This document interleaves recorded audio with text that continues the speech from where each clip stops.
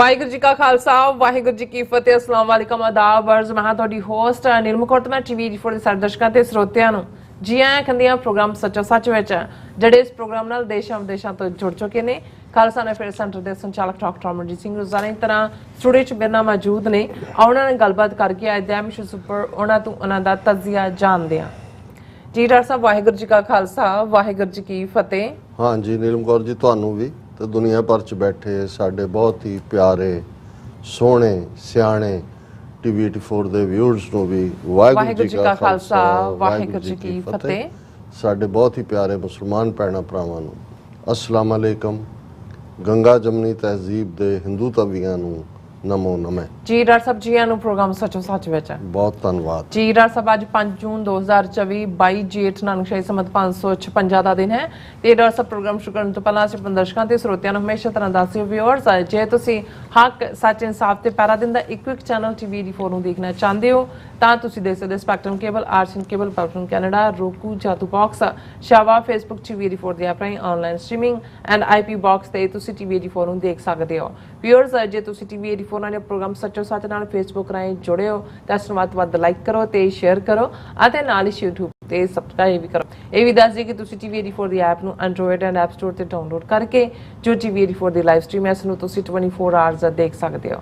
ਸੋ viewers, programme ਦੀ ਸ਼ੁਰੂਆਤ ਕਰਨ ਜਾ ਰਹੇ ਹਾਂ ਅੱਜ ਦੀ ਸਪਾਂਸਰਸ਼ਿਪ ਦੇ ਹਵਾਲੇ ਨਾਲ ਕਿ ਅੱਜ ਦੇ ਪ੍ਰੋਗਰਾਮ ਸੱਚੋ ਸੱਚ ਨੂੰ ਸਪਾਂਸਰ ਕੀਤਾ ਗਿਆ ਹੈ ਟੈਕਸਸ ਤੋਂ ਸਰਦਾਰ ਸੁਰਿੰਦਰ ਸਿੰਘ ਗਿੱਲ ਜੀ ਹੋਰਾਂ ਵੱਲੋਂ। ਸੋ ਇਹ ਪੰਥ ਦੀ ਚੜ੍ਹਦੀ ਕਲਾ ਲੋਚਦੇ ਨੇ ਔਰ ਖਾਲਿਸਤਾਨ ਦੀ ਕਾਮਨਾ ਕਰਦੇ ਹਨ। ਸੋ ਅੱਜ ਦੀ ਸਪਾਂਸਰਸ਼ਿਪ ਲਈ ਅਸੀਂ ਵੀਰ ਸੁਰਿੰਦਰ ਸਿੰਘ ਗਿੱਲ ਜੀ ਹੋਰਾਂ ਦਾ ਤਹਿ ਦਿਲ ਤੋਂ ਧੰਨਵਾਦ ਕਰਦੇ ਹਾਂ ਔਰ ਤੁਹਾਨੂੰ ਵੀ ਅਪੀਲ ਤੇ ਬੇਨਤੀ ਕਰਦੇ ਹਾਂ ਕਿ ਤੁਸੀਂ ਪ੍ਰੋਗਰਾਮ ਸੱਚੋ ਸੱਚ ਨੂੰ ਵੱਧ ਤੋਂ ਵੱਧ ਸਪਾਂਸਰ ਕਰੋ। ਸਪਾਂਸਰਸ਼ਿਪ ਲਈ ਤੁਸੀਂ ਸਾਨੂੰ ਕਾਲ ਕਰ ਸਕਦੇ ਹੋ ਸਾਡੇ ਫੋਨ ਨੰਬਰ ਤੇ 5166619184, ਸੇਮ ਨੰਬਰ ਤੇ WhatsApp ਕਰ ਸਕਦੇ ਹੋ।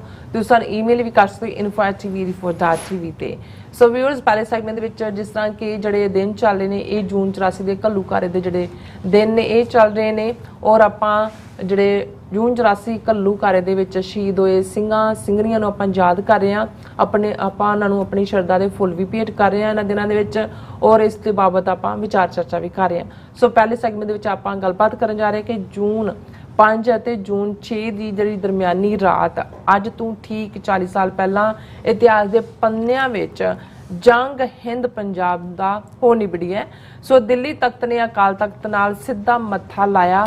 ਇਹ ਇੱਕ ਅਸਾਮੀ ਜਿਹੜੀ ਜੰਗ ਸੀ ਔਰ ਜਿਸ ਵਿੱਚ ਇੱਕ ਪਾਸੇ ਟੈਂਕਾਂ ਤੋਪਾਂ ਨਾਲ ਲੈਸ ਲੱਖਾਂ ਦੀ ਗਿਣਤੀ ਵਿੱਚ ਭਾਰਤੀ ਫੌਜ ਸੀ ਅਤੇ ਦੂਸਰੇ ਪਾਸੇ ਗੁਰੂ ਦੇ ਇਸ਼ਕ ਵਿੱਚ ਰੱਤੇ ਸ਼ਹੀਦੀਆਂ ਦੇ ਚਾਅ ਨਾਲ ਭਰੇ ਕੌਮ ਦੇ ਗਲੋਂ ਗੁਲਾਮੀ ਦੇ ਸੰਗਲ ਲਾਉਣ ਲਈ ਕੁਰਬਾਨ ਹੋਣ ਨੂੰ ਤਿਆਰ ਕੁਝ ਇਸ਼ਕ ਮਤਵਾਲੇ ਸਨ। ਸੋ ਇਸ ਬਾਰੇ ਆਪਾਂ ਗੱਲਬਾਤ ਕਰਨ ਜਾ ਰਹੇ ਹਾਂ। ਸੋ ਅਸੀਂ ਚਾਹਾਂਗੇ ਕਿ ਤੁਸੀਂ ਇਸੇ ਤਰ੍ਹਾਂ ਬਣੇ ਰਹਿਣਾ। ਦੇਖਣ ਸੁਣਨ ਲਈ ਤੁਹਾਡਾ ਸਭ ਦਾ ਬਹੁਤ ਬਹੁਤ ਧੰਨਵਾਦ। ਜੀ ਡਾਕਟਰ ਸਾਹਿਬ, ਕੀ ਵਿਚਾਰਾਂ ਨੇ? ਸਭ ਤੋਂ ਪਹਿਲਾਂ ਤਾਂ ਅੱਜ ਦੇ ਪ੍ਰੋਗਰਾਮ ਨੂੰ ਸਪਾਂਸਰ ਕਰਨ ਲਈ ਅਸੀਂ ਸਰ ਸੁਰਿੰਦਰ ਸਿੰਘ ਗਿੱਲ, ਉਹਨਾਂ ਦਾ ਪਰਿਵਾਰ, ਉਹਨਾਂ ਦਾ ਬੇਟਾ ਗੁਰਵਿੰਦਰ ਸਿੰਘ ਔਰ ਸਮੁੱਚੇ ਬਾਕੀ ਐਕਸਟੈਂਡਡ ਫੈਮਿਲੀ, ਉਹਨਾਂ ਸਭ ਦਾ ਸ਼ੁਕਰੀਆ ਅਦਾ ਕਰਦੇ ਹਾਂ। ਅੱਛਾ, ਇਹ ਬਹੁਤ ਪਿਆਰਾ ਪਰਿਵਾਰ ਹੈ ਔਰ 1991 ਦੇ ਵਿੱਚ ਜਦੋਂ ਪਹਿਲੀ ਵਾਰ ਮੈਂ ਕੈਲੀਫੋਰਨੀਆ ਤੋਂ ਡਾਲਸ ਗਿਆ ਉਦੋਂ ਬਹੁਤ ਛੋਟਾ ਜਿਹਾ ਗੁਰਦੁਆਰਾ ਸਾਹਿਬ ਸਿੰਘ ਸਭਾ ਬਾਲਚ ਸਪਰਿੰਗ ਵਿਖੇ ਸੀ ਜਿੱਥੇ 8-10 ਪਰਿਵਾਰ ਹੀ ਸੀ ਔਰ ਇਹ ਘਰੋਂ ਪ੍ਰਸ਼ਾਦੇ ਤਿਆਰ ਕਰਨੇ, ਗੁਰਦੁਆਰੇ ਦੇ ਵਿੱਚ ਸੇਵਾ ਦਾ ਚਾਅ ਵੀ, ਪਰ ਉਦੋਂ ਵੀ ਉਤਸ਼ਾਹ ਦੇਖਣ ਵਾਲਾ ਸੀ ਪੋਲੀਟੀਕਲੀ। ਉਦੋਂ ਵੀ ਹਾਲਾਂਕਿ ਗੁਰਦੁਆਰਾ ਸਾਹਿਬ ਦੂਸਰੇ ਵੱਡੇ ਵੀ ਉੱਥੇ ਸਨ ਕਿਆਦੋਂ, ਪਰ ਜੇ ਪੰਥਕ ਜਜ਼ਬਾ ਜਾਂ ਖਾਲਿਸਤਾਨ ਦੀ ਗੱਲ ਸੀ ਤੇ ਇਸ ਗੁਰਦੁਆਰਾ ਸਾਹਿਬ 'ਚ ਸੀ ਔਰ ਇਹਦੇ 'ਚ ਕਾਫੀ ਜਿਹੜਾ ਫਰੰਟਲ ਰੋਲ ਹੈ ਉਹ ਸੁਰਿੰਦਰ ਸਿੰਘ ਗਿੱਲ, ਇੱਕ ਵਕੀਲ ਸਨ ਜਲੰਧਰ ਦੇ, ਵਿਰਕ ਸਾਹਿਬ ਜਿਹੜੇ ਹੁਣ ਚੜ੍ਹਾਈ ਕਰ ਗਏ, ਰਜਿੰਦਰ ਸਿੰਘ ਸਿੱਧੂ, ਇਹ ਸਾਰੀਆਂ ਫੈਮਿਲੀ ਸੀ। ਔਰ ਮੈਨੂੰ ਅਜੇ ਤੱਕ ਵੀ ਯਾਦ ਹੈ ਕਿ ਉਦੋਂ ਜਦੋਂ ਕਿ ਵੈਸਟਰਨ ਮੀਡੀਆ ਹੁਣ ਤਾਂ ਵਾਸ਼ਿੰਗਟਨ ਪੋਸਟ ਤੋਂ ਲੈ ਕੇ ਨਿਊਯਾਰਕ ਟਾਈਮਜ਼ ਔਰ ਗਾਰਡੀਅਨ ਔਰ ਟੈਲੀਗ੍ਰਾਫ ਸਭ ਖਾਲਿਸਤਾਨ ਨੂੰ ਕਵਰ ਕਰ ਰਹੇ ਨੇ, ਉਦੋਂ ਬਾਹਰਲੇ ਮੀਡੀਆ 'ਚ ਕਿਤੇ 2 ਲਾਈਨਾਂ ਛਪ ਜਾਣ ਤੇ ਉਸ ਨੂੰ ਅਸੀਂ ਬਹੁਤ ਵੱਡੀ ਪ੍ਰਾਪਤੀ ਮੰਨਦੇ ਸੀ। ਪਰ ਲੋਕਲ ਲੈਵਲ ਤੇ ਇਹਨਾਂ ਦਾ ਇਹ ਐਫਰਟ ਸੀ ਕਿ ਡਾਲਸ ਮਾਰਨਿੰਗ ਨਿਊਜ਼ ਜਿਹੜੀ ਉਸ ਵੇਲੇ ਅਮਰੀਕਾ ਦੇ 10 ਪ੍ਰੋਮੀਨੈਂਟ ਅਖਬਾਰਾਂ 'ਚੋਂ ਇੱਕ ਸੀ, ਉਹਨਾਂ ਦਾ ਇੱਕ ਰਿਪੋਰਟਰ ਸਪੈਸ਼ਲੀ ਸਾਡੀ ਵਿਜ਼ਿਟ ਨੂੰ ਕਵਰ ਕਰਨ ਦੇ ਲਈ ਗੁਰਦੁਆਰਾ ਸਾਹਿਬ ਆਇਆ ਸੀ ਔਰ ਉਦੋਂ ਜਿਹੜਾ ਮੈਂ ਐਡਰੈਸ ਵੀ ਕੀਤਾ ਸੰਗਤ ਨੂੰ, ਅੱਧਾ ਹਿੱਸਾ ਅੰਗਰੇਜ਼ੀ ਵਿੱਚ ਸੀ, ਅੱਧਾ ਪੰਜਾਬੀ 'ਚ ਸੀ ਕਿਉਂਕਿ ਉਸ ਰਿਪੋਰਟਰ ਰਾਹੀਂ ਰਿਪੋਰਟਿੰਗ ਹੋਣੀ ਸੀ ਔਰ ਫਿਰ ਉਹਦੇ ਨਾਲ 1-to-1 ਇੰਟਰਵਿਊ ਵੀ ਸੀ। ਔਰ ਅਗਲੇ ਦਿਨ ਜਿਹੜੀ ਡਾਲਸ ਮਾਰਨਿੰਗ ਨਿਊਜ਼, ਜਿਵੇਂ ਮੈਂ ਕਿਹਾ ਵੀ ਅਮਰੀਕਾ ਦੇ ਪ੍ਰੋਮਿਨੈਂਟ 10 ਅਖਬਾਰਾਂ ਚੋਂ ਸੀ, ਉਹਦੇ 'ਚ ਹੈਡਲਾਈਨ ਹੀ ਛਪੀ, ਉਸ ਨੇ ਹੀ ਭਾਰਤੀ ਸਰਕਾਰ ਨੂੰ ਵਕਤ ਪਾ ਦਿੱਤਾ ਸੀ ਔਰ ਕਿੰਨੀਆਂ ਹੀ ਸੈਂਕੜੇ ਚਿੱਠੀਆਂ ਫਿਰ ਉਹਨਾਂ ਨੇ ਹਿੰਦੂਆਂ ਤੋਂ ਲਿਖਵਾਈਆਂ ਅਖਬਾਰ ਨੂੰ, ਐਡੀਟਰ ਨੂੰ ਔਰ ਦੂਸਰਾ। ਔਰ ਉਹਦੀ ਹੈਡਲਾਈਨ ਹੀ ਸ਼ਾਇਦ, ਜੇ ਮੈਂ ਗਲਤ ਨਾ ਹੋਵਾਂ, ਤੇ ਇਹ ਸੀ ਕਿ 6 river of blood flows now in the land of 5 rivers, ਕਿ 5 ਦਰਿਆਵਾਂ ਦੀ ਧਰਤੀ ਤੇ ਹੁਣ 6ਵਾਂ ਦਰਿਆ ਲਹੂ ਦਾ ਜਿਹੜਾ ਹੈ ਉਹ ਵਗ ਰਿਹਾ। ਔਰ ਉਹਦੇ 'ਚ ਫਿਰ ਮੇਰੇ ਨਾਲ 1-to-1 ਇੰਟਰਵਿਊ, ਸੰਗਤ ਦਾ ਪ੍ਰਭਾਵ ਔਰ ਦੂਸਰਾ।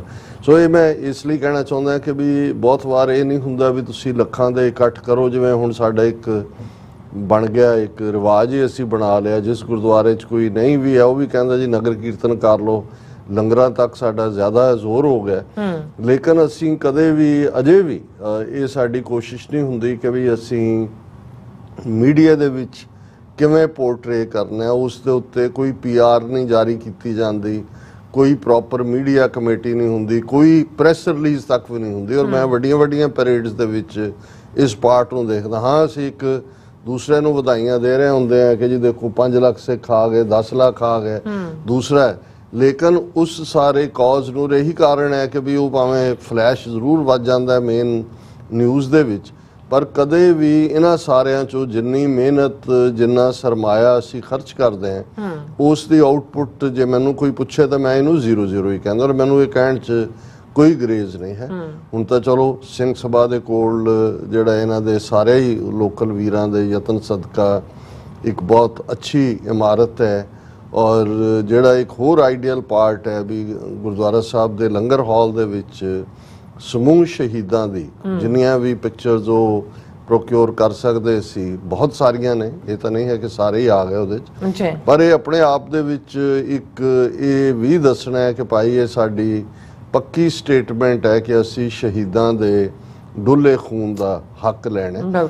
ਔਰ ਗਿੱਲ ਸਾਹਿਬ ਸਮੁੱਚੀ ਫੈਮਿਲੀ ਅੱਗੇ ਵੱਧ ਕੇ ਹਮੇਸ਼ਾ ਪੰਥਕ ਸਫਾਂ 'ਚ ਹੁੰਦੇ ਨੇ ਔਰ ਸਾਡੇ ਨਾਲ ਨਾ ਸਿਰਫ ਉਹਨਾਂ ਦੀ ਮੁਹੱਬਤ ਹੈ, ਮੈਂ 91 ਤੋਂ ਲੈ ਕੇ ਹੁਣ ਤੱਕ ਵੀ ਇਹਨਾਂ ਸਾਰੇ ਹੀ ਵਰਿਆਂ ਦੇ ਵਿੱਚ ਲਗਭਗ 35 ਸਾਲ ਜਦੋਂ ਵੀ ਮੈਂ ਡਾਲਸ ਜਾਂਦਾ ਉਹਨਾਂ ਦਾ ਗ੍ਰਹਿ ਜਿਹੜਾ ਹੈ ਉਹੀ ਮੇਰਾ ਨਿਵਾਸ ਹੁੰਦਾ ਔਰ ਉਹਨਾਂ ਦੀ ਮੇਜ਼ਬਾਨੀ, ਉਹਨਾਂ ਦੀ ਸਿੰਘਣੀ ਸਾਹਿਬਾਂ ਜਿਸ ਪਿਆਰ ਨਾਲ ਅੱਡ-ਅੱਡ ਅਨਾਜ ਜਿਹੜੇ ਨੇ 5-6 ਸਤਨਾਜਾ ਵਾਂਗ ਉਹ ਪ੍ਰਸ਼ਾਦਾ ਤਿਆਰ ਕਰਦੇ ਨੇ, ਉਹ ਆਪਣੇ ਆਪ ਦੇ ਵਿੱਚ ਉਹ ਉੱਥੇ ਹੀ ਮਿਲਦਾ ਜਾ ਕੇ। ਔਰ ਉਹਨਾਂ ਨੇ ਜਿੱਥੇ ਇਹ ਸਾਰੇ ਨੂੰ TV 84 ਦੇ ਨਾਲ ਜੁੜੇ, ਜਿਹੜਾ ਪੰਥ ਨਾਲ ਜੁੜਿਆ ਉਹਨਾਂ ਨੂੰ ਪਤਾ ਹੈ ਵੀ TV 84 ਦੀ ਕੀ ਕਾਰਗੁਜ਼ਾਰੀ ਹੈ। ਸੋ ਅਸੀਂ ਸਮੁੱਚੇ ਪਰਿਵਾਰ ਦਾ ਬਹੁਤ ਸ਼ੁਕਰੀਆ ਅਦਾ ਕਰਦੇ। ਹੁਣ ਤੁਸੀਂ ਜਿਹੜੇ ਅੱਜ ਅਲਫਾਜ਼ ਸ਼ੁਰੂ 'ਚ ਕਹੇ ਇਹ ਭਾਵਕ ਕਰਨ ਵਾਲੇ ਨੇ। ਵੈਸੇ ਤਾਂ ਹਰ ਸਿੱਖ ਹੁਣੇ ਹੀ ਸਾਡੇ ਵੀਰ ਪਰਮਿੰਦਰ ਸਿੰਘ ਬੌਬ ਜੀ ਨੇ ਆਪਣੀ ਪਿਕਚਰ ਭੇਜੀ ਹੈ, ਕਿਉਂਕਿ ਇਹ ਜਦੋਂ ਅਸੀਂ ਸੋਗ ਲਫ਼ਜ਼ ਵੀ ਨਹੀਂ ਕਹਿਣਾ ਚਾਹੁੰਦੇ, ਇਹ ਵੈਰਾਗ ਹੈ। ਤੁਸੀਂ ਜਦੋਂ ਉਹਨਾਂ ਪਲਾਂ ਨੂੰ ਯਾਦ ਕਰਦੇ ਹੋ, ਜਿਵੇਂ ਜਦੋਂ ਦਸੰਬਰ ਦਾ ਮਹੀਨਾ ਆਉਂਦਾ ਹੈ ਤੁਹਾਡੀਆਂ ਅੱਖਾਂ ਦੇ ਸਾਹਮਣੇ ਜਦੋਂ ਸਰਸਾ ਦਾ ਕੰਡਾ, ਚਮਕੌਰ ਦੀ ਗੜੀ, ਫਿਰ ਸਰਹੰਦ ਦੀ ਕੰਧ ਆਉਂਦੀ ਹੈ। ਔਰ ਉਹ ਪੀਰੀਅਡ ਸੀ, ਹੁਣ ਤਾਂ ਬਹੁਤ ਸਾਰੇ ਅਸੀਂ ਉਹਨੂੰ ਸ਼ੋਅ ਬਣਾ ਦਿੱਤਾ ਹੈ, ਲੇਕਿਨ ਇੱਕ ਜ਼ਮਾਨਾ ਸੀ ਕਿ ਉਹਨਾਂ ਦਿਨਾਂ ਦੇ ਆਉਂਦੇ ਆ ਸਿੱਖ ਭਾਵੇਂ ਜਿੱਥੇ ਵੀ ਸੀ ਉਹ ਮੰਜੇ ਤੇ ਨਹੀਂ ਸੀ ਸੌਂਦੇ, ਖਾਸ ਤੌਰ ਤੇ ਉਸ ਇਲਾਕੇ ਦੇ ਵਿੱਚ ਤਾਂ ਪੱਕਾ ਸੀ। ਉਹਨੂੰ ਸਭਾ ਲੱਗਣੀ ਕਹਿੰਦੇ ਸੀ, ਫਤਿਹਗੜ੍ਹ ਦੀ ਸਭਾ, ਔਰ ਸਾਧ ਮੁਰਾਦ ਦੇ ਦਾਲ ਪ੍ਰਸ਼ਾਦਾ, ਔਰ ਉਹ ਆਪਣੇ ਬੱਚਿਆਂ ਦੇ ਅੰਦਰ ਵੀ ਇਹ ਭਾਵਨਾ ਭਰਦੇ ਸੀ ਕਿ ਭਾਈ ਦੇਖੋ ਜਿਹੜੇ ਤੁਹਾਡੇ ਸਿਰਾਂ ਤੇ ਜੂੜੇ ਟਿਕੇ ਹੋਏ ਨੇ, ਦਸਤਾਰਾਂ ਨੇ, ਇਹਦੇ ਲਈ 7 ਤੇ 9 ਸਾਲ ਦੇ ਗੁਰੂ ਕੇ ਸਾਹਿਬਜ਼ਾਦਿਆਂ ਨੇ ਆਪਣੀ ਸ਼ਹਾਦਤ ਦਿੱਤੀ ਹੈ। ਸੋ ਉਹ ਜਿਹੜਾ ਪਾਰਟ ਸੀ, ਜਿਹੜੀ ਸਿੱਖੀ ਤੁਸੀਂ ਇਸ ਤਰ੍ਹਾਂ ਕੋਇਨ ਬਾਈ ਕੋਇਨ ਜਿਹੜੀ ਆ ਉਹ ਅੰਦਰ ਵਾੜਦੇ ਹੋ, ਉਹ ਫਿਰ ਨਿਕਲਦੀ ਨਹੀਂ ਹੈ। ਜੇ ਕੋਈ ਉਸ ਤੋਂ ਕਦੇ ਭਗੌੜਾ ਵੀ ਹੁੰਦਾ ਹੈ ਤੇ ਉਹ ਬਚਪਨ, ਉਹ ਜੋ ਤੁਸੀਂ ਮਹਿਸੂਸ ਕੀਤਾ ਹੁੰਦਾ ਹੈ, ਉਹ ਵਾਪਸ ਆ ਕੇ ਤੁਹਾਨੂੰ ਜਿਹੜਾ ਉਹ ਹੌਂਟ ਕਰਦਾ ਹੁੰਦਾ ਹੈ ਔਰ ਤੁਹਾਨੂੰ ਖਿੱਚ ਕੇ ਵਾਪਸ ਲਿਆਉਂਦਾ ਹੈ। ਸੋ ਅਸੀਂ ਉਸ ਨੂੰ ਤਾਂ ਚਮਕੌਰ ਦੀ ਗੜੀ ਨੂੰ ਪੜ੍ਹਿਆ ਸੀ, ਕਦੇ ਮਹਿਸੂਸ ਕਰਦੇ ਸੀ ਪੜ੍ਹਦੇ ਆ ਵੀ ਕਿਹੋ ਜਿਹਾ ਨਜ਼ਾਰਾ ਹੋਏਗਾ ਕਿ ਭੁੱਖੇ ਭਾਣੇ ਸਿੰਘ 40 ਗੁਰੂ ਕੇ ਸਾਹਿਬਜ਼ਾਦੇ ਕਿਹਨਾਂ ਹਾਲਾਤਾਂ 'ਚ ਅਨੰਦਪੁਰ ਦੇ ਕਿਲ੍ਹੇ 'ਚੋਂ ਨਿਕਲੇ, ਸਰਸਾ ਦੇ ਕੰਢੇ ਕੀ ਵਾਪਰਿਆ, ਚਮਕੌਰ ਦੀ ਗੜੀ, ਤੇ ਉੱਥੇ ਆ ਕੇ ਫਿਰ ਲੱਖਾਂ ਦੀ ਫੌਜ ਦਾ ਘੇਰਾ, ਔਰ ਕਿਵੇਂ ਇੱਕ ਇੱਕ ਕਰਕੇ ਜੂਝ ਕੇ ਸ਼ਹੀਦ ਹੋਏ।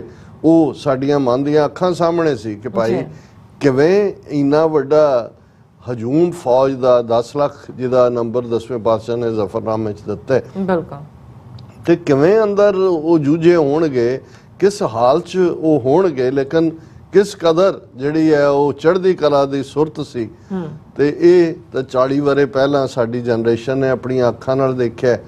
ਤੁਸੀਂ ਜਦੋਂ ਜੂਨ ਦਾ ਮਹੀਨਾ, ਇਹ ਲਫ਼ਜ਼ ਹੀ ਅਸੀਂ ਕਹਿੰਦੇ ਆ, ਤੇ ਪੰਜਾਬ ਦੀਆਂ ਗਰਮੀਆਂ ਜਿਨ੍ਹਾਂ ਨੇ ਦੇਖੀਆਂ ਹੋਈਆਂ, ਇੱਥੋਂ ਦੇ ਸਾਡੇ ਜੰਮੇ ਪੜੇ ਬੱਚੇ ਤਾਂ ਸ਼ਾਇਦ ਬਹੁਤੇ ਵਾਕਿਫ ਨਹੀਂ ਨੇ, ਪਰ ਤੁਸੀਂ ਜੇਠ ਹਾੜ ਦੀਆਂ ਧੁੱਪਾਂ ਔਰ ਉਹਨਾਂ ਜ਼ਮਾਨਿਆਂ ਬਾਰੇ ਹੀ ਸੀ ਕਿ ਭਾਈ ਇਹ ਜਿਹੜਾ ਕਿਸਾਨ ਹੈ ਉਹ ਜੇਠ ਹਾੜ ਦੀਆਂ ਧੁੱਪਾਂ ਦਾ ਮਾਰਿਆ ਹੀ ਜਿਹੜਾ ਉਹ ਸਾਧ ਹੋ ਗਿਆ ਸੀ। ਮਤਲਬ ਇਹ ਹੈ ਕਿ ਬਾਹਰ ਨਿਕਲਣਾ ਵੀ ਔਰ ਆਮ ਹੁੰਦਾ ਸੀ ਕਿ ਵੀ ਮੈਂ ਪਿਛਲੇ ਦਿਨਾਂ ਜਦੋਂ ਡੈਲਸ ਵੀ ਸੀ, ਮੈਂ ਕਿਹਾ ਕੁਛ ਫਰੇਜ਼ ਤਾਂ ਗਾਇਬ ਹੋ ਗਏ, ਜਿੰਨੀ ਗਰਮੀ ਪੈਂਦੀ ਸੀ। ਜਾਂ ਦੂਜੇ ਸੀ ਤੇ ਹੁੰਦਾ ਸੀ ਕਿ ਜੀ ਕਾਂ ਦੀ ਅੱਖ ਵੀ ਨਿਕਲ ਰਹੀ ਹੈ। ਹੁਣ ਕਾਂ ਸਭ ਤੋਂ ਢੀਠ ਪੰਛੀ ਹੈ, ਬਾਹਰ ਘੁੰਮਦਾ ਫਿਰਦਾ, ਲੇਕਿਨ ਹੁਣ ਉਹਨਾਂ ਗਰਮੀਆਂ 'ਚ ਅੱਖ ਆ ਜਾਂਦੀ ਸੀ ਕਿ ਆਖੇ ਲੋ ਚੱਲ ਰਹੀ ਹੈ, ਤੇ ਉਹ ਹੁੰਦਾ ਸੀ ਕਿ ਵੀ ਕਾਂ ਦੀ ਅੱਖ ਵੀ। ਹੁਣ ਤੁਸੀਂ ਇਮੇਜਿਨ ਕਰੋ 40 ਸਾਲ ਪਹਿਲਾਂ ਜੂਨ ਦਾ ਪਹਿਲਾ ਹਫਤਾ, ਸਿਖਰਾਂ ਦੇ ਉੱਤੇ ਗਰਮੀ ਵੀ, ਔਰ ਕਿਵੇਂ ਭਾਰਤੀ ਫੌਜ ਜਿਹੜੀ ਚੜ੍ਹ ਕੇ ਆਉਂਦੀ ਹੈ ਟੈਂਕਾਂ ਤੋਪਾਂ ਨਾਲ ਲੈਸ, ਚਾਰ ਚਫੇਰਾ ਘੇਰ ਲੈਂਦੀ ਹੈ, ਬਿਜਲੀ ਪਾਣੀ ਸਭ ਕੱਟ ਦਿੱਤਾ ਜਾਂਦਾ ਹੈ, ਔਰ ਚਾਰ ਚਫੇਰੇ ਕਿਤੇ ਧੂਏ ਵਾਲੇ ਬੰਬ ਨੇ, ਕਿਤੇ ਸਟਨ ਬੰਬਸ ਨੇ, ਕਿਤੇ ਤੋਪ ਦੇ ਗੋਲੇ ਨੇ, ਕਿਤੇ ਉਹ ਸਾਰੇ ਡਿੱਗ ਰਹੇ ਨੇ। ਕਿਉਂਕਿ ਇਸ ਤੋਂ ਠੀਕ ਪਹਿਲਾਂ ਜਦੋਂ ਕਿ ਉਹਨਾਂ ਦਾ ਦੁਸ਼ਮਣ ਦਾ ਜਨਰਲ ਬਰਾੜ ਬਰੀਫਿੰਗ ਕਰ ਰਿਹਾ ਹੁੰਦਾ ਹੈ, ਤੇ ਉਸ ਨੂੰ ਇੱਕ ਜਿਹੜਾ ਸ਼ਾਇਦ BSF ਦਾ ਸੀ ਜਾਂ ਕੋਈ ਉਹਨੂੰ ਕਹਿਣ ਦੀ ਕੋਸ਼ਿਸ਼ ਕਰਦਾ ਹੈ ਕਿ ਵੀ ਇਹ ਜਿਹੜਾ ਇਹ ਸਾਰਿਆਂ ਨੂੰ ਸੋਚਿਆ ਜਾਣਾ ਚਾਹੀਦਾ, ਤੇ ਉਹ ਬੜਾ ਹੰਕਾਰਿਆ ਹੋਇਆ ਕਹਿੰਦਾ ਹੈ ਕਿ ਜਦੋਂ ਤੋਪਾਂ ਦੀ ਆਵਾਜ਼ ਗੁੰਜਾਟ ਹੁੰਦੀ ਹੈ, ਜਦੋਂ ਟੈਂਕ ਹਿਲਦੇ ਨੇ, ਜਦੋਂ ਬਿਜਲੀਆਂ ਅਸਮਾਨ ਤੇ ਵਾਂਗ ਹੁੰਦੀਆਂ ਨੇ, ਬੜੇ ਬੜੇ ਜਿਹੜੇ ਨੇ ਉਹ ਜਿਹੜੇ ਨੇ ਉਹਨਾਂ ਦੀਆਂ ਲੱਤਾਂ ਆਪਣੀਆਂ ਪੈਂਟਾਂ ਦੇ ਵਿੱਚ, ਆਪਣੇ ਪਜਾਮਿਆਂ ਦੇ ਵਿੱਚ ਕੰਬਣ ਲੱਗ ਜਾਂਦੀਆਂ। ਸੋ ਇਹ ਦੁਸ਼ਮਣ ਦਾ ਸੀ ਕਿ ਵੀ ਅਸੀਂ ਇਵੇਂ ਜਿਵੇਂ ਅਸੀਂ ਚੜ੍ਹ ਕੇ ਆਏ ਹਾਂ, ਅੰਦਰ ਉਹਨਾਂ ਦੇ ਕੋਲ ਕੀ ਹੈ, ਵੱਧ ਤੋਂ ਵੱਧ SLR ਹੈ, ਸੈਲਫ ਲੋਡਿੰਗ ਰਾਈਫਲ ਹੈ, ਮੀਡੀਅਮ ਮਸ਼ੀਨ ਗਨ ਹੈ, even light machine gun LMGs ਨੇ, ਮੀਡੀਅਮ ਵੀ ਨਹੀਂ ਹੈ, ਹੋਰ ਕੁਝ ਨਹੀਂ ਹੈ। ਔਰ ਇੱਥੇ ਲੇਟੈਸਟ ਹਥਿਆਰਾਂ ਦੇ ਨਾਲ ਲੈਸ ਔਰ ਵਿਜੰਤਾ ਟੈਂਕ ਔਰ ਕਿਸ ਲੈਵਲ ਦੇ ਗਨਰ ਔਰ ਕਿਸ ਲੈਵਲ ਦੇ 에ਅਰ ਫੋਰਸ ਦੇ ਡਾਈਵਰਸ ਜਿਹੜੇ ਸਰੋਵਰ ਰਾਹੀਂ ਵੀ ਪਹੁੰਚਣ ਦੀ ਕੋਸ਼ਿਸ਼ ਨੇਵਲ ਡਾਈਵਰਸ ਕਰ ਰਹੇ ਨੇ, 에ਅਰ ਫੋਰਸ ਜਿਹੜੀ ਹੈ ਉਹ ਉਸ ਨੂੰ ਮੋਨੀਟਰ ਕਰ ਰਹੀ ਹੈ। ਪੰਜਾਬ ਸਾਰਾ ਕੱਟ ਆਫ ਕੀਤਾ ਹੋਇਆ, ਪੰਜਾਬ ਭਰ 'ਚ ਉਡਾਨਾਂ ਨੇ।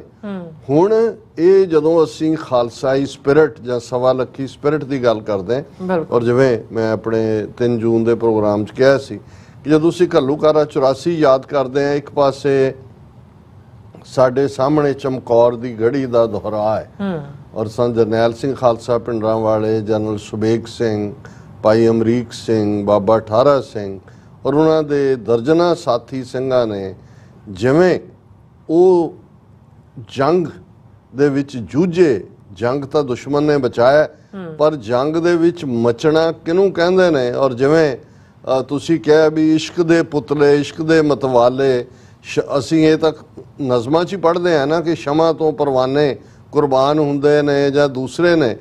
ਉਹ ਚਾਹ ਕਿ ਅੱਗ ਦੇ ਭਬੂਕੇ ਵਾਂਗ ਮਚਣ ਦਾ, ਹੁਣ ਕਿਸੇ ਨੇ ਦੇਖਿਆ ਹੋਇਆ ਅੱਗ ਦਾ ਭਬੂਕਾ ਕਿਵੇਂ ਮਚਦਾ, ਇਹ ਗੁਰੂ ਦੇ ਪਿਆਰ 'ਚ, ਗੁਰੂ ਦੇ ਇਸ਼ਕ 'ਚ, ਅਕਾਲ ਤਖਤ ਦੀ ਆਨ ਸ਼ਾਨ ਲਈ, ਗੁਲਾਮੀ ਦੇ ਸੰਗਲ ਕੱਟਣ ਲਈ ਇੱਕ ਪਾਸੇ ਹਿੰਦ ਚੜ੍ਹ ਕੇ ਆਇਆ। ਔਰ ਇਹ ਫਰੇਜ਼ ਜਿਹੜਾ ਸਾਡੇ ਸੈਗਮੈਂਟ ਦਾ ਲੀਡਿੰਗ ਫਰੇਜ਼ ਹੈ, ਕਿਉਂਕਿ ਸ਼ਾਹ ਮੁਹੰਮਦ ਜਦੋਂ 1846 ਦੇ ਵਿੱਚ ਜਿਹੜਾ ਉਸਨੇ ਜਿਹੜਾ ਜੰਗ ਹਿੰਦ ਪੰਜਾਬ ਜਿਹੜਾ ਕਿੱਸਾ ਲਿਖਿਆ, ਜਿਹਨੂੰ ਬਾਅਦ 'ਚ ਜੰਗਨਾਮਾ ਸਿੰਘਾਂ ਫਰੰਗੀਆਂ ਕਹਿ ਕੇ ਉਸ ਦਾ ਡਿਫਰੈਂਟ ਨਾਮ ਬਣਾ ਦਿੱਤਾ ਗਿਆ। ਹੁਣ ਉਹ ਜੰਗ ਹਿੰਦ ਪੰਜਾਬ ਹੈ, ਇੱਕ ਪਾਸੇ ਅੰਗਰੇਜ਼ੀ ਫੌਜ, ਪਰ ਉਹਨਾਂ ਦੇ ਨਾਲ ਹਿੰਦ, ਕਿਉਂਕਿ 100 ਸਾਲ ਤੋਂ ਅੰਗਰੇਜ਼ ਉੱਥੇ ਬੈਠੇ ਸੀ। 1757 'ਚ ਬੰਗਾਲ ਫਤਿਹ ਕਰਨ ਤੋਂ ਬਾਅਦ ਉਹ ਸਭ ਪੂਰਬੀਏ ਕਈ ਕੋਟ ਚੜ੍ਹੇ, ਪੂਰਬੀ ਦੱਖਣੀ ਜੀ, ਦੱਖਣ ਦੇ, ਤਮਿਲ ਦੇ, ਕਰਨਾਟਕਾ ਦੇ, ਬੰਗਾਲ ਦੇ, UP ਬਿਹਾਰ ਦੇ ਸਭ ਜਿਹੜੇ ਨੇ ਉਹ ਚੜ੍ਹ ਕੇ ਆ ਰਹੇ ਨੇ। ਪਰ ਇਸ ਪਾਸੇ ਉਸ ਵੇਲੇ ਦੇ 1846 ਦੀ ਜੰਗ ਜਦੋਂ ਪੰਜਾਬ ਦੀ ਗੱਲ ਸ਼ਾਹ ਮੁਹੰਮਦ ਕਰਦਾ ਤੇ ਉਹਦੇ ਸਾਹਮਣੇ ਮਜੈਲ ਵੀ ਨੇ, ਦੁਆਬੀਏ ਵੀ ਨੇ, ਮਾਲਵੇ ਦੇ ਵੀ ਨੇ, ਉਹਦੇ 'ਚ ਜਿਹੜਾ ਉਹ ਵੰਗਾਰਦਾ ਹੈ ਕਿ ਭਾਈ ਸ਼ਾਹ ਮੁਹੰਮਦਾ ਤੁਸੀਂ ਪੰਜਾਬੀ ਹੋ ਜੀ, ਕੀਰਤ ਸਿੰਘ ਸਿਪਾਹੀ ਦੀ ਰੱਖਣੀ ਜੀ। ਅਲਟੀਮੇਟਲੀ ਸਿੱਖੀ ਲੜ ਰਹੀ ਹੈ ਉਹਨਾਂ ਦੇ ਵਿੱਚ। ਔਰ ਉਹ ਜਦੋਂ ਇਸ ਫਰੇਜ਼ ਨੂੰ ਇਸਤੇਮਾਲ ਕਰਦਾ ਹੈ ਕਿ ਜੰਗ ਹਿੰਦ ਪੰਜਾਬ ਦਾ ਹੋਣ ਲੱਗਾ, ਦੋਵੇਂ ਪਾਤਸ਼ਾਹੀ ਫੌਜਾਂ ਭਾਰੀਆਂ ਨੇ, ਅੱਜ ਹੋਵੇ ਸਰਕਾਰ ਤਾਂ ਮੁੱਲ ਪਾਵੇ, ਜਿਹੜੀਆਂ ਖਾਲਸੇ ਨੇ ਤੀਗਾਂ ਮਾਰੀਆਂ। ਹੁਣ ਇੱਕ ਫਰੇਜ਼ ਆਪਣੇ ਆਪ 'ਚ ਇੱਕ ਪਾਸੇ ਹਿੰਦੁਸਤਾਨ ਹੈ, ਔਰ ਇਹ ਜਦੋਂ ਅਸੀਂ ਜੂਨ 84 ਦਾ ਪਹਿਲਾ ਹਫਤਾ ਯਾਦ ਕਰਦੇ ਹਾਂ ਤੇ ਇਹ ਜੰਗ ਹਿੰਦ ਪੰਜਾਬ, ਪੰਜਾਬ ਦੇ ਵਿੱਚ ਵੀ ਇੱਕ ਹਿੱਸਾ ਪੰਜਾਬ ਦਾ ਆਲਰੇਡੀ ਪਾਕਿਸਤਾਨ ਦਾ ਹਿੱਸਾ। ਇੱਕ ਜਿਹੜੇ ਪੰਜਾਬ 'ਚ ਰਹਿਣ ਵਾਲੇ ਹਿੰਦੂ ਜਿਨ੍ਹਾਂ ਨੇ ਪੰਜਾਬ ਨੂੰ, ਪੰਜਾਬੀ ਨੂੰ ਪਹਿਲੇ ਦਿਨ ਤੋਂ ਹੀ ਡਿਸਓਨ ਕੀਤਾ, ਖਾਸ ਤੌਰ ਤੇ 47 ਤੋਂ ਬਾਅਦ, ਤੇ ਫਿਰ ਪੰਜਾਬ ਦੀ ਆਨ ਸ਼ਾਨ ਦਾ ਵਾਰਿਸ ਕੌਣ ਹੈ, ਜਿਸ ਨੂੰ ਸ਼ਾਹ ਮੁਹੰਮਦ ਨੇ ਕਿਹਾ ਸੀ ਸ਼ਾਹ ਮੁਹੰਮਦਾ ਤੁਸੀਂ ਪੰਜਾਬੀ ਹੋ ਜੀ, ਕੀਰਤ ਸਿੰਘ ਸਿਪਾਹੀ ਦੀ ਰੱਖਣੀ ਜੀ। ਜਾਂ ਸ਼ਾਹ ਮੁਹੰਮਦ ਇਹ ਕਹਿੰਦਾ ਵੀ ਖਾਲਸਾ ਬਾਕੀਆਂ ਨੂੰ ਕਹਿੰਦਾ ਕਿ ਖਾਲਸਾ ਗੁਰੂ ਦਾ ਮੂਹਰੇ ਹੋਏਗਾ, ਕਿਸੇ ਹੋਰ ਨੂੰ ਅੱਗੇ ਨਾ ਧੱਕਣਾ ਜੀ, ਅਸੀਂ ਕਿਸੇ ਹੋਰ ਨੂੰ ਨਹੀਂ ਕਰਨਾ। ਸੋ ਇੱਥੇ ਤਾਂ ਸਿੱਧਾ ਸਿੱਧਾ ਖਾਲਸੇ ਦਾ ਤਖਤ ਹੈ, ਅਕਾਲ ਤਖਤ। ਔਰ ਜਦੋਂ ਇਹ ਫੌਜ ਅਕਾਲ ਤਖਤ ਤੇ ਚੜ੍ਹ ਕੇ ਆਉਂਦੀ ਹੈ ਦਿੱਲੀ ਦੇ ਮਾਣ ਦੇ ਵਿੱਚ, ਦਿੱਲੀ ਦੀ ਪਾਤਸ਼ਾਹੀ, ਕਿਉਂਕਿ ਉਹਨਾਂ ਨੂੰ ਲੱਗਦਾ ਵੀ ਇਹਨਾਂ ਦੇ ਪੱਲੇ ਕੀ ਹੈ, ਅਸੀਂ ਏਡਾ ਵੱਡਾ ਤਖਤ ਦਿੱਲੀ, ਔਰ ਕੁਈਨ ਆਪਣੇ ਆਪ ਨੂੰ ਭਾਰਤ ਦੀ ਨਹੀਂ ਸਾਰੇ ਉਸ ਖਿੱਤੇ ਦੀ ਮੰਨਣ ਵਾਲੀ ਇੰਦਰਾ ਗਾਂਧੀ, ਜਿਸ ਨੂੰ ਦੁਰਗਾ ਔਰ ਇਸ ਕਿਸਮ ਦੇ ਖਿਤਾਬਾਂ ਨਾਲ ਪਹਿਲਾਂ ਹੀ ਲੈਸ ਕੀਤਾ ਗਿਆ ਸੀ। ਜਦੋਂ ਉਹਨੇ 1971 'ਚ ਪਾਕਿਸਤਾਨ ਦੇ 2 ਟੁਕੜੇ ਕੀਤੇ, 90,000 ਉਹਨਾਂ ਦੇ ਪਾਕਿਸਤਾਨੀ ਫੌਜੀ ਔਰ ਸਿਵਿਲੀਅਨਸ ਦਾ ਸਰੈਂਡਰ ਲਿਆ। ਸੋ ਇਹ ਜਿਹੜਾ ਮਾਣ, ਹੰਕਾਰ ਔਰ ਜਿਹੜੀ ਇਸ ਕਿਸਮ ਦੀ ਦਿਲਵਧੀ ਸੀ, ਉਹਨਾਂ ਨੂੰ ਲੱਗਦਾ ਸੀ ਕਿ ਸਿੱਖ ਤਾਂ ਐਵੇਂ ਨੇ ਜਿਵੇਂ ਇਹਨਾਂ ਨੂੰ ਅਸੀਂ ਇੱਕ ਮੱਛਰ ਨੂੰ ਮਸਲ ਦਿੰਦੇ, ਇਵੇਂ ਵਾਂਗ ਉਹ ਟ੍ਰੀਟ ਕਰ ਰਹੇ ਸੀ। ਪਰ ਜੋ ਕੁਛ ਫੇਰ, ਕਿਉਂਕਿ ਅੱਜ ਅਸੀਂ 5 ਜੂਨ ਨੂੰ ਇਹ ਪ੍ਰੋਗਰਾਮ ਕਰ ਰਹੇ ਹਾਂ, ਔਰ ਜਿਹੜੀ ਆਲਰੇਡੀ ਉੱਥੇ 6 ਜੂਨ ਦੀ ਸਵੇਰ ਹੈ, ਔਰ ਜਿਹੜੀ ਅਸਲ ਜੰਗ, ਕਿਉਂਕਿ ਸ਼ੁਰੂਆਤ 1 ਜੂਨ ਤੋਂ ਅਸੀਂ CRPF ਦੀ ਗੱਲ ਕੀਤੀ, 2 ਜੂਨ 3 ਜੂਨ ਗੁਰੂ ਅਰਜਨ ਸਾਹਿਬ ਦੇ ਸ਼ਹੀਦੀ ਦਿਨ, ਜੂਨ 4 ਦੀ ਅਸੀਂ ਗੱਲ ਕੀਤੀ ਜਦੋਂ ਪਹਿਲਾ ਗੋਲਾ ਆ ਕੇ ਦਰਬਾਰ ਸਾਹਿਬ ਦੇ ਉੱਤੇ ਵੱਜਦਾ, ਤੇ ਅੱਜ ਦੀ ਜਿਹੜੀ ਰਾਤ ਹੈ 5 ਔਰ 6 ਜੂਨ ਦੀ ਦਰਮਿਆਨੀ ਰਾਤ, ਇਹ ਟੈਂਕਾਂ ਦੀ ਜੰਗ ਹੈ। ਵਿਜੰਤਾ ਟੈਂਕ 14, 16, 18 ਥੋੜਾ ਬਹੁਤ ਨੰਬਰ ਵੇਰੀ ਕਰਦਾ ਹੈ, ਔਰ ਇਹ ਅਕਾਲ ਤਖਤ ਦੇ ਉੱਤੇ। ਔਰ ਇਸ ਬਾਰੇ ਮੈਂ ਜਿਵੇਂ ਅਕਸਰ ਕੋਟ ਕਰਦਾ, ਹਾਲਾਂ ਉਦੋਂ ਟੋਟਲ ਸੈਂਸਰਸ਼ਿਪ ਸੀ, ਲੇਕਿਨ ਕੁਝ ਸਮੇਂ ਬਾਅਦ 2-3 ਹਫ਼ਤੇ ਬਾਅਦ ਜਦੋਂ ਲੈਟਰ ਟੂ ਦਾ ਐਡੀਟਰ ਕੁਝ ਅਖਬਾਰਾਂ ਦੇ ਵਿੱਚ ਛਪਣੇ ਸ਼ੁਰੂ ਹੋਏ, ਤੇ ਦਿੱਲੀ ਦੇ ਇੱਕ ਮੁਸਲਮਾਨ ਨਾਮ ਵਾਲੇ ਸੱਜਣ ਨੇ ਦਿੱਲੀ ਦੇ ਅਖਬਾਰ ਇੰਡੀਅਨ ਐਕਸਪ੍ਰੈਸ ਸੀ ਜਾਂ ਹਿੰਦੁਸਤਾਨ ਟਾਈਮਸ ਸੀ, ਉਹਦੇ 'ਚ ਇੱਕ ਲੈਟਰ ਲਿਖੀ। ਉਹਦੇ 'ਚ ਉਹਨੇ ਇੱਕ ਲਾਈਨ ਕਹੀ ਕਿ Sant Jarnail Singh Bhindranwale ਰੋਟ history of coming hundreds of years on the night of June 5th ਕਿ ਸੰਤ ਭਿੰਡਰਾਂ ਵਾਲਿਆਂ ਨੇ ਆਉਣ ਵਾਲੇ ਸੈਂਕੜੇ ਸਾਲਾਂ ਦੀ ਹਿਸਟਰੀ 5 ਜੂਨ ਦੀ ਰਾਤ ਨੂੰ ਲਿਖੀ। ਹੁਣ ਇਹ ਜਦੋਂ ਤੁਸੀਂ ਇਸ ਸਾਰੇ ਪਾਰਟ ਨੂੰ ਦੇਖਦੇ ਹੋ ਤੇ ਜਦੋਂ ਅਸੀਂ ਸਾਂਝੀ ਕਰਾਂਗੇ ਅੱਜ ਨਜ਼ਮ, ਉਹ ਇੱਕ ਘੱਲੂਘਾਰਾ ਹਫ਼ਤੇ ਦੀ ਯਾਦ ਮੁਕੰਮਲ ਹੀ ਨਹੀਂ ਹੋ ਸਕਦੀ ਜੇ ਅਫਜ਼ਲ ਅਹਿਸਨ ਰੰਧਾਵਾ ਦੀ ਨਜ਼ਮ ਸਾਂਝੀ ਨਾ ਹੋਏ। ਪਰ ਇੱਕ ਪਾਸੇ ਜਿੱਥੇ ਉਹ 5 ਸਦੀਆਂ ਦਾ ਵੈਰ ਕਮਾਇਆ ਦੀ ਗੱਲ ਕਰ ਰਹੇ ਸੀ, ਉੱਥੇ ਅਕਾਲ ਤਖਤ ਦਾ ਜਰਨੈਲ, ਜਰਨੈਲਾਂ ਦਾ ਜਰਨੈਲ ਕਿ ਭਾਈ ਕਿਸ ਕਦਰ ਬੇਖੌਫ।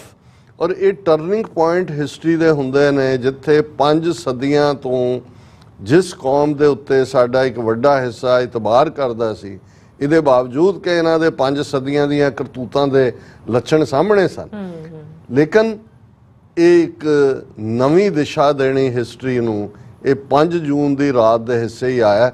ਔਰ ਉਹ ਟੈਂਕਾਂ ਤੋਪਾਂ ਦੇ ਸਾਹਮਣੇ ਅਸਾਵੀਂ ਲੜਾਈ, ਇੱਕ ਪਾਸੇ ਉਹ ਲੈਸ ਨੇ, ਇਸ ਪਾਸੇ ਗੁਰੂ ਕੇ ਪਿਆਰੇ ਨੇ, ਜਿਨ੍ਹਾਂ ਨੂੰ ਇਹ ਹੈ ਕਿ ਭਾਈ ਉਹਨਾਂ ਨੇ ਤਾਂ ਇਸ ਇਸ਼ਕ ਦੀ ਅੱਗ ਵਿੱਚ ਮੱਚਣਾ, ਉਹਨਾਂ ਦੇ ਲਈ ਇਹ ਇਸ਼ਕ ਹਕੀਕੀ ਗੁਰੂ ਦਾ ਦਰ।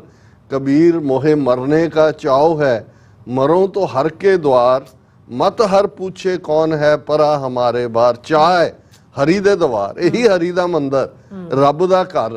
ते जिथे फिर जो चाह भी है तो उस धरती दे उत्ते जिथे कदे बाबा दीप सिंह शहीद और जदों प्रोफैसर पूरण सिंह हरमंदर साहब नूं याद करते हैं, ਉਹ ਕਹਿੰਦੇ ਨੇ ਭਾਈ ਜਦੋਂ ਤੁਸੀਂ ਦਰਸ਼ਨਾਂ ਨੂੰ ਆਉਂਦੇ ਹੋ ਬੜੇ ਸਤਿਕਾਰ ਨਾਲ ਪੋਚ ਕੇ ਪੈਰ ਰੱਖੋ, ਦੌੜੋ ਮਤ, ਬੇਅਦਬ ਨਾ ਕਰੋ ਇਸ ਥਾਂ ਨੂੰ, ਕਿਉਂਕਿ ਜਿੱਥੇ ਤੁਹਾਡਾ ਪੈਰ ਟਿਕਿਆ ਉਸ ਸਿਲ ਦੇ ਥੱਲੇ ਪਤਾ ਨਹੀਂ ਕਿੰਨੇ ਸਿੰਘਾਂ ਦਾ ਖੂਨ ਡੁੱਲਿਆ ਹੋਇਆ। ਸੋ ਇਹ ਉਹਨਾਂ ਦੇ ਸਾਹਮਣੇ ਹੈ, ਜਿਹੜੇ ਆਏ ਨੇ ਉਹ ਮਰਨ ਮੰਡ ਕੇ ਆਏ ਨੇ, ਉਹਨਾਂ ਨੇ ਮਿੱਥਿਆ ਕਿ ਭਾਈ ਅਸੀਂ ਅੱਜ ਦੀ ਰਾਤ ਸਾਡੀ ਪਰਖ ਹੈ। ਜਿਹੜਾ ਕ੍ਰਾਈਟੇਰੀਆ ਗੁਰੂ ਨਾਨਕ ਸਾਹਿਬ ਨੇ ਰੱਖਿਆ ਸੀ, ਜੋ ਤੋ ਪ੍ਰੇਮ ਖੇਲਨ ਕਾ ਚਾਓ, ਸਿਰ ਤਰ ਤਲੀ ਗਲੀ ਮੇਰੀ ਆਓ, ਇਤ ਮਾਰਗ ਪੈਰ ਧਰੀਜੈ, ਸਿਰ ਦੀਜੈ ਕਾਣ ਨਾ ਕੀਜੈ।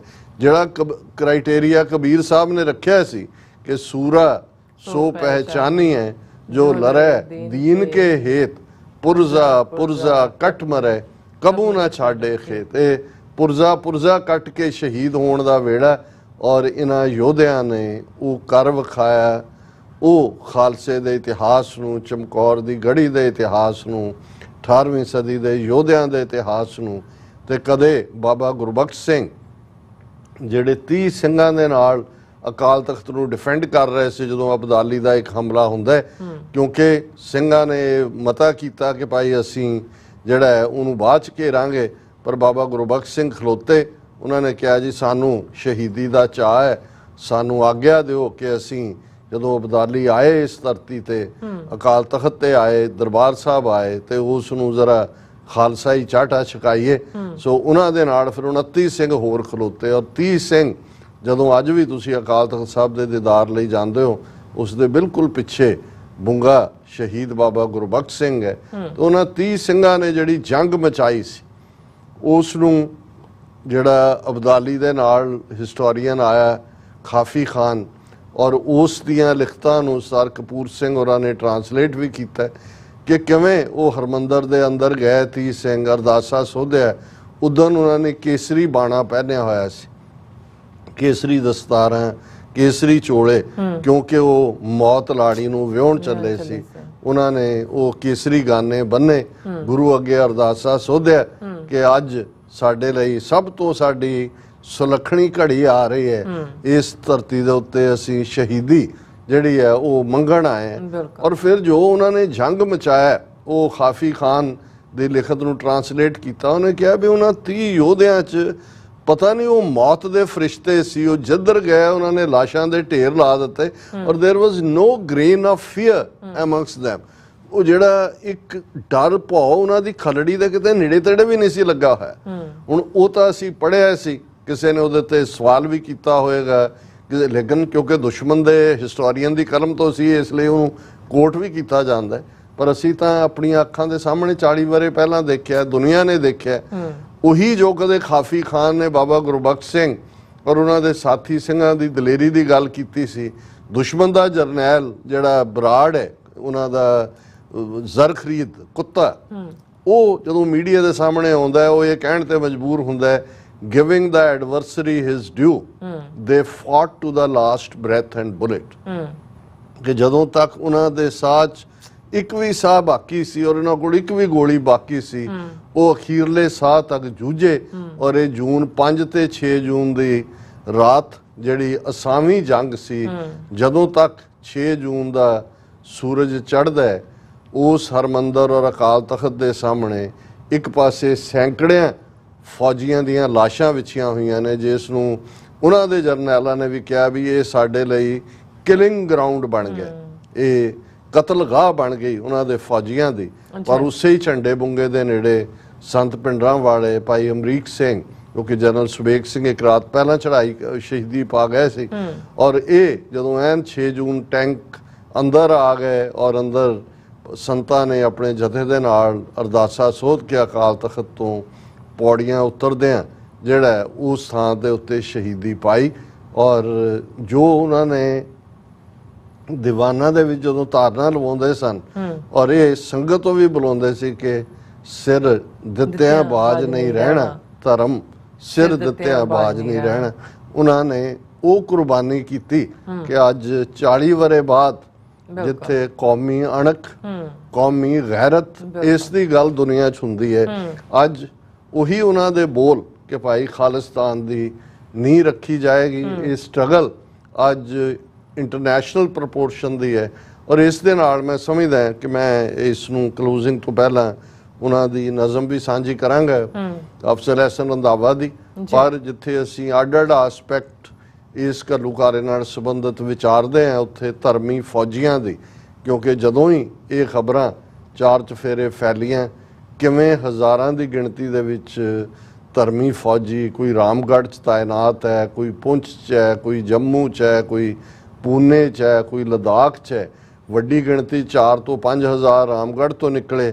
ਪਰ ਗੰਗਾ ਨਗਰ ਇਹ ਸਾਰਿਆਂ ਤੋਂ ਜਿਹੜੇ ਨੇ ਉਹ ਵੀ ਤੁਰੇ ਉਵੇਂ ਹੀ ਜਿਵੇਂ ਸ਼ਮਾ ਦੇ ਵੱਲ ਪਰਵਾਨੇ ਦੌੜਦੇ ਨੇ। ਉਹਨਾਂ ਨੂੰ ਸਭ ਕੁਝ ਭੁੱਲ ਗਿਆ ਕਿ ਭਾਈ ਰਾਜ ਤੁਹਾਨੂੰ ਕਿਸੇ ਨੇ ਪਹੁੰਚਣ ਕਿਨੇ ਦੇਣਾ ਹੈ ਜਾਂ ਕੀ ਹੈ। ਜਿਵੇਂ ਫਿਰ ਘੇਰ ਕੇ ਕੁਛ ਨੂੰ ਮਾਰਿਆ, ਕੁਛ ਦੀ ਗ੍ਰਿਫਤਾਰੀ, ਕੁਛ ਨੂੰ ਜਿਹੜਾ ਉਹਨਾਂ ਦੀ ਪੈਨਸ਼ਨ ਵੀ ਜਾਂਦੀ ਲੱਗੀ। ਇਹ ਸਾਰੇ ਨੂੰ ਵੀ ਅਸੀਂ ਯਾਦ ਕਰਦੇ ਹਾਂ। ਉਹਨਾਂ ਧਰਮੀ ਫੌਜੀਆਂ ਨੂੰ ਵੀ ਸਾਡੀ ਸੈਲਿਊਟ ਹੈ, ਉਹਨਾਂ ਯੋਧਿਆਂ ਨੂੰ ਵੀ ਹੈ। ਔਰ ਫਿਰ 6 ਜੂਨ ਦੀ ਸਵੇਰ ਤੱਕ ਪਹੁੰਚਦੇ ਆ, ਜਿਵੇਂ ਹਲਕਾਈ ਹੋਈ ਫੌਜ ਜਿਸ ਦੀਆਂ ਸੈਂਕੜਿਆਂ ਦੀਆਂ ਲੋਥਾਂ ਵਿਛੀਆਂ ਸੀ, ਉਹਨਾਂ ਨੇ ਜਿਵੇਂ ਫਿਰ ਬੇਗੁਨਾਹ ਜਿਹੜੇ ਯਾਤਰੂ ਸਨ, ਕੋਈ ਕਮਰਿਆਂ ਦੇ ਅੰਦਰ, ਕੋਈ ਕਿਵੇਂ ਉਹਨਾਂ ਦੇ ਸੱਥਰ ਵਿਛਾਏ, ਕਿਵੇਂ ਬੇਗੁਨਾਹ ਨੂੰ ਉਹਨਾਂ ਨੇ ਲਾਈਨ 'ਚ ਖੜੇ ਕਰਕੇ ਪੁਆਇੰਟ ਬਲੈਂਕ ਰੇਂਜ ਤੇ ਮਾਰਿਆ। ਉਸ ਦੇ ਅਕਾਊਂਟ ਹੁਣ ਵੱਖ-ਵੱਖ ਸੋਰਸਿਸ ਰਾਹੀਂ ਸਾਹਮਣੇ ਆਉਂਦੇ ਨੇ। ਔਰ ਇਸ ਦੇ ਨਾਲ ਨਾਲ ਅਸੀਂ ਦੇਖਦੇ ਹਾਂ ਫਿਰ ਸਿੱਖ ਰੈਫਰੈਂਸ ਲਾਇਬ੍ਰੇਰੀ, ਉਸ ਦੀ ਤਬਾਹੀ, ਔਰ ਪੰਜਾਬ ਦੇ ਵਿੱਚ ਲਗਾਤਾਰਤਾ ਨਾਲ ਫਿਰ ਅਗਲੇ ਮਹੀਨਿਆਂ 'ਚ ਜੋ ਕੁਝ ਹੋਇਆ। ਪਰ ਅੱਜ ਕਿਉਂਕਿ ਇਹ ਸਾਡਾ ਇਸ ਹਫ਼ਤੇ ਦਾ ਅਖੀਰਲਾ ਪ੍ਰੋਗਰਾਮ ਹੈ, ਕੱਲ ਅਸੀਂ ਟੋਰਾਂਟੋ ਲਈ ਰਵਾਨਾ ਹੋਣਾ ਹੈ। ਸੈਚਰਡੇ ਸੰਡੇ ਦੇ ਪ੍ਰੋਗਰਾਮ ਟੋਰਾਂਟੋ 'ਚ ਲਿਖੇ ਹੋਏ ਨੇ। ਸੋ ਜਿੱਥੇ ਅਸੀਂ ਇਸ 40ਵੀਂ ਦੁਖਦ ਸਾਲਾਨਾ ਯਾਦ ਦੇ ਮੌਕੇ ਆਪਣੇ तमाम ਸ਼ਹੀਦ ਸਿੰਘਾਂ ਸਿੰਘਣੀਆਂ ਨੂੰ ਯਾਦ ਕਰਦੇ ਹਾਂ, ਖਾਲਿਸਤਾਨ ਦੇ ਸ਼ਹੀਦਾਂ ਨੂੰ ਜਿਨ੍ਹਾਂ ਨੇ ਆਪਣਾ ਅੱਜ ਦਿੱਤਾ ਹੈ ਤਾਂ ਕਿ ਕੌਮ ਦਾ ਆਉਣ ਵਾਲਾ ਕੱਲ ਮਾਨ ਮੱਤਾ ਹੋਏ, ਸ਼ਾਨ ਮੱਤਾ ਹੋਏ। ਉੱਥੇ ਅਸੀਂ ਉਹਨਾਂ ਸਾਰੇ ਬੰਦੀ ਸਿੰਘਾਂ ਨੂੰ ਵੀ ਜਿਨ੍ਹਾਂ ਜਿਹੜੇ 35-35 40-40 ਸਾਲ ਤੋਂ ਵੀ ਜੇਲ੍ਹਾਂ 'ਚ ਬੰਦ ਨੇ, ਇਸੇ ਹੀ ਕੌਮ ਦੀ ਆਜ਼ਾਦੀ ਦੇ ਸੰਕਲਪ ਨੂੰ ਅੱਗੇ ਤੋਰਨ ਦੇ ਲਈ। ਔਰ ਇਸ ਦੇ ਨਾਲ ਨਾਲ ਜਿਹੜੇ ਅੱਜ ਵੀ ਪੰਜਾਬ ਦੀ ਧਰਤੀ ਦੇ ਉੱਤੇ ਹਕੂਮਤ ਦੇ ਜ਼ੁਲਮਾਂ ਨੂੰ ਸਹਿੰਦਿਆਂ ਹੋਇਆਂ ਵੀ ਜਿਸ ਕਦਰ ਉਹਨਾਂ ਨੇ ਖਾਲਿਸਤਾਨ ਦੇ ਝੰਡੇ ਨੂੰ, ਪਰਚਮ ਨੂੰ ਬੁਲੰਦ ਰੱਖਿਆ ਹੋਇਆ ਹੈ। ਔਰ ਇਸ ਕੰਟੀਨਿਊਟੀ ਦਾ ਹੀ ਨਤੀਜਾ ਹੈ ਕਿ ਅੱਜ ਪੰਜਾਬ ਦੀ ਧਰਤੀ ਤੇ ਫਿਰ ਖਾਲਿਸਤਾਨ ਜ਼ਿੰਦਾਬਾਦ ਗੂੰਜ ਰਿਹਾ ਹੈ। ਦੋ ਨੌਜਵਾਨਾਂ ਦੀ ਜਿੱਤ ਜਿਸ ਨੇ ਭਾਰਤੀ ਮੀਡੀਆ, ਹਕੂਮਤ, ਏਜੰਸੀਆਂ 'ਚ ਜਿਹੜਾ ਉਹ ਖਲਬਲੀ ਮਚਾਈ ਹੋਈ ਹੈ, ਇਹ ਉਹ ਦੱਸਦੀ ਹੈ ਕਿ ਭਾਈ ਇਹ ਉਹ ਸ਼ਹੀਦਾਂ ਦੀ ਧਰਤੀ ਹੈ। ਔਰ ਇਸ ਮੌਕੇ ਦੇ ਉੱਤੇ ਜਦੋਂ ਅਸੀਂ ਜੂਨ 84 ਦਾ ਬਹੁਤ ਸਾਰਾ ਲਿਟਰੇਚਰ ਦੇਖਦੇ ਤੇ ਬੀਬੀ ਅਜੀਤ ਕੌਰ, ਇਹ ਪੰਜਾਬੀ ਦੀ ਕਹਾਣੀਕਾਰ ਸੀ, ਇਹ ਬੜੀ ਖੂਬਸੂਰਤ ਕਹਾਣੀ ਲਹੂ ਦਾ ਚਬੱਚਾ, ਸਿਰਾਂ ਦੀ ਫਸਲ, ਉਸ ਪੀਰੀਅਡ 'ਚ ਇੱਕ ਅਕਸ ਤੇ ਆਰਸੀ ਦੋ ਮੈਗਜ਼ੀਨਸ ਦਿੱਲੀ ਤੋਂ ਛਪਦੀਆਂ ਹੁੰਦੀਆਂ ਸੀ। ਕਿਉਂਕਿ ਉਦੋਂ ਤਾਂ ਅਸੀਂ ਇੱਕ ਇੱਕ ਲਾਈਨ ਲੱਭਣ ਦੇ ਲਈ ਕਿਤੇ ਦੇਖਦੇ ਸੀ ਵੀ ਕੀ ਜਾਣਕਾਰੀ ਹੈ। ਤੇ ਉਸ ਨੇ ਸਿਰਾਂ ਦੀ ਫਸਲ ਦੇ ਵਿੱਚ ਕਿਹਾ ਸੀ ਕਿ ਇਹ ਉਹ ਧਰਤੀ ਹੈ ਗੁਰੂਆਂ ਦੀ ਕਿ ਜਿੱਥੇ ਜਿੰਨਾ ਖੂਨ ਡੁੱਲਦਾ ਹੈ ਤੇ ਜਦੋਂ ਫਿਰ ਉਸ 'ਚੋਂ ਜਿਹੜੀ ਫਸਲ ਨਿਕਲਦੀ ਹੈ ਉਹ ਕਣਕ ਤੇ ਝੋਨਾ ਨਹੀਂ ਹੁੰਦਾ, ਉਹ ਸਿਰਾਂ ਦੀ ਫਸਲ ਹੀ ਹੁੰਦੀ ਹੈ। ਔਰ ਲਗਾਤਾਰਤਾ ਨਾਲ, ਔਰ ਈਵਨ ਖੁਸ਼ਵੰਤ ਸਿੰਘ, ਉਸ ਦਾ ਜ਼ਿਕਰ ਵੀ ਅਸੀਂ ਕਰਾਂਗੇ। ਪਰ ਜੇ ਆਰਟ ਦੀ ਦੁਨੀਆ ਦੇ ਵਿੱਚ ਦੇਖੀਏ ਤੇ ਫਿਰ ਸੋਭਾ ਸਿੰਘ ਜਿਸ ਨੇ ਉਸ ਪੀਰੀਅਡ ਤੋਂ ਬਾਅਦ ਇੱਕ ਪਿਕਚਰ ਬਣਾਈ ਜਿਹਦੇ 'ਚ ਉਹੀ ਸਾਹਮਣੇ ਸੰਗਤ ਹੈ, 10ਵੇਂ ਪਾਤਸ਼ਾਹ ਦਾ ਰੂਪ ਹੈ, ਔਰ ਉਹਨਾਂ ਨੇ ਐ ਉਂਗਲ ਚੁੱਕੇ ਕਿ ਇੱਕ ਸਿਰ ਹੋਰ। ਔਰ ਅਸੀਂ ਨਾ 40 ਸਾਲਾਂ 'ਚ ਦੇਖਦੇ ਹਾਂ ਵੀ ਸਿਰ ਦੇਣ ਵਾਲਿਆਂ ਦੀ ਕੋਈ ਕਮੀ ਨਹੀਂ ਹੈ। ਔਰ ਕਿਵੇਂ ਗੁਰੂ ਦੇ ਇਸ਼ਕ ਦੇ ਵਿੱਚ, ਪਿਆਰ ਦੇ ਵਿੱਚ ਰੱਤੇ ਸਿੰਘਾਂ ਸਿੰਘਣੀਆਂ ਨੇ ਆਪਣੀਆਂ ਜਾਨਾਂ ਦੇ ਨਜ਼ਰਾਨੇ ਗੁਰੂ ਦੇ ਇਸ਼ਕ 'ਚ ਭੇਟ ਕੀਤੇ ਨੇ।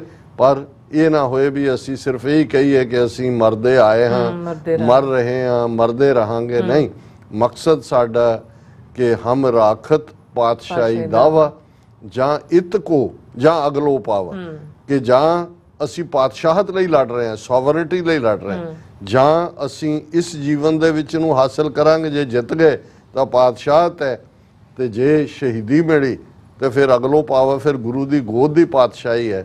ਪਰ ਮੈਂ ਘੜੀ ਵੱਲ ਦੇਖ ਰਿਹਾ, ਮੈਂ ਨਜ਼ਮ ਨੂੰ ਦੂਸਰੇ ਸੈਗਮੈਂਟ ਦੇ ਵਿੱਚ ਡਿਸਕਸ ਕਰਾਂਗਾ। ਸੋ ਅਸੀਂ ਅੱਜ ਅਗੇਨ ਸਾਰੇ ਹੀ ਆਪਣੇ ਯੋਧਿਆਂ ਨੂੰ, ਧਰਮੀ ਫੌਜੀਆਂ ਨੂੰ, ਔਰ ਉਹਨਾਂ ਨੂੰ ਵੀ, ਉਹਨਾਂ ਦੇ ਵੀ ਕੁਰਬਾਨੀ ਨੂੰ ਰੈਕਗਨਾਈਜ਼ ਕਰਦੇ ਹਾਂ। ਜਿਨ੍ਹਾਂ ਨੇ ਆਪਣੇ ਅਵਾਰਡ ਵਾਪਸ ਕੀਤੇ ਸੀ, ਪਦਮ ਭੂਸ਼ਣ, ਪਦਮ ਸ਼੍ਰੀ, ਜਿਨ੍ਹਾਂ ਦੇ ਵਿੱਚ ਭਗਤ ਪੂਰਨ ਸਿੰਘ ਪਿੰਗਲਵਾੜਾ, ਡਾਕਟਰ ਗੰਡਾ ਸਿੰਘ, ਖੁਸ਼ਵੰਤ ਸਿੰਘ, ਫਿਰ ਜਿਨ੍ਹਾਂ ਨੇ ਆਪਣੇ ਅਹੁਦਿਆਂ ਤੋਂ Indian foreign service, IPS, IAS ਤੋਂ ਰਿਜ਼ਾਈਨ ਕੀਤਾ। ਔਰ ਇੱਕ ਲੰਬੀ ਦਾਸਤਾਨ ਹੈ, ਉਸ ਨੂੰ ਤੁਸੀਂ ਇੱਕ ਪ੍ਰੋਗਰਾਮ ਦੇ ਵਿੱਚ ਨਹੀਂ ਬਿਆਨ ਸਕਦੇ, ਪਰ ਅਸੀਂ ਸਮਝਦੇ ਹਾਂ ਵੀ ਇਸ ਦੀ ਅਸੀਂ ਕੰਟੀਨਿਊਟੀ ਰੱਖਾਂਗੇ ਆਉਣ ਵਾਲੇ ਸਮੇਂ ਦੇ ਵਿੱਚ। ਜੀ ਰਾਜ ਸਾਹਿਬ, ਤੁਹਾਡਾ ਬਹੁਤ ਬਹੁਤ ਸ਼ੁਕਰੀਆ। ਸੋ ਥਲੇ ਬ੍ਰੇਕ ਤੇ ਜਾਣ ਤੋਂ ਪਹਿਲਾਂ ਅਸੀਂ ਆਪਣੇ ਦਰਸ਼ਕਾਂ ਤੇ ਸਰੋਤਿਆਂ ਨੂੰ ਅਪੀਲ ਤੇ ਬੇਨਤੀ ਕਰਦੇ ਹਾਂ ਵਿਊਅਰਸ, ਜਿਸ ਤਰ੍ਹਾਂ ਕਿ ਤੁਸੀਂ ਜਾਣਦੇ ਹੋ ਕਿ TV 84 ਹੱਕ, ਸੱਚ, ਇਨਸਾਫ ਦੀ ਆਵਾਜ਼ ਬੁਲੰਦ ਕਰ ਰਿਹਾ। ਇਹ ਆਵਾਜ਼ ਤੁਹਾਡੇ ਪਿਆਰ ਸਦਕਾ, ਤੁਹਾਡੇ ਵਿਸ਼ਵਾਸ ਸਦਕਾ, ਤੁਹਾਡੇ ਡੋਨੇਸ਼ਨ ਸਦਕਾ ਹੀ ਹੋ ਸਕਦੀ ਹੈ। ਸੋ ਅਸੀਂ ਚਾਹਾਂਗੇ ਕਿ ਤੁਸੀਂ TV 84 ਦੀ ਚੜ੍ਹਦੀ ਕਲਾ ਲਈ ਵੱਧ ਤੋਂ ਵੱਧ ਡੋਨੇਟ ਕਰੋ। ਡੋਨੇਟ ਕਰਨ ਲਈ ਸਾਡੀ ਵੈਬਸਾਈਟ TV84.tv ਤੇ ਜਾ ਕੇ ਪੇਪਲ ਦੀ ਵਰਤੋਂ ਕਰਕੇ ਵਨ ਟਾਈਮ ਡੋਨੇਟ ਕਰ ਸਕਦੇ ਹੋ, ਮੰਥਲੀ ਡੋਨੇਟ ਵੀ ਕਰ ਸਕਦੇ ਹੋ। ਤੁਸੀਂ TV 84 ਦੇ ਨਾਮ ਤੇ ਚੈੱਕ ਬਣਾ ਕੇ ਸਾਨੂੰ ਮੇਲ ਵੀ ਕਰ ਸਕਦੇ ਹੋ ਸਾਡੇ ਇਸ ਪਤੇ ਤੇ 36-01 37th Avenue, Long Island City, New York 11101 USA, ਜਾਂ ਫਿਰ ਤੁਸੀਂ ਸਾਨੂੰ ਫੋਨ ਰਾਹੀਂ ਵੀ ਸੰਪਰਕ ਕਰ ਸਕਦੇ ਹੋ 5166191984। ਤੁਸੀਂ ਸਾਨੂੰ ਈਮੇਲ ਵੀ ਕਰ ਸਕਦੇ ਹੋ info@tv84.tv ਤੇ। ਅਸੀਂ ਤੁਹਾਡੇ ਤਹਿ ਦਿਲ ਤੋਂ ਸ਼ੁਕਰਗੁਜ਼ਾਰ ਹੋਵਾਂਗੇ। ਸੋ ਇੱਥੇ ਲੈਣੇ ਬ੍ਰੇਕ ਵਿਊਅਰਸ, ਤੁਸੀਂ ਇਸੇ ਤਰ੍ਹਾਂ ਬਣੇ ਰਹਿਣਾ। ਮਿਲਦੇ after this short break.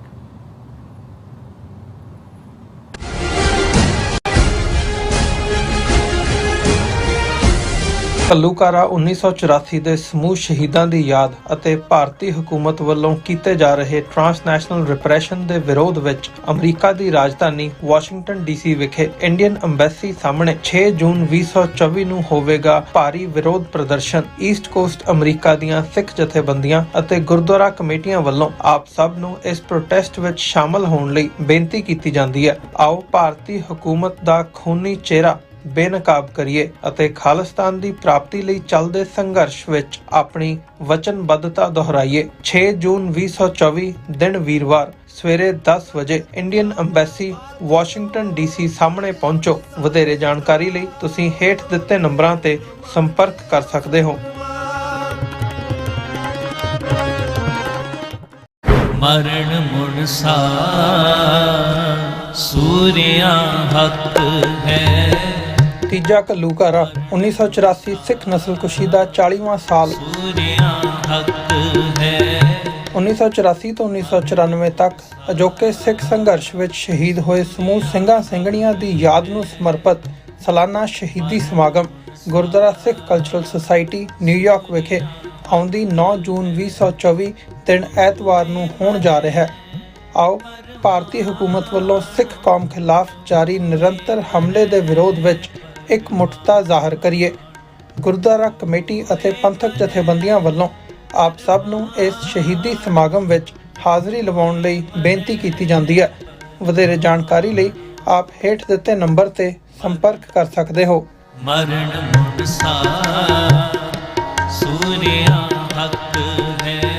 Waheguru ji ਕਾ ਖਾਲਸਾ, ਵਾਹਿਗੁਰੂ ਜੀ ਕੀ ਫਤਿਹ।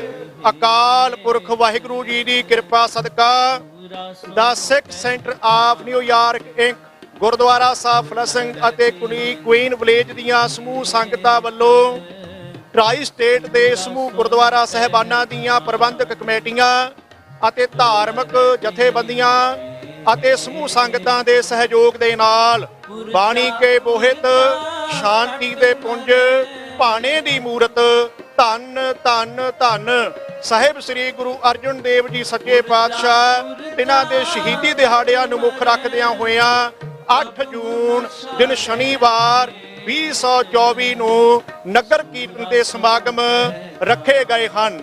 ਸੋ ਸੰਗਤਾਂ ਨੂੰ ਬੇਨਤੀ ਹੈ, ਧੰਨ ਸਾਹਿਬ ਸ੍ਰੀ ਗੁਰੂ ਗ੍ਰੰਥ ਸਾਹਿਬ ਮਹਾਰਾਜ ਜੀ ਦੀ ਸਰਪ੍ਰਸਤੀ ਹੇਠ ਅਤੇ 5 ਪਿਆਰਿਆਂ ਦੀ ਅਗਵਾਈ ਵਿੱਚ ਸਹੀ 11 ਵਜੇ ਨਗਰ ਕੀਰਤਨ ਦੀ ਪ੍ਰਾਰੰਭਤਾ ਹੋਵੇਗੀ।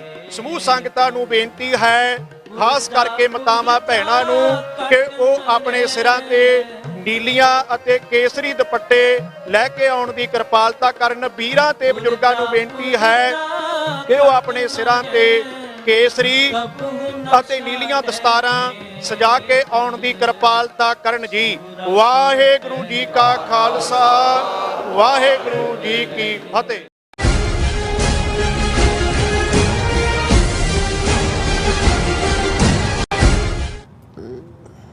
Viewers welcome back on program. So viewers गलबात ਕਰਨ ਜਾ ਰਹੇ ਹਾਂ ਕਿ ਘੱਲੂਘਾਰਾ ਜੂਨ 84 ਨੂੰ 40 ਸਾਲ ਹੋ ਚੁੱਕੇ ਨੇ। ਇਸ ਦੇ ਕਾਰਨਾਂ ਤੇ ਪ੍ਰਭਾਵਾਂ ਨੂੰ ਸਮਝਣ ਦੀ ਜਿਹੜੀ ਕੋਸ਼ਿਸ਼ ਹੈ ਅੱਡ-ਅੱਡ ਸਕਾਲਰਸ ਵਿਦਵਾਨਾਂ ਅਤੇ ਮਾਹਰਾਂ ਵੱਲੋਂ ਕੀਤੀ ਜਾ ਰਹੀ ਹੈ ਔਰ ਤੀਸਰੀ ਪੀੜ੍ਹੀ ਦੇ ਨੌਜਵਾਨ ਬੱਚੇ ਇਸ ਸਭ ਨੂੰ ਕਿਵੇਂ ਦੇਖਦੇ ਹਨ, ਇਸ ਸੰਬੰਧੀ ਇੱਕ ਲਗਭਗ 10 ਮਿੰਟ ਦੀ ਜਿਹੜੀ ਡਾਕੂਮੈਂਟਰੀ ਹੈ ਤੁਹਾਡੇ ਨਾਲ ਸਾਂਝੀ ਕਰ ਰਹੇ ਹਾਂ।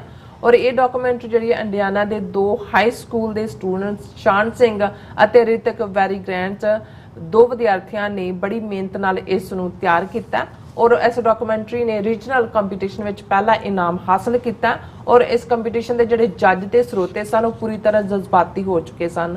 सो इस बारे आपां गलबात करन जा रहे हैं। जिहड़ी डॉक्यूमेंट्री हैगी है वो इस सैगमेंट के एंड में तुहानूं दिखाई जाएगी। सो असीं चाहांगे कि तुसीं इस तरह बने रहना देखण सुन लई एंड लिखण लई तुहाडा सब दा बहुत बहुत धन्नवाद। जी डॉक्टर साहब की विचार ने? देखो ਜਦੋਂ ਵੀ ਕੋਈ ਇਤਿਹਾਸ ਦੀ ਵੱਡੀ ਘਟਨਾ ਵਾਪਰਦੀ ਹੈ ਖਾਸ ਤੌਰ ਤੇ ਦੁਖਾਂਤ ਤੇ ਉਸ ਨੂੰ ਅਗਲੀਆਂ ਪੀੜ੍ਹੀਆਂ ਤੱਕ ਪਹੁੰਚਾਉਣ ਦੀ ਜ਼ਿੰਮੇਵਾਰੀ ਉਸ ਦੌਰ ਦੇ ਲੇਖਕਾਂ ਕਵੀਆਂ ਕਿੱਸਾਕਾਰਾਂ ਬਿਆਨਕਾਰਾਂ ਜਾਂ ਨਾਟਕਕਾਰਾਂ ਦੇ ਜ਼ਿੰਮੇ ਹੁੰਦੀ ਹੈ। बिल्कुल ਇੱਕ ਬਹੁਤ ਵੱਡਾ ਜਿਹੜਾ ਸਾਡਾ ਦੁਖਾਂਤ ਹੈ ਜੇ ਇਹਨਾਂ 40 ਵਰਿਆਂ ਦਾ ਕਹਿਣਾ ਹੋਏ ਕਿ ਜੂਨ 84 ਦੇ ਇਸ ਘੱਲੂਘਾਰਾ ਸਾਕਾ ਟ੍ਰੈਜਡੀ ਇੰਡੀਅਨ ਆਰਮੀ ਇਨਵੇਜਨ ਇਸ ਸਭ ਨੂੰ ਜਿਹੜੇ ਵੀ ਐਗਜ਼ਿਸਟਿੰਗ ਸਿੱਖ ਥਿੰਕਰ ਵਿਦਵਾਨ ਬੁੱਧੀਜੀਵੀ ਸ਼ਾਇਰ ਕਹਾਣੀਕਾਰ ਗਲਪਕਾਰ ਸੀ ਉਹਨਾਂ 'ਚੋਂ ਬਹੁਤਿਆਂ ਦੀ ਜਿਹੜੀ ਹੈ ਚੁੱਪੀ ਕੁਛ ਦਾ ਈਵਨ ਅਗੇਂਸਟ ਭੁਗਤਣਾ ਤੇ ਬਹੁਤ ਥੋੜੇ ਜਿਨ੍ਹਾਂ ਨੇ ਆਪਣੇ ਜਜ਼ਬਾਤਾਂ ਦਾ ਪ੍ਰਗਟਾਵਾ ਕੀਤਾ। ਇਹੀ ਕਾਰਨ ਸੀ ਕਿ ਜੋ ਭਾਰਤੀ ਹਕੂਮਤ ਦਾ ਪ੍ਰੋਪੇਗੈਂਡਾ ਸੀ ਇਸ ਸਾਰੇ ਨੂੰ ਸਿੱਖਾਂ ਦੇ ਖਾਤੇ 'ਚ ਪਾਉਣ ਦਾ ਆਤੰਕਵਾਦ ਅਲਗਾਵਵਾਦ ਉਗਰਵਾਦ ਨਾਲ ਜੋੜਨ ਦਾ ਇਹ ਕਾਫੀ ਹੱਦ ਤੱਕ ਕਾਮਯਾਬ ਰਿਹਾ। ਸੱਚਾਈ ਨੂੰ ਦੱਬਿਆ ਗਿਆ। ਸੰਤ ਪਿੰਡਰਾਂ ਵਾਲਿਆਂ ਨੂੰ ਇੱਕ ਬੜੇ ਖਤਰਨਾਕ ਕਰੈਕਟਰ ਜਿਸ ਨੂੰ ਈਵਨ LK ਅਡਵਾਨੀ ਵਰਗਿਆਂ ਨੇ ਭਸਮਾਸੁਰ ਰਾਖਸ਼ ਨਾਲ ਤਸ਼ਬੀਹ ਦਿੱਤੀ। ਬਾਹਰਲਿਆਂ ਨੇ ਵੀ ਜਦੋਂ ਇਹ ਸਾਰੇ ਘਟਨਾਕ੍ਰਮ ਨੂੰ ਬਿਆਨਿਆ ਤੇ ਉਹਨਾਂ ਨੇ ਸੰਤ ਪਿੰਡਰਾਂ ਵਾਲਿਆਂ ਨੂੰ ਫਰੈਂਕਨਸਟਾਈਨ ਕਿਹਾ। ਫਰੈਂਕਨਸਟਾਈਨ ਇੱਕੋ ਜਿੰਨ ਜਿਹੜਾ ਕਿ ਬੋਤਲ ਦੇ ਵਿੱਚ ਹੁੰਦਾ ਹੈ ਪਰ ਜੇ ਬੋਤਲ 'ਚੋਂ ਬਾਹਰ ਆ ਜਾਏ ਤੇ ਫਿਰ ਉਹ ਵਾਪਸ ਨਹੀਂ ਪੈਂਦਾ, ਤਬਾਹੀ ਕਰਦਾ। ਕਿਉਂਕਿ ਫਰੈਂਕਨਸਟਾਈਨ ਦੀ ਸੰਗਿਆ ਉਹਨਾਂ ਨੇ ਇਸ ਲਈ ਕਿਉਂਕਿ ਇੰਡੀਅਨ ਮੀਡੀਆ ਨੇ ਵੱਡੇ ਪੈਮਾਨੇ 'ਤੇ ਪ੍ਰੋਪੇਗੈਂਡਾ ਵੀ ਕੀਤਾ ਕਿ ਸੰਤ ਪਿੰਡਰਾਂ ਵਾਲਿਆਂ ਨੂੰ ਜਿਹੜਾ ਉਹ ਸੰਜੇ ਗਾਂਧੀ ਜਾਂ ਇੰਡੀਅਨ ਏਜੰਸੀਆਂ ਨੇ ਲਿਆਂਦਾ ਪ੍ਰਮੋਟ ਕੀਤਾ ਔਰ ਇਸ ਕਿਸਮ ਦੀ ਜਿਹੜੀ ਨੈਗੇਟਿਵਿਟੀ ਆ ਉਹ ਈਵਨ ਅਕਾਲੀ ਦਲ ਦੇ ਹਲਕੇ ਵੀ ਕਰਦੇ ਰਹੇ ਕਿਉਂਕਿ ਜਿਹੜੇ ਸਭ ਤੋਂ ਵੱਡਾ ਡੇਂਜਰ ਮਹਿਸੂਸ ਕਰਦੇ ਸੀ ਕਿਸੇ ਵੀ ਆਉਣ ਵਾਲੇ ਤੋਂ। ਠੀਕ ਜਿਵੇਂ ਅੱਜ ਅਸੀਂ ਦੇਖਦੇ ਹਾਂ ਕਿ ਜੇ ਇੱਕ ਨਵਾਂ ਉਭਾਰ ਨੌਜਵਾਨੀ ਦੇ ਵਿੱਚ ਹੈ ਉਹ ਚੈਲੰਜ ਕਰ ਰਹੇ ਨੇ ਬਾਦਲਾਂ ਨੂੰ ਜਾਂ ਉਹਨਾਂ ਦੀ ਲੈਗੇਸੀ ਨੂੰ ਕਿ ਵੀ ਤੁਸੀਂ ਪੰਥ ਲਈ ਨਹੀਂ ਖਲੋਤੇ ਜਾਂ ਉਹਨਾਂ ਦੇ 13 ਚੋਂ ਮੇਰੇ ਖਿਆਲ 8 ਜਾਂ 9 ਉਮੀਦਵਾਰ MP ਦੇ ਉਹਨਾਂ ਦੀਆਂ ਜ਼ਮਾਨਤਾਂ ਜ਼ਬਤ ਹੋਈਆਂ ਨੇ। ਪਰ ਜਿਹੜੀ ਵੀ ਹੁਣ ਨਵੀਂ ਚੇਂਜ ਵੱਲ ਜਾਏਗਾ ਜਾਂ ਕੋਈ ਨਵੇਂ ਕਿਸੇ ਸੰਕਲਪ ਉਹਨੂੰ ਉਹਨਾਂ ਨੇ ਜੀ ਏਜੰਸੀਆਂ ਦਾ ਕੰਮ ਜੀ ਇਵੇਂ ਹੀ ਪਿੰਡਰਾਂ ਵਾਲਿਆਂ ਨੂੰ ਵੀ ਕਰਨ ਦੀ ਕੋਸ਼ਿਸ਼ ਕੀਤੀ ਔਰ ਸੱਚਾਈ ਨੂੰ ਦਬਾਉਣ ਦੀ ਕੋਸ਼ਿਸ਼ ਕੀਤੀ। ਔਰ ਜਿਵੇਂ ਮੈਂ ਅੱਗੇ ਜ਼ਿਕਰ ਕੀਤਾ ਸੀ ਕਿ ਇੱਕੋ ਇੱਕ ਵੈਸਟਰਨ ਐਕੈਡਮੀਆ ਦੀ ਜੋਇਸ ਪੈਡੀਗਰੂ ਜਿਹੜੀ ਲੇਡੀ UK ਤੋਂ ਗਈ ਸਕਾਟਲੈਂਡ ਦੀ ਰਹਿਣ ਵਾਲੀ ਸ਼ਾਇਦ ਆਪਣੀ ਸਕਾਟਿਸ਼ ਬੈਕਗਰਾਊਂਡ ਕਰਕੇ ਉਹਨੂੰ ਵੀ ਅਹਿਸਾਸ ਹੋਏਗਾ ਕਿ ਭਾਈ ਕਿਵੇਂ ਸਕਾਟਿਸ਼ ਲੋਕਾਂ ਨੂੰ ਗੋਰਿਆਂ ਨੇ ਅੰਗਰੇਜ਼ਾਂ ਨੇ ਦੱਬਿਆ ਸੀ ਤੇ ਕਿਵੇਂ ਫਿਰ ਉਹਨਾਂ ਨੂੰ ਨੈਗੇਟ ਕੀਤਾ ਸੀ। ਸੋ ਉਹਦੀ ਪਹਿਲੀ ਆਬਜ਼ਰਵੇਸ਼ਨ ਇੱਕਦਮ ਇਸ ਤੋਂ ਬਾਅਦ ਸੀ ਕਿ ਭਾਈ ਇਹ ਹਮਲਾ ਮਹਿਜ਼ ਇੱਕ ਬੰਦੇ ਨੂੰ ਫੜਨ ਦੇ ਲਈ ਨਹੀਂ ਸੀ, ਇਹ ਸਿੱਖਾਂ ਦੀ ਸੈਂਸਿਟੀਵਿਟੀ ਪ੍ਰਾਈਡ ਉਹਨਾਂ ਦੀ ਕਰੇਜ ਉਹਨਾਂ ਦੀ ਹਿਸਟਰੀ ਉਹਨਾਂ ਦੀ ਤਹਿਜ਼ੀਬ ਇਸ ਸਾਰੇ ਨੂੰ ਇੱਕ ਹਮਲੇ ਨਾਲ ਡਿਸਟਰੋਏ ਕਰਨ ਦੇ ਲਾਈਨ ਸੀ। ਔਰ ਮੈਨੂੰ ਇਸ ਗੱਲ ਦੀ ਖੁਸ਼ੀ ਹੈ ਕਿ ਅਸੀਂ ਡਾਕਟਰ ਸਿੰਥੀਆ ਕੈਪਲੇ ਮਹਿਮੂਦ ਜਿਹੜੇ 1993 'ਚ ਜਿਨ੍ਹਾਂ ਦੇ ਨਾਲ ਮੇਰੀ ਮੁਲਾਕਾਤ ਹੋਈ ਬਰਕਲੀ ਯੂਨੀਵਰਸਿਟੀ ਦੇ ਵਿੱਚ, ਉਦੋਂ ਅਸਿਸਟੈਂਟ ਪ੍ਰੋਫੈਸਰ ਸਨ ਐਂਥਰੋਪੋਲੋਜੀ ਦੇ ਔਰ ਉਹਨਾਂ ਨਾਲ ਕੁਛ ਮੁਲਾਕਾਤਾਂ ਤੋਂ ਬਾਅਦ ਉਹਨਾਂ ਨੂੰ ਮੈਂ ਇਸ ਗੱਲ ਲਈ ਮੋਟੀਵੇਟ ਕਰ ਸਕਿਆ ਕਿ ਉਹ ਖਾਲਿਸਤਾਨ ਦੇ ਸੰਘਰਸ਼ ਦੇ ਉੱਤੇ ਔਰ ਜੋ ਸਾਡੇ ਨਾਲ ਵਾਪਰ ਰਿਹਾ ਹੈ ਜਾਂ ਜਿਹੜੇ ਸਿਸਟਮ ਦੇ ਜ਼ੁਲਮ ਦਾ ਸ਼ਿਕਾਰ ਹੋਏ ਉਹਨਾਂ ਬਾਰੇ ਜਿਹੜਾ ਹੈ ਉਹ ਕੰਮ ਕਰੇ, ਰਿਸਰਚ ਕਰੇ। ਵੱਡੀ ਰਿਸਰਚ ਸਕਾਲਰ ਸੀ ਔਰ ਉਹ ਕੁਝ ਸਮੇਂ ਬਾਅਦ ਐਗਰੀ ਹੋਈ ਔਰ 3-4 ਸਾਲ ਦੀ ਮਿਹਨਤ ਤੋਂ ਬਾਅਦ ਜਿਹੜੀ ਕਿ ਦਰਜਨਾਂ ਇੰਟਰਵਿਊਜ਼ ਦੇ ਉੱਤੇ ਆਧਾਰਿਤ ਸੀ ਉਹਨਾਂ ਦੀ ਉਹ ਕਿਤਾਬ ਜਿਹੜੀ ਕਿ ਇਸ ਵੇਲੇ ਇੱਕ ਟੈਕਸਟ ਵੀ ਹੈ ਔਰ ਇੱਕ ਮਾਨਤਾ ਪ੍ਰਾਪਤ ਕਿਤਾਬ ਹੈ ਜਿਹਦੇ ਟਾਈਟਲ ਪੇਜ ਤੇ ਸੰਤ ਭਿੰਡਰਾਂਵਾਲਿਆਂ ਦੀ ਪਿਕਚਰ ਹੈ ਔਰ fighting for faith and nation dialogues with Sikh militants. ਇਹ ਉਸ ਸੋ ਇਹ ਜॉयस ਪੈਡੀਗਰੂ ਤੋਂ ਬਾਅਦ ਡਾਕਟਰ ਸਿੰਥੀਆ ਉਹ ਸਕਾਲਰ ਸੀ ਜਿਨ੍ਹਾਂ ਨੇ ਫਿਰ ਬਾਅਦ ਦੇ ਵਿੱਚ ਉਹਨਾਂ ਦੇ ਹੋਰ ਵੀ ਬਹੁਤ ਸਾਰੀਆਂ ਲਿਖਤਾਂ ਜਾਂ as a expert on Sikh affairs ਉਹਨਾਂ ਦੀ ਟੈਸਟੀਮਨੀ ਸਟੇਟ ਡਿਪਾਰਟਮੈਂਟਸ ਦੂਸਰੀਆਂ ਥਾਵਾਂ ਤੇ ਵੀ ਰਹੀ।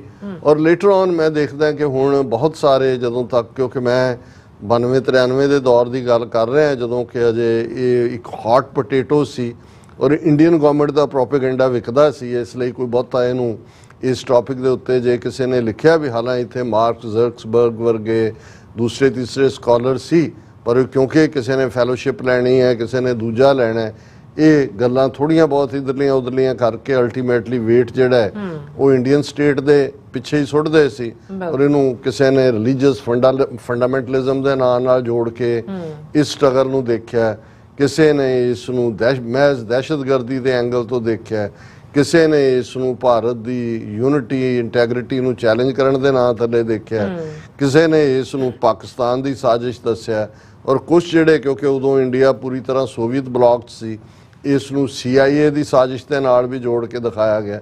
ਹਾਲਾਂ ਹਕੀਕਤ ਇਹ ਹੈ ਕਿ ਨਾ ਸੰਤ ਭਿੰਡਰਾਂਵਾਲਿਆਂ ਦਾ ਨਾ ਜਨਰਲ ਸੁਬੇਗ ਸਿੰਘ ਦਾ ਕੋਈ ਇੰਟਰਨੈਸ਼ਨਲ ਕਨੈਕਸ਼ਨ ਪਾਕਿਸਤਾਨ ਲੈਵਲ ਤੇ ਤਾਂ ਦੂਰ ਦੀ ਗੱਲ ਈਵਨ ਵਿਦਨ ਵੀ ਕੋਈ ਇਸ ਕਿਸਮ ਦਾ ਨਹੀਂ ਸੀ ਔਰ ਇਹ ਇੱਕ ਫਿਰ ਨੈਰੇਟਿਵ ਬਣਾਇਆ ਗਿਆ। ਔਰ ਇਹ ਵੀ ਅਸੀਂ ਦੇਖਦੇ ਹਾਂ ਕਿ ਵੀ ਜਦੋਂ ਫਾਈਨਲੀ ਇੰਡੀਅਨ ਫੌਜ ਨੇ ਕਬਜ਼ਾ ਕੀਤਾ ਔਰ ਕੱਲ ਮੈਂ ਜ਼ਿਕਰ ਕੀਤਾ ਸੀ ਕਿ ਈਵਨ ਹੈਂਡ ਰਿਟਨ ਔਰ ਇਹ ਇੱਕ ਪ੍ਰੋਮੀਨੈਂਟ ਜਿਹੜਾ ਇੰਡੀਅਨ ਐਕਸਪ੍ਰੈਸ ਦਾ ਰਿਪੋਰਟਰ ਆ ਉਹਨੇ ਕਿਹਾ ਮੈਂ ਖੁਦ ਦੇਖਿਆ ਕਿ ਭਾਈ ਉੱਥੇ ਲਿਖਿਆ ਸੀ ਕਿ occupied territory of the enemy ਜਦੋਂ ਫੌਜ ਨੇ ਉਸ ਉਹਨੂੰ ਟੈਰੀਟਰੀ ਦੱਸ ਕੇ ਆਕੂਪਾਈਡ ਔਰ ਜਿਵੇਂ ਦੁਸ਼ਮਣ ਦਾ ਬਿਹੇਵ ਹੈ ਤੇ ਉਹਨਾਂ ਨੂੰ ਇਹ ਲੱਗਦਾ ਸੀ ਕਿ ਵੀ ਇਹਨਾਂ ਦੇ ਕੋਲ ਤਾਂ ਦਿਖਾਉਣ ਨੂੰ ਕੀ ਹਥਿਆਰ ਦਿਖਾਉਣ ਕਿੰਨੀਆਂ SLRs ਨੇ ਕਿ ਵੀ ਇਹਨਾਂ ਨਾਲ 72 ਘੰਟੇ ਉਹਨਾਂ ਨੇ ਫੌਜ ਨੂੰ ਨੇੜੇ ਨਹੀਂ ਲੱਗਣ ਦਿੱਤਾ ਔਰ ਇੰਨੀ ਤਬਾਹੀ ਸੈਂਕੜਿਆਂ ਦੀ ਗਿਣਤੀ 'ਚ ਫੌਜੀ ਮਾਰੇ ਜਾਂਦੇ ਨੇ ਉਹਨਾਂ ਦੇ commando elite commando Indo Tibetan border force ਫਲਾਣਾ ਟਿਮਕਾ 3 ਟਾਇਰ ਫਾਇਰ ਇਧਰ ਉਧਰ ਔਰ ਫਿਰ ਉਹਨਾਂ ਨੇ ਜਾਲੀ ਜਿਹਾ ਲਿਆ ਕੇ ਵੀ ਰੱਖਣ ਦੀ ਕੋਸ਼ਿਸ਼ ਕੀਤੀ। ਪ੍ਰੋਪੇਗੈਂਡੇ ਦੀ ਨੈਗੇਟਿਵਿਟੀ ਇਹ ਸੀ ਕਿ ਪਹਿਲੀ ਜਦੋਂ ਇਹ 3 ਜੂਨ ਤੋਂ ਚੱਲ ਰਿਹਾ ਸੀ 4 ਜੂਨ 5 ਜੂਨ ਨੂੰ ਈਵਨ ਇਹ ਵੀ ਦੂਰਦਰਸ਼ਨ ਤੋਂ ਉਹਨਾਂ ਨੇ ਖਬਰਾਂ ਕਿ ਜੀ ਉੱਥੋਂ ਖਤਰਨਾਕ ਦਵਾਈਆਂ ਡਰੱਗਸ ਟੌਕਸਿਕ ਡਰੱਗਸ ਮਿਲੀਆਂ ਔਰ ਜਿਹੜੀਆਂ ਨੇ ਪ੍ਰੈਗਨੈਂਟ ਔਰਤਾਂ ਮਿਲੀਆਂ ਔਰ ਦੂਜੀਆਂ ਜਿਨ੍ਹਾਂ ਨੂੰ ਲੜਕੀਆਂ ਨੂੰ ਉਧਾੜ ਕੇ ਉੱਥੇ ਇਸ ਕਿਸਮ ਦੀਆਂ ਖਬਰਾਂ ਉਸ ਪੀਰੀਅਡ 'ਚ ਲਾਈਵ ਜਿਹੜੀਆਂ ਨੇ ਉਹ ਦੂਰਦਰਸ਼ਨ ਦੇ ਉੱਤੇ ਔਰ ਦੂਸਰੇ ਚੱਲ ਰਹੀਆਂ ਸੀ।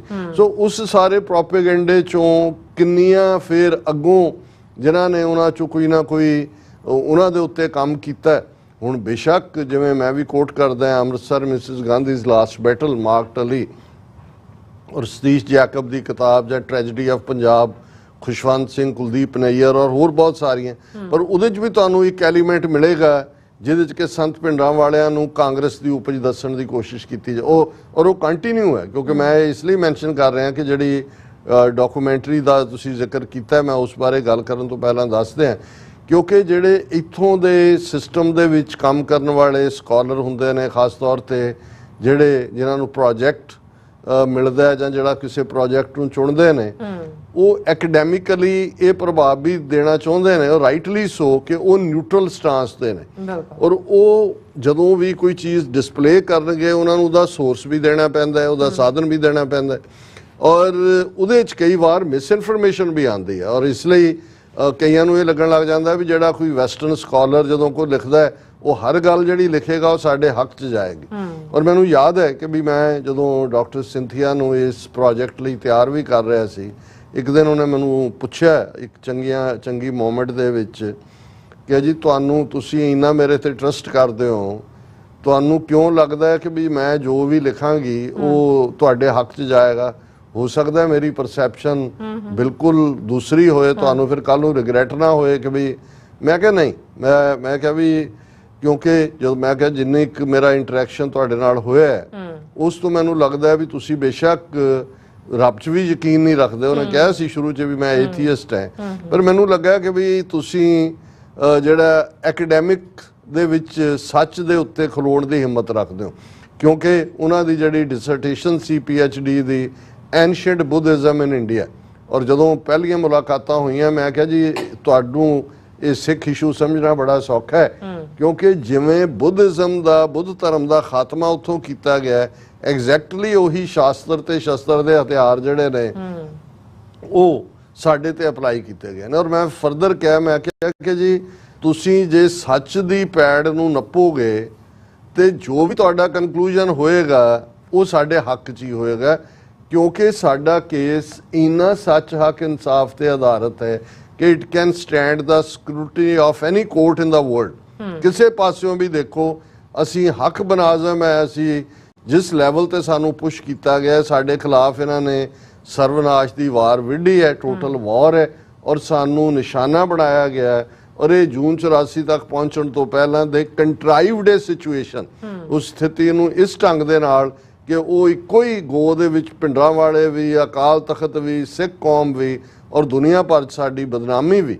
ਔਰ ਮੈਂ ਇਹ ਸਮਝਦਾ ਕਿ ਇਹ ਪਾਰਟ ਸਾਨੂੰ ਜਦੋਂ ਵੀ ਕੋਈ ਅਸੀਂ ਹੁਣ ਬਹੁਤ ਸਾਰੀਆਂ ਐਗਜ਼ੀਬਿਸ਼ਨਸ ਵੀ ਅਰਾਊਂਡ ਸਰਕੂਲੇਟ ਹੋ ਰਹੀਆਂ ਨੇ, ਬਹੁਤ ਸਾਰੀਆਂ ਲਿਖਤਾਂ ਵੀ ਨੇ, ਬਹੁਤ ਸਾਰੀ ਡਾਕੂਮੈਂਟੇਸ਼ਨ ਇਸ ਪੀਰੀਅਡ 'ਚ ਹੋਈ ਹੈ, ਲੇਕਿਨ ਇਸ ਗੱਲ ਦਾ ਵੀ ਧਿਆਨ ਰਹੇ ਕਿ ਜਦੋਂ ਯੰਗ ਜਿਹੜੇ ਸਟੂਡੈਂਟ ਨੇ ਜਾਂ ਸਕਾਲਰ ਵੀ ਨੇ ਜਾਂ ਐਕੈਡੈਮਿਸ਼ੀਅਨ ਵੀ ਨੇ ਉਹ ਕਰਦੇ ਨੇ, ਉਹਦੇ 'ਚ ਕੁਛ ਨਾ ਕੁਛ ਪਾਰਟ ਐਸਾ ਹੁੰਦਾ ਹੈ ਜਿਹੜਾ ਸ਼ਾਇਦ ਸਾਡੀ ਵਰਜ਼ਨ ਸਾਨੂੰ ਪਸੰਦ ਨਹੀਂ ਹੁੰਦਾ, ਲੇਕਿਨ ਇਹ ਵੀ ਸਾਨੂੰ ਉਸ ਐਕੈਡੈਮਿਕ ਹਲਕਿਆਂ ਦੇ ਇੰਡੀਪੈਂਡੈਂਸ, ਔਰ ਮੈਂ ਜਿਸ ਡਾਕੂਮੈਂਟਰੀ ਦਾ ਜ਼ਿਕਰ ਕਰ ਰਿਹਾ ਇਹ ਕੋਈ ਜਦੋਂ ਅਸੀਂ ਇਸ ਦੀ ਗੱਲ ਤਾਂ ਪਹਿਲਾਂ ਵੀ ਕੀਤੀ ਸੀ ਜਦੋਂ ਅਸੀਂ ਇੰਡੀਆਨਾ ਦੇ ਗਏ, ਇਹ ਦੋ ਨੌਜਵਾਨ ਜਿਹੜੇ ਹਾਈ ਸਕੂਲਰ ਨੇ, ਇੱਕ ਸ਼ਾਨ ਸਿੰਘ ਔਰ ਇੱਕ ਰਿਤਿਕ ਵੈਰੀਗੈਂਟਸ ਜਿਹੜਾ ਕਿ ਸਾਊਥ ਇੰਡੀਅਨ ਪੇਰੈਂਟਸ ਦਾ ਬੱਚਾ ਹੈ।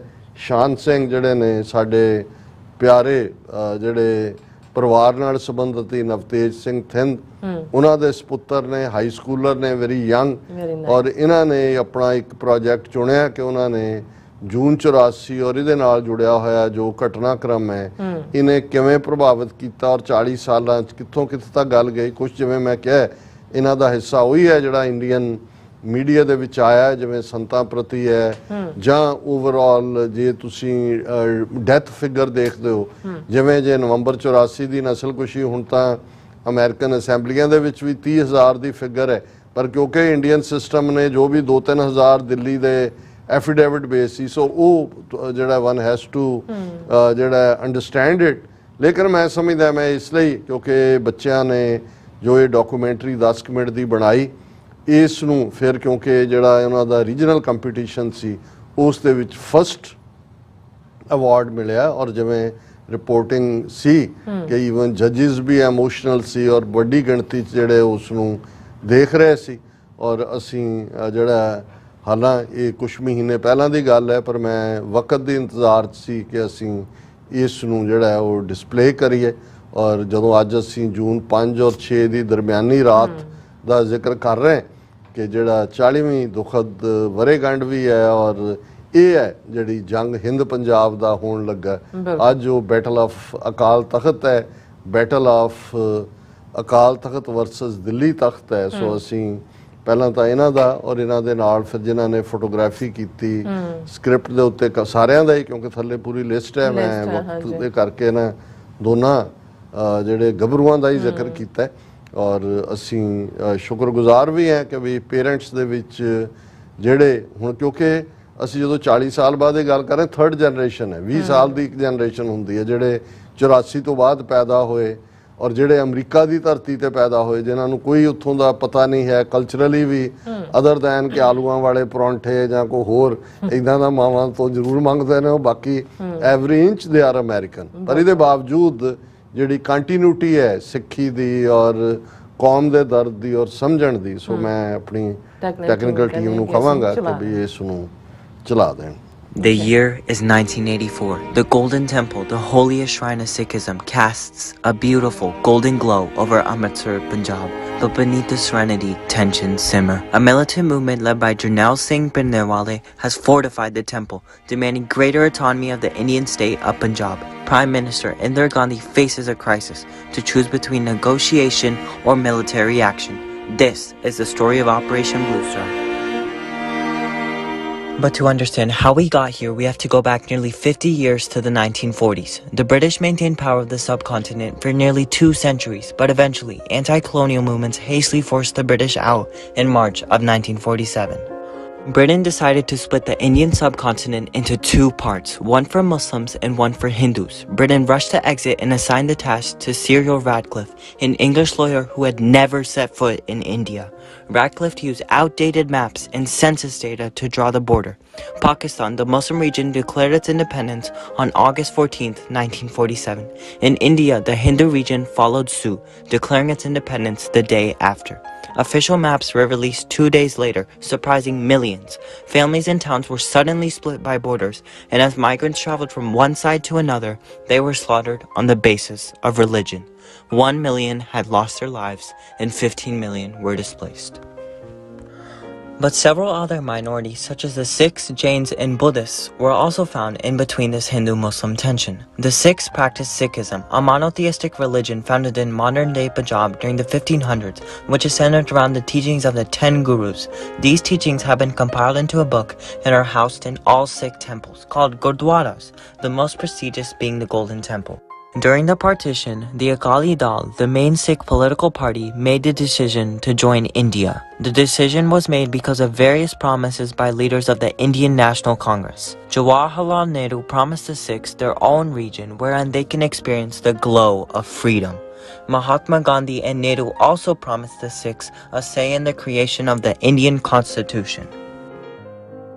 However, these promises were soon forgotten after the British left and the Sikhs were dismissively told by the same Nehru that the circumstances had now changed. In fact, the Indian Constitution to this day identifies all Sikhs and other minorities as sects of Hinduism. The allocation of Punjab's water supply was another tension after the partition, as Punjab had little say in the allocation of its rivers, and most of it was redirected to other states, breaking the international riparian law. These issues were addressed in the Anandpur Sahib Resolution, a document proposed by the Akali Dal with the purpose to solidify Sikh identity and push for increased autonomy in Punjab. While this resolution was being discussed, a social activist known as Sant Jarnail Singh Bhindranwale began to rise within the Sikh community. He believed that Sikhs had become slaves of the majority Hindu population. To combat this, Bhindranwale initiated campaigns such as the Dharm Yudh Morcha to restore the original teachings of Sikhism. Bhindranwale was a major supporter of the resolution and in his speeches urged the Indian government to accept it. However, the Indian government never did because they saw it as a secessionist document with bias. We interviewed Dr. Amarjeet Singh, a well-renowned Khalistan activist in the Sikh community. Bhindranwale became very popular, charismatic. He was a thorn in her side. In his fiery speeches, Bhindranwale would also incite his followers to mount reigns of terror in Punjab against the Delhi regime. Due to his popularity, Indian Prime Minister Indira Gandhi originally saw Bhindranwale as a valuable ally. However, even after Bhindranwale refused to support her political party and occupied the Golden Temple, she took no action. But in fear that Indians were losing faith in her ability to act, she announced her decision to call the army and made sure to give the Sikhs a message they would never forget. On June 1st, 1984, at 7:30 a.m., Operation Blue Star was initiated. 5 infantry battalions were mobilized in Punjab to capture Bhindranwale. The Indian Army entered the Golden Temple complex through the North Gate and were immediately under fire from concealed machine guns. Bhindranwale's forces had converted the Akal Takht into a military base fortified with bricks and sandbags. Bhindranwale's supporters used guerrilla tactics and were commanded by an ex-army general, Shabeg Singh. General Brod of the Indian Army coordinated its advances around both wings of the Akal Takht while ordering commando strikes to incapacitate the defenders. With fierce cascades of bullets and even fiercer determination, Bhindranwale and the Sikh defenders drove the assaults back. After being at a standstill for nearly 7 hours, General Brod finally ordered the tanks to fire their main weapons. The Sikh firing had ceased. Both sides suffered heavy casualties. In Brod's own words, the battle was a massacre, and the space in front of the Akal Takht a killing ground. The battle had finally come to an end. The Golden Temple was relatively unharmed, as the Indian soldiers were given orders to not fire at it. However, the Akal Takht was completely destroyed. There were gaping holes, black stains from the fire, the floors were covered with empty cartridges and bloodstains. The Sikh reference library, which housed sacred Sikh texts, had been put up into flames and completely demolished. Bhindranwale was found dead inside the Akal Takht. How many they killed, we don't know. By one estimate, over 8,000 Sikhs were killed in Darbar Sahib alone. Never any investigation, never any truth commission, never any charges were brought against that who were responsible. The operation took place during the martyrdom of Shri Guru Arjan Dev Ji, the 5th Sikh Guru, which poses the question, why did the Indian government decide to commence Operation Blue Star on one of the busiest Sikh holidays? That their motive was to capture Bhindranwale or kill him. Then okay, it was well known he is sitting at Darbar Sahib complex. There was no other place for him to go. So then why did they invaded 37 other Sikh historical shrines? There were not 37 Bhindranwales. And then even use of tanks. Very few people know that tanks were brought in 3 other historical Gurdwaras as well. They thought that now they have brought Sikhs to their knees. 5 months after the operation, on October 31st, 1984, at 9:15 a.m., we regret to announce the death of the Prime Minister, Mrs. Indira Gandhi. her 2 Sikh bodyguards, Beant Singh and Statwant Singh, shot her nearly 30 times. The Sikh bodyguards had felt deeply betrayed by Indira Gandhi's decision to initiate the operation and viewed it as the final straw. Immediately after her death, anti-Sikh pogroms swept through the nation, the heart being in Delhi. Mobs of Hindus crowded the streets, attacking and murdering Sikhs because Sikhs had killed their beloved Prime Minister. This led to an estimated 2,717 deaths in Delhi alone and approximately 100,000 displaced Sikhs. 4 लड़कों को मेरे को जला दिया। मट्टी का तेल दुनिया के कमरे में निकलते रहे, वो घेर घेर के जलाते रहे। टायर भी लगा दिया बीच में दोनों के और आग लगा दी। हाय मम्मी, हाय पापा, हाय मम्मी, हाय पापा का, और हम उधर रो रहे। Prime Minister Rajiv Gandhi, Indira Gandhi's son, explains that these pogroms were consequences of Sikh actions and made no attempts to stop the violence. In fact, he justified them. लेकिन जब भी कोई बड़ा पेड़ गिरता है तो धरती थोड़ी हिलती है। Nearly a century ago, Mahatma Gandhi had stated that those who say religion has nothing to do with politics do not know what religion is, and this is still true for the Indian subcontinent.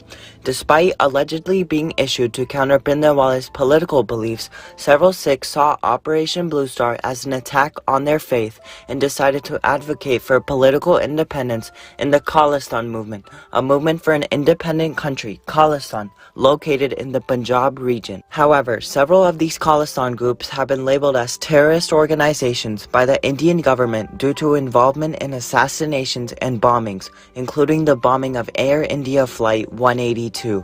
Tensions have continued to escalate to the point where relations between India and countries with a large Sikh diaspora, such as Canada, have become worrisome. In June of 2023, Hardeep Singh Nijjar was murdered mysteriously outside of a Gurdwara in Canada. Nijjar was a major Khalistan activist accused of terrorist activities by the Indian government. Credible allegations of a potential link between agents of the government of India and the killing of Hardeep Singh Nijjar. The killing of Nijjar serves as one of many alleged attempts by the Indian government to silence the Khalistan movement, going as far as to possibly kill overseas citizens. Nijjar's death, along with many others, serves as a dark reminder of the unresolved tensions Operation Blue Star has left behind. Was this a price worth paying? I don't know. I really don't know.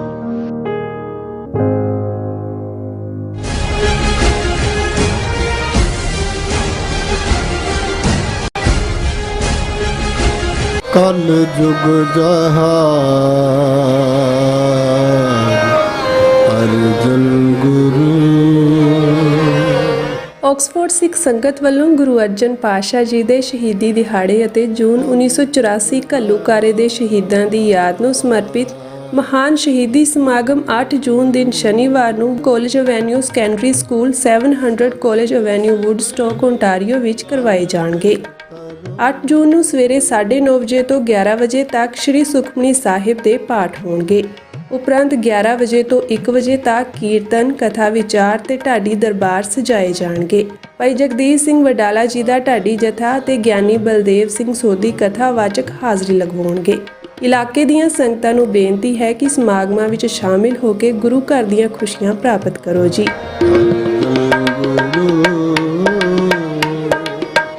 ਜਪਿਓ ਜਿਨ ਅਰਜਨ ਦੇਵ ਗੁਰੂ। ਸ਼ਹੀਦਾਂ ਦੇ ਸਰਤਾਜ ਗੁਰੂ ਅਰਜਨ ਪਾਤਸ਼ਾਹ ਜੀ ਅਤੇ 1984 ਦੇ ਸਮੂਹ ਸ਼ਹੀਦਾਂ ਦੀ ਯਾਦ ਨੂੰ ਸਮਰਪਿਤ ਸ਼ਹੀਦੀ ਨਗਰ ਕੀਰਤਨ 9 ਜੂਨ ਦਿਨ ਐਤਵਾਰ ਨੂੰ ਬਰੈਂਪਟਨ ਵਿਖੇ ਸਜਾਏ ਜਾਣਗੇ। ਨਗਰ ਕੀਰਤਨ ਦੀ ਆਰੰਭਤਾ Gurdwara Guru Nanak mission centre Brampton ਤੋਂ ਦੁਪਹਿਰ 12 ਵਜੇ ਹੋਵੇਗੀ ਅਤੇ ਸਮਾਪਤੀ ਸ਼ਾਮ 6 ਵਜੇ ਗੁਰਦੁਆਰਾ ਜੋਤ ਪ੍ਰਕਾਸ਼ ਬਰੈਂਪਟਨ ਵਿਖੇ ਹੋਵੇਗੀ। 8 ਜੂਨ ਦਿਨ ਸ਼ਨੀਵਾਰ ਨੂੰ ਦੁਪਹਿਰ 1 ਵਜੇ ਗੁਰਦੁਆਰਾ ਜੋਤ ਪ੍ਰਕਾਸ਼ ਸਾਹਿਬ ਵਿਖੇ ਅੰਮ੍ਰਿਤ ਸੰਚਾਰ ਕਰਵਾਇਆ ਜਾਵੇਗਾ।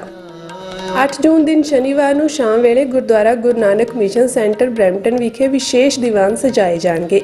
ਇਨ੍ਹਾਂ ਦੀਵਾਨਾਂ ਵਿੱਚ ਗੁਰਬਾਣੀ ਕੀਰਤਨ, ਕਥਾ ਵਿਚਾਰਾਂ ਅਤੇ ਪੰਥਕ ਹਾਲਾਤਾਂ ਬਾਰੇ ਬੁਲਾਰੇ ਵਿਚਾਰ ਰੱਖਣਗੇ। ਖਾਲਿਸਤਾਨ ਅਫੇਅਰ ਸੈਂਟਰ ਦੇ ਮੁੱਖ ਸੰਚਾਲਕ ਡਾਕਟਰ ਅਮਰਜੀਤ ਸਿੰਘ ਅਤੇ ਸਿੱਖ ਵਿਦਵਾਨ ਭਾਈ ਅਜਮੇਰ ਸਿੰਘ ਮੁੱਖ ਤੌਰ ਤੇ ਇਨ੍ਹਾਂ ਸਮਾਗਮਾਂ ਵਿੱਚ ਸ਼ਿਰਕਤ ਕਰਨਗੇ। ਸਮੂਹ ਸੰਗਤਾਂ ਨੂੰ ਬੇਨਤੀ ਹੈ ਕਿ ਹੁਮ-ਹੁਮਾ ਕੇ ਆਓ ਤੇ ਸ਼ਹੀਦਾਂ ਨੂੰ ਸ਼ਰਧਾਂਜਲੀ ਭੇਟ ਕਰੋ ਜੀ। ਸਮਾਗਮਾਂ ਸੰਬੰਧੀ ਵਧੇਰੇ ਜਾਣਕਾਰੀ ਲੈਣ ਲਈ 905 799 2682 ਜਾਂ 905 790 1415 ਫੋਨ ਨੰਬਰਾਂ ਤੇ ਸੰਪਰਕ ਕਰ ਸਕਦੇ ਹੋ।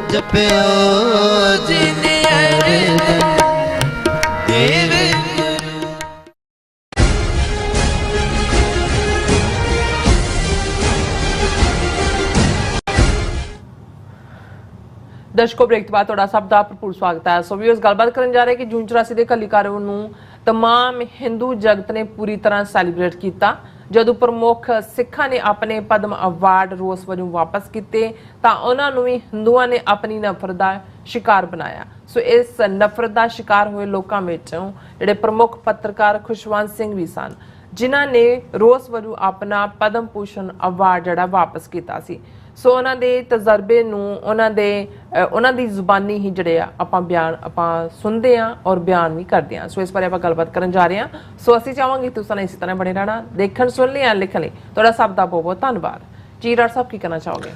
ਦੇਖੋ, ਜਦੋਂ ਅਸੀਂ ਜੂਨ 84 ਦੇ ਘੱਲੂਘਾਰੇ ਦੇ ਅੱਡ-ਅੱਡ ਪਹਿਲੂਆਂ ਦੇ ਉੱਤੇ ਕੰਮ ਕਰਦੇ ਹਾਂ, ਸੋਚਦੇ ਹਾਂ ਜਾਂ ਗੋਸ਼ਟੀ ਕਰਦੇ ਹਾਂ, ਤਾਂ ਇਸ ਦੇ ਬਹੁਤ ਸਾਰੇ ਬੜੇ ਖਤਰਨਾਕ ਜਿਹੜੇ ਪਹਿਲੂ ਨੇ ਉਹ ਵੀ ਖੁੱਲ੍ਹ ਕੇ ਸਾਹਮਣੇ ਆਉਂਦੇ ਨੇ।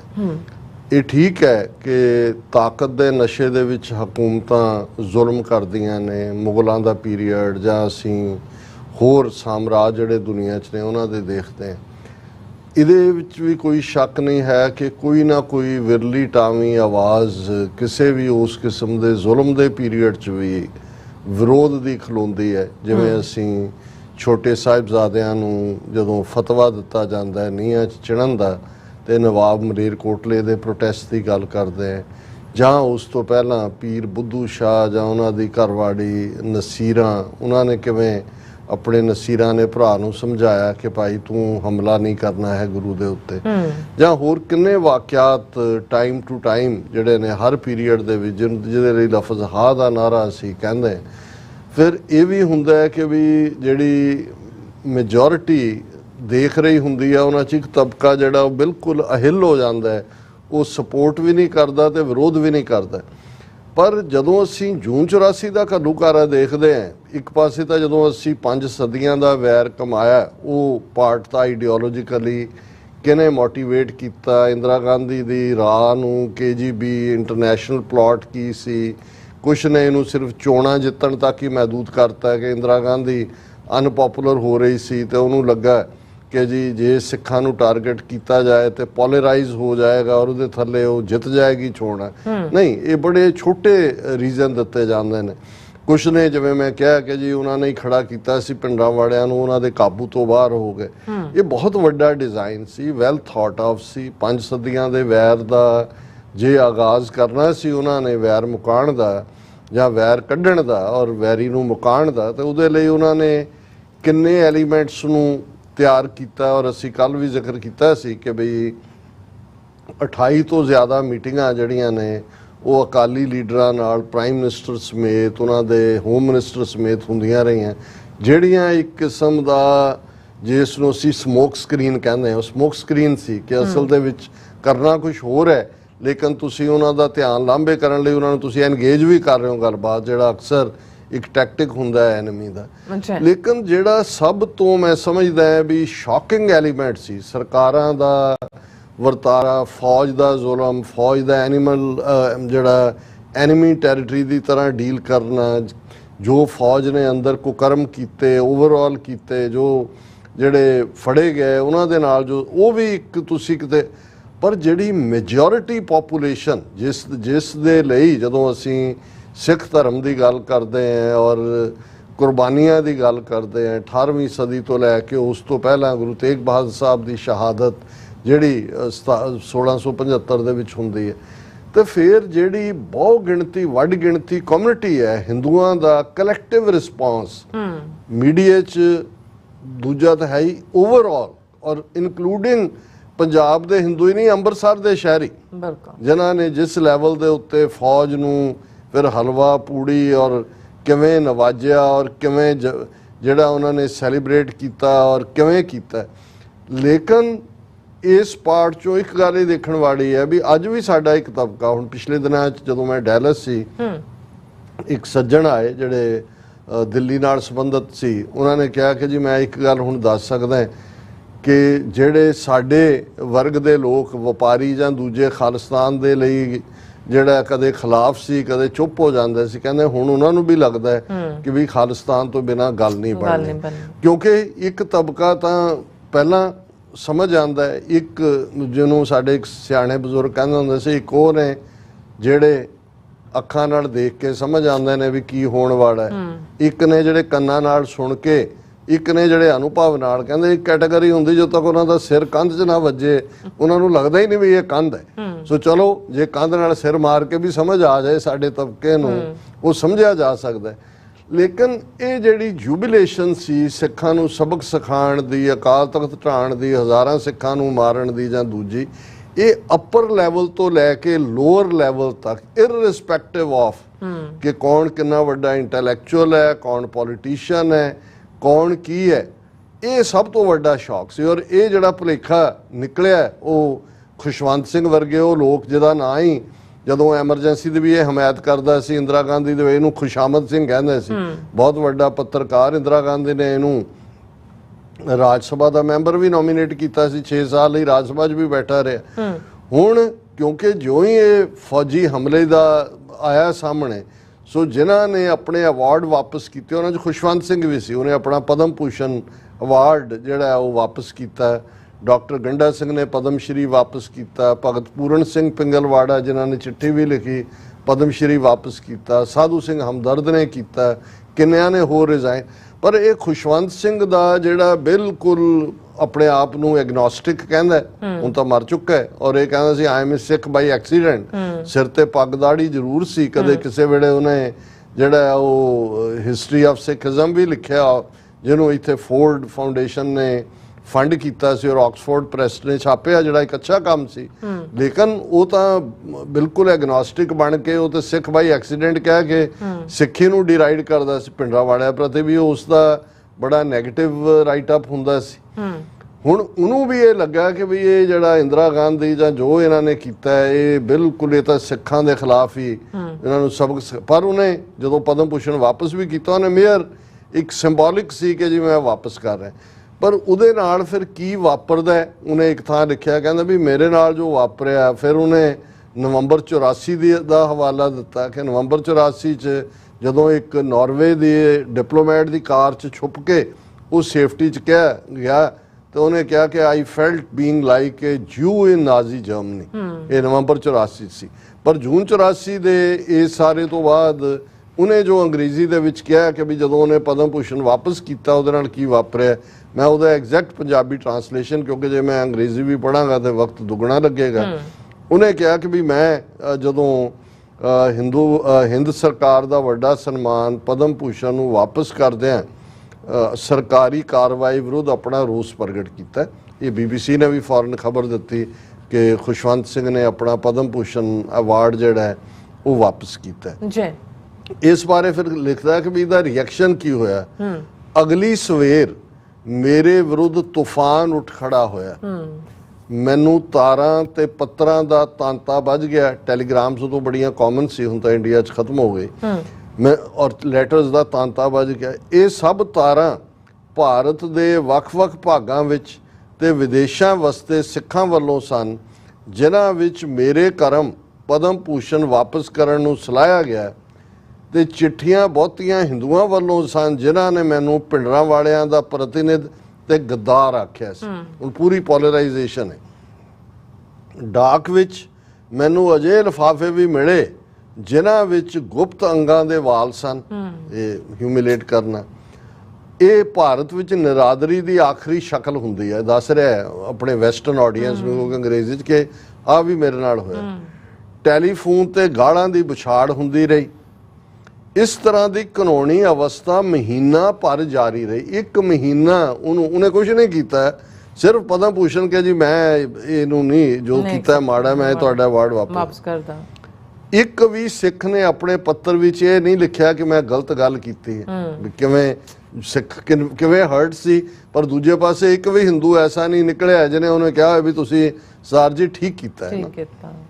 ਮੈਨੂੰ ਹਿੰਦੂਆਂ ਵੱਲੋਂ ਭਰਿਆ ਗਿਆ ਹੁੰਗਾਰਾ ਵਧੇਰੇ ਨਿਰਾਸਤਾ ਭਰਿਆ ਮਿਲਿਆ, ਕਿਉਂ ਜੋ ਜਿੱਥੇ ਮੈਂ ਸਿੱਖਾਂ ਨੂੰ ਤੇ ਮੁਸਲਮਾਨਾਂ ਨੂੰ ਕੱਟੜਤਾ ਵੱਲ ਉਲਾਰ ਸਮਝਦਾ ਸੀ, ਉੱਥੇ ਹੀ ਹਿੰਦੂਆਂ ਨੂੰ ਧਰਮ ਦੇ ਮਾਮਲਿਆਂ ਵਿੱਚ ਵਧੇਰੇ ਵਿਸ਼ਾਲਚਿਤ, ਰਵਾਦਾਰ ਤੇ ਸਹਿਨਸ਼ੀਲ ਸਮਝਦਾ ਸੀ। ਕਹਿੰਦਾ ਮੈਨੂੰ ਇਸ ਲਈ ਸ਼ੌਕ ਲੱਗਾ ਵੀ ਮੇਰੀ ਜਿਹੜੀ ਪਰਸੈਪਸ਼ਨ ਸੀ ਕਿ ਸਿੱਖ ਔਰ ਮੁਸਲਮਾਨ ਜਿਹੜੇ ਨੇ ਉਹ ਧਰਮ ਦੇ ਮਾਮਲੇ 'ਚ ਕੱਟੜ ਨੇ, ਇਹ ਗੱਲ ਨਹੀਂ ਸੁਣਦੇ ਕੋਈ ਵੀ ਖਿਲਾਫ।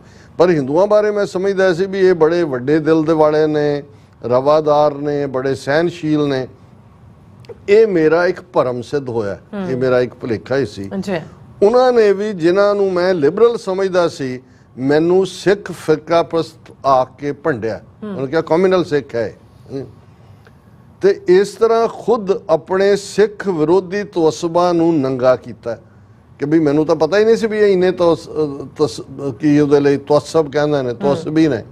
ਉਹਨਾਂ ਨੇ ਕਿਹਾ ਵੀ ਉਹਨਾਂ ਨੇ ਆਪਣੇ ਆਪ ਨੂੰ ਜ਼ਾਹਰ ਕੀਤਾ। ਇਹਨਾਂ ਵਿੱਚ Giri Lal Jain, editor the Times of India, MK Kamath ਜਿਹੜਾ ਮੇਰੇ ਮਗਰੋਂ ਇਲਸਟ੍ਰੇਟਿਡ ਵੀਕਲੀ ਆਫ ਇੰਡੀਆ ਦਾ ਐਡੀਟਰ ਬਣਿਆ, NC ਮੈਨਨ ਜਿਹੜਾ ਮੇਰੇ ਪਿੱਛੋਂ ਹਿੰਦੁਸਤਾਨ ਟਾਈਮਜ਼ ਦਾ ਐਡੀਟਰ ਬਣਿਆ, ਅਤੇ ਵਿਨੋਦ ਮਹਿਤਾ ਬੰਬਈ ਦੇ ਸੰਡੇ ਆਬਜ਼ਰਵਰ ਦਾ ਐਡੀਟਰ ਵਰਗੇ ਉੱਗੇ ਮਨੁੱਖ ਸ਼ਾਮਲ ਸਨ। ਹੁਣ ਇਹ ਜਿਹੜੇ ਚਾਰੋਂ ਨਾਂ ਖੁਸ਼ਵੰਤ ਸਿੰਘ ਨੇ ਲਏ ਨੇ, ਇਹ ਮੀਡੀਆ ਮੁਗਲਸ ਨੇ, ਬਹੁਤ ਵੱਡੇ ਨਾਂ ਜਿਹੜੇ ਲਿਬਰਲ, ਫੇਅਰ, ਆਬਜੈਕਟਿਵ ਰਿਪੋਰਟਿੰਗ ਜਾਂ ਲਿਖਤ ਇਸ ਲਈ ਜਾਣੇ ਜਾਂਦੇ ਨੇ। ਉਹਨਾਂ ਨੇ ਗਿਰੀ ਲਾਲ ਜੈਨ ਜਿਹੜਾ, MK ਕਾਮਤ ਔਰ NC ਮੈਨਨ, ਇਹ ਵਿਨੋਦ ਮਹਿਤਾ ਜਿਹੜਾ ਬੰਬਈ ਦੇ ਸੰਡੇ ਆਬਜ਼ਰਵਰ ਦਾ ਐਡੀਟਰ ਸੀ, ਇਹਨਾਂ ਨੇ ਮੇਰੇ ਖਿਲਾਫ ਸੰਪਾਦਕੀ ਲਿਖੇ, ਐਡੀਟੋਰੀਅਲ ਲਿਖੇ ਮੇਰੇ ਖਿਲਾਫ। ਮਹਿਤੇ ਨੇ ਤਾਂ ਇੱਥੋਂ ਤੱਕ ਲਿਖ ਦਿੱਤਾ ਕਿ ਮੈਂ ਸਿੱਖ ਤੇ ਇੰਡੀਅਨ ਦੋਵੇਂ ਨਹੀਂ ਹੋ ਸਕਦਾ। ਉਹਨੇ ਕਿਹਾ ਵੀ ਜਾਂ ਤੂੰ ਸਿੱਖ ਬਣ ਜਾਂ ਇੰਡੀਅਨ ਹੋ, ਤੂੰ ਇੱਕੋ ਵੇਲੇ ਜਿਹੜਾ ਉਹ ਦੋਵੇਂ ਨਹੀਂ ਹੋ ਸਕਦਾ। ਰੋਸ ਵਜੋਂ ਮੈਂ ਉਹਦੇ ਅਖਬਾਰ ਲਈ ਆਪਣਾ ਕਾਲਮ ਵਾਪਸ ਲੈ ਲਿਆ। ਹੁਣ ਇਹ ਉਹਨਾਂ ਨੇ ਕਿਹਾ ਵੀ ਮੈਂ ਉਹਦੇ ਲਈ ਲਿਖਦਾ ਸੀ, ਮੈਂ ਜਦੋਂ ਉਹਨੇ ਇਹ ਕਿਹਾ ਮੈਂ ਉਹਦਾ ਆਪਣਾ ਕਾਲਮ ਹੀ, ਮੈਂ ਕਿਹਾ ਨਹੀਂ ਲਿਖਣਾ ਤੁਹਾਡੇ ਲਈ। ਪਹਿਲੀ ਵਾਰ ਇਹਨਾਂ ਭੱਦਰ ਪੁਰਸ਼ਾਂ ਨੇ ਮੈਨੂੰ ਇਹ ਮਹਿਸੂਸ ਕਰਵਾਇਆ ਕਿ ਮੈਂ ਸੈਕੂਲਰ ਇੰਡੀਆ ਵਿੱਚ ਨਹੀਂ, ਸਗੋਂ ਇੱਕ ਹਿੰਦੂ ਇੰਡੀਆ ਵਿੱਚ ਰਹਿ ਰਿਹਾ। ਹੁਣ ਇਹ ਤਾਂ 40 ਸਾਲ ਪਹਿਲਾਂ ਦੀ ਗੱਲ ਹੈ। ਇਹਨਾਂ 40 ਉਦੋਂ ਤੱਕ ਤਾਂ ਅਜੇ ਫੇਕ ਪੁਲਿਸ ਮੁਕਾਬਲੇ ਨਹੀਂ ਸੀ ਹੋਏ, ਉਦੋਂ ਟ੍ਰਾਂਸਨੈਸ਼ਨਲ ਰਿਪਰੈਸ਼ਨ ਨਹੀਂ ਸੀ ਹੋਇਆ, ਜੋ ਕੁਛ ਹੈ। ਹੁਣ ਜੇ ਖੁਸ਼ਵੰਤ ਸਿੰਘ ਨੂੰ 40 ਸਾਲ ਪਹਿਲਾਂ ਇਹ ਨਜ਼ਰ ਆਇਆ ਸੀ ਕਿ ਭਾਈ ਇਹ ਜਿਹੜੇ ਹਿੰਦੂ ਅਪਰ ਲੈਵਲ ਤੇ ਵੀ ਬੈਠੇ ਨੇ, ਇਹਨਾਂ ਦੇ ਅੰਦਰ ਤਾਂ ਸ਼ੁੱਧ ਬਨਾਰਸੀ ਹਿੰਦੂ ਬੈਠਾ ਹੋਇਆ ਹੈ, ਸੈਕੂਲਰ, ਲਿਬਰਲ, ਇੰਟੈਲੈਕਚੁਅਲ ਲੇਬਲ ਆ ਕੇ ਬੈਠੇ ਹੋਏ ਨੇ, ਤੇ ਅੱਜ ਵੀ ਜੇ 40 ਸਾਲ ਬਾਅਦ ਕਿਸੇ ਸਿੱਖ ਨੂੰ ਇਹ ਸਮਝਾਉਣਾ ਪਏ, ਇਸ ਲਈ ਮੈਂ ਕਿ ਕੋਈ ਸਿੱਖ ਹੈ ਜੀ ਕਿਉਂ, ਹਾਂ ਕੋਈ ਯੰਗਰ ਆਪਣੀ ਕਿਉਰਿਓਸਿਟੀ ਲਈ ਸਵਾਲ ਪੁੱਛੇ ਮੈਂ ਉਹਨੂੰ ਡਿਸਕਸ ਕਰਦਾ। ਪਰ ਮੈਂ ਕਿਸੇ ਗਰੋਨ ਅਪ ਨਾਲ ਹੀ ਮੈਂ ਕਿਹਾ ਜੇ ਤੁਹਾਨੂੰ 40 ਸਾਲਾਂ 'ਚ ਸਮਝ ਨਹੀਂ ਨਾ ਆਈ ਵੀ ਹੁਣ ਤੁਹਾਨੂੰ ਮੋਦੀ ਬਣਾਏਗਾ ਖਾਲਿਸਤਾਨੀ, ਇਸ ਲਈ ਮੈਂ ਤੁਹਾਨੂੰ ਕਿਹਾ ਸੀ ਕਿ ਵੀ ਇੱਕ ਨੇ ਕਿਹਾ ਜੀ ਇਹ ਤਾਂ 6 ਮਹੀਨੇ ਲੇਟ ਕਰਤਾ ਮੋਦੀ ਨੇ ਬਣ ਗਿਆ। ਮੈਂ ਕਿਹਾ ਨਹੀਂ ਇਹ ਅਰਲੀ ਕਰੇਗਾ, ਹੁਣ ਇਹ ਹੜਬੜਾ ਕੇ ਉਹਨੂੰ ਪਤਾ ਨਹੀਂ ਲੱਗਦਾ ਕੀ ਹੈ। ਔਰ ਜਿੱਥੇ ਅਸੀਂ ਇਹ ਸਮਝਦੇ ਹਾਂ ਵੀ ਇਹ ਵੀ ਜ਼ਰੂਰੀ ਹੈ ਸਮਝਣਾ, ਉੱਥੇ ਮੈਂ ਜਿਵੇਂ ਪਹਿਲੇ ਸੈਗਮੈਂਟ ਦੀ ਬਿਗਨਿੰਗ 'ਚ ਕਿਹਾ ਸੀ ਕਿ ਇਹ ਜੰਗ ਹਿੰਦ ਪੰਜਾਬ ਔਰ ਉਹ ਸਾਡੀ ਗਲੋਰੀਅਸ ਹਿਸਟਰੀ ਦਾ ਰਿਪੀਟ ਵੀ, ਇੱਕ ਪਾਸੇ ਘੱਲੂਘਾਰੇ ਦਾ ਦੁਖਾਂਤ ਵੀ, ਔਰ ਅਫਜ਼ਲ ਅਹਿਸਨ ਰੰਧਾਵਾ ਜਿਹੜੇ 9 ਜੂਨ ਨੂੰ ਲਹਿੰਦੇ ਪੰਜਾਬ 'ਚ ਅੱਖਾਂ 'ਚੋਂ ਅਥਰੂ ਘੇਰਦੇ ਆ, ਉਹਨਾਂ ਦੇ ਇਸ ਨਜ਼ਮ ਨੂੰ ਰਚਦੇ ਨੇ ਜਿਹੜੀ ਇਸ ਦੌਰ ਦੀ ਖੁਸ਼ਵੰਤ ਸਿੰਘ ਵਰਗਿਆਂ ਨੇ ਜਾਂ ਦੂਜਿਆਂ ਨੇ ਤਾਂ ਅਵਾਰਡ ਵਾਪਸ ਕੀਤੇ, ਕੋਈ ਲਿਖਤਾਂ ਜਾਂ ਬਾਅਦ 'ਚ ਟ੍ਰੈਜਡੀ ਆਫ ਪੰਜਾਬ ਕੁਲਦੀਪ ਨਈਅਰ ਨਾਲ ਮਿਲ ਕੇ ਲਿਖੀ, ਲੇਕਿਨ ਤੁਹਾਨੂੰ ਉਹ ਦਰਦ ਮਹਿਸੂਸ ਨਹੀਂ ਹੋਏਗਾ ਜਾਂ ਉਹ ਪ੍ਰਾਈਡ ਜਿਹੜਾ ਅਕਾਲ ਤਖਤ ਦੀ ਇਸ ਜੰਗ ਨੇ ਦਿੱਤਾ ਹੈ ਉਹਦੇ ਲਈ। ਜੇ ਇੱਕੋ ਇੱਕ ਹਰਿੰਦਰ ਸਿੰਘ ਮਹਿਬੂਬ ਪ੍ਰਿੰਸੀਪਲ ਉਹਨਾਂ ਨੇ ਵੀ ਬਹੁਤ ਕੁਝ ਲਿਖਿਆ ਹੈ, ਅਸੀਂ ਉਹਨੂੰ ਵੀ ਸਾਂਝਾ ਕਰਦੇ ਹਾਂ। ਪਰ ਮੈਂ ਸਮਝਦਾ ਹਾਂ ਵੀ ਜਿਸ ਤਰੀਕੇ ਨਾਲ ਅੱਲਾ ਯਾਰ ਖਾਂ ਯੋਗੀ ਦੇ ਜਿਹੜੇ ਦੋਵੇਂ ਹੀ ਨੇ ਲਿਖਤਾਂ, ਜਦੋਂ ਉਹਨਾਂ ਨੇ ਵੱਡੇ ਸਾਹਿਬਜ਼ਾਦਿਆਂ ਤੇ ਛੋਟੇ ਸਾਹਿਬ, ਅੱਜ ਕੋਈ ਦੁਨੀਆ 'ਚ ਜਦੋਂ ਸ਼ਹੀਦੀ ਹਫਤਾ ਹੁੰਦਾ ਉਹ ਸਮਾਗਮ ਮੁਕੰਮਲ ਹੀ ਨਹੀਂ ਹੁੰਦਾ, ਕੋਈ ਪ੍ਰਚਾਰਕ, ਕੋਈ ਰਾਗੀ, ਕੋਈ ਢਾਡੀ, ਕੋਈ ਬੁਲਾਰਾ ਜਿਹੜਾ ਉਹ ਅੱਲਾ ਯਾਰ ਖਾਂ ਯੋਗੀ ਨੂੰ ਕੋਟ ਕੀਤੇ ਬਿਨਾਂ ਜਿਹੜਾ ਉਹ ਮੁਕੰਮਲ ਹੀ ਨਹੀਂ ਹੋ ਸਕਦਾ ਉਸ ਬਿਆਨ ਨੂੰ। ਇਵੇਂ ਹੀ ਮੈਂ ਸਮਝਦਾ ਕਿ ਇਹ ਜੂਨ 84 ਦਾ ਘੱਲੂਘਾਰਾ ਅਫਜ਼ਲ ਅਹਿਸਨ ਰੰਧਾਵਾ ਦੀ ਨਜ਼ਮ ਬਿਨਾਂ ਜਿਹੜਾ ਇਸ ਨੂੰ ਨਾ ਸਮਝਿਆ ਜਾ ਸਕਦਾ ਹੈ ਨਾ ਠੀਕ ਬਿਆਨਿਆ ਜਾ ਸਕਦਾ ਹੈ। ਔਰ ਇਹ ਮੈਂ ਸਾਂਝਾ ਕਰ ਰਿਹਾ, ਨਵਾਂ ਘੱਲੂਘਾਰਾ ਉਹਨਾਂ ਨੇ ਨਾਂ ਰੱਖਿਆ ਕਿ ਵੀ ਅਸੀਂ ਤਾਂ 18ਵੀਂ ਸਦੀ ਦੇ ਘੱਲੂਘਾਰਿਆਂ ਦੀ ਗੱਲ ਕਰਦੇ ਸੀ, ਪਰ ਮੈਂ ਇਹਦੇ 'ਚ ਆਪਣੇ ਕਾਮੈਂਟ ਬਹੁਤ ਘੱਟ ਕਰਾਂਗਾ ਕਿਉਂਕਿ ਮੈਂ ਸਮਾਂ ਦੇਖ ਰਿਹਾ। ਸੁਣ ਰਾਹੀਆ ਕਰਮਾਂ ਵਾਲਿਆ ਮੈਂ ਬੇਕਰਮੀ ਦੀ ਬਾਤ, ਮੇਰਾ ਚੜ੍ਹਦਾ ਸੂਰਜ ਡੁੱਬਿਆ ਮੇਰੇ ਦਿਨ ਨੂੰ ਖਾ ਗਈ ਰਾਤ, ਮੇਰੀ ਸਾਵੀ ਕੁੱਖ ਜਨਮਾ ਚੁੱਕੀ ਜਿਹੜੀ ਗੁਰੂ ਸਿਆਣੇ ਵੀਰ, ਅੱਜ ਤਪਦੀ ਭੱਠੀ ਬਣ ਗਈ ਤੇ ਉਹਦੀ ਵੇਖ ਅਸੀਰ, ਅੱਜ ਤਪਦੀ ਭੱਠੀ ਬਣ ਗਈ ਮੇਰੀ ਸਾਵੀ ਕੁੱਖ ਅਖੀਰ, ਵਿੱਚ ਫੁੱਲਿਆਂ ਵਾਂਗੂ ਖਿੜ ਪਏ ਮੇਰੇ ਸ਼ੇਰ ਜਵਾਨ ਤੇ ਪੀਰ, ਅੱਜ ਤਪਦੀ ਭੱਠੀ ਬਣ ਗਈ ਮੇਰੀ ਮਹਿਕਾਂ ਵੰਡਦੀ ਕੁੱਖ, ਅੱਜ ਮੇਰੇ ਥਣਾ ਚੋਂ ਚੁੰਗਦੇ ਮੇਰੇ ਬੱਚੇ ਲਹੂ ਤੇ ਦੁੱਖ, ਅੱਜ ਤਪਦੀ ਭੱਠੀ ਬਣ ਗਈ ਮੇਰੀ 7 ਸਮੁੰਦਰ ਅੱਖ, ਅੱਜ ਝੱਲੀ ਜਾਏ ਨਾ ਜੱਗ ਤੋਂ ਮੇਰੀ ਸ਼ਹੀਦਾਂ ਵਾਲੀ ਦੱਖ, ਅੱਜ ਤਪਦੀ ਭੱਠੀ ਬਣ ਗਈ ਮੇਰੀ ਚੂੜੇ ਵਾਲੀ ਬਾਂਹ, ਅੱਜ ਵਿੱਚ ਸ਼ਹੀਦੀ ਝੰਡਿਆਂ ਹੈ ਮੇਰਾ ਝੰਡਾ ਤਾਂ, ਅੱਜ ਤਪਦੀ ਭੱਠੀ ਬਣ ਗਿਆ ਮੇਰਾ ਸਗਲੇ ਵਾਲਾ ਪੈਰ, ਅੱਜ ਵੈਰੀਆਂ ਕੱਢ ਵਿਖਾੜਿਆ ਹੈ 5 ਸਦੀਆਂ ਦਾ ਵੈਰ, ਅੱਜ ਤਪਦੀ ਭੱਠੀ ਬਣ ਗਈ ਮੇਰੀ ਦੁੱਧਾਂ ਵੰਡਦੀ ਛਾਤ, ਮੈਂ ਆਪਣੀ ਰੱਤ ਵਿੱਚ ਡੁੱਬ ਗਈ ਪਰ ਬਾਹਰ ਨਾ ਮਾਰੀ ਝਾਤ, ਅੱਜ ਤਪਦੀ ਭੱਠੀ ਬਣ ਗਿਆ ਮੇਰਾ ਮੱਖਣ ਜਿਹਾ ਸਰੀਰ, ਮੈਂ ਕੁੱਖ ਸੜੀ ਵਿੱਚ ਸੜ ਮਰੇ ਮੇਰਾ ਰਾਂਝਾ ਮੇਰੀ ਹੀਰ, ਅੱਜ ਤਪਦੀ ਭੱਠੀ ਬਣ ਗਿਆ ਮੇਰਾ ਡਲਕਾ ਮਾਰਦਾ ਰੰਗ, ਮੈਂ ਮਰ ਜਾਣੀ ਵਿੱਚ ਸੜ ਗਿਆ ਅੱਜ ਮੇਰਾ ਇੱਕ ਇੱਕ ਅੰਗ, ਅੱਜ ਤਪਦੀ ਭੱਠੀ ਬਣ ਗਈ ਮੇਰੇ ਵਿਹੜੇ ਦੀ ਹਰ ਇੱਟ, ਜਿੱਥੇ ਦੁਨੀਆ ਮੱਥਾ ਟੇਕਦੀ ਉਹ ਬੂਟਾਂ ਛੱਡੀ ਪਿੱਟ, ਮੇਰੇ ਬੁਰਜ ਮਨਾਰੇ ਢਾ ਦਿੱਤਾ ਤਖਤ ਅਕਾਲ, ਮੇਰਾ ਸੋਨੇ ਰੰਗਾ ਰੰਗ ਅੱਜ ਮੇਰੇ ਲਹੂ ਨਾਲ ਲਾਲੋ ਲਾਲ, ਮੇਰੀਆਂ ਖੁੱਥੀਆਂ ਟੈਂਕਾਂ ਮੀਡੀਆਂ ਮੇਰੀ ਲੂਹੀ ਬੰਬਾਂ ਗੁੱਤ, ਮੇਰੀਆਂ ਖੁੱਥੀਆਂ ਟੈਂਕਾਂ ਮੀਡੀਆਂ ਮੇਰੀ ਲੂਹੀ ਬੰਬਾਂ ਗੁੱਤ, ਮੇਰੇ ਕੁੱਛੜ ਅੰਨੀਆਂ ਗੋਲੀਆਂ ਭੰਨ ਸੁੱਟੇ ਮੇਰੇ ਪੁੱਤ, ਮੇਰਾ ਚੂੜਾ ਰਾਤ ਸੁਹਾਗ ਦਾ ਹੋਇਆ ਏਦਾਂ ਲੀਰੋ ਲੀਰ, ਜਿੱਦਾਂ ਕਿਰਚੀ ਕਿਰਚੀ ਹੋ ਗਈ ਮੇਰੀ ਸ਼ੀਸ਼ੇ ਦੀ ਤਸਵੀਰ, ਮੇਰਾ ਸ਼ੇਰ ਬਹਾਦਰ ਸੂਰਮਾ ਜਰਨੈਲਾਂ ਦਾ ਜਰਨੈਲ, ਉਸ ਮੌਤ ਵਿਆਹੀ ਹੱਸ ਕੇ ਉਹਦੇ ਦਿਲ ਤੇ ਰੱਤਾ ਨਾ ਮੈਲ। ਮੇਰਾ ਸ਼ੇਰ ਬਹਾਦਰ ਸੂਰਮਾ ਜਰਨੈਲਾਂ ਦਾ ਜਰਨੈਲ, ਉਸ ਮੌਤ ਵਿਆਹੀ ਹੱਸ ਕੇ ਉਹਦੇ ਦਿਲ ਤੇ ਰੱਤਾ ਨਾ ਮੈਲ। ਪਰ ਕੋਈ ਨਾ ਉਹਨੂੰ ਬੋੜਿਆ, ਉਹਨੂੰ ਵੈਰੀਆਂ ਮਾਰਿਆ ਘੇਰ। ਉਂਝ ਡੱਕੇ ਰਹਿ ਗਏ ਘਰਾਂ 'ਚ ਮੇਰੇ ਲੱਖਾਂ ਪੁੱਤਰ ਸ਼ੇਰ। ਸੁਣ ਰਾਈਆ ਕਰਮਾਂ ਵਾਲਿਆ ਮੈਂ ਬੇਕਰਮੀ ਦੀ ਬਾਤ, ਮੇਰਾ ਚੜ੍ਹਦਾ ਸੂਰਜ ਡੁੱਬਿਆ, ਮੇਰੇ ਦਿਨ ਨੂੰ ਖਾ ਗਈ ਰਾਤ। ਮੇਰੇ ਲੂੰ ਲੂੰ ਚੋਂ ਪਈ ਵਗਦੀ, ਭਾਵੇਂ ਲਹੂ ਦੀ ਇੱਕ ਇੱਕ ਨਹਿਰ।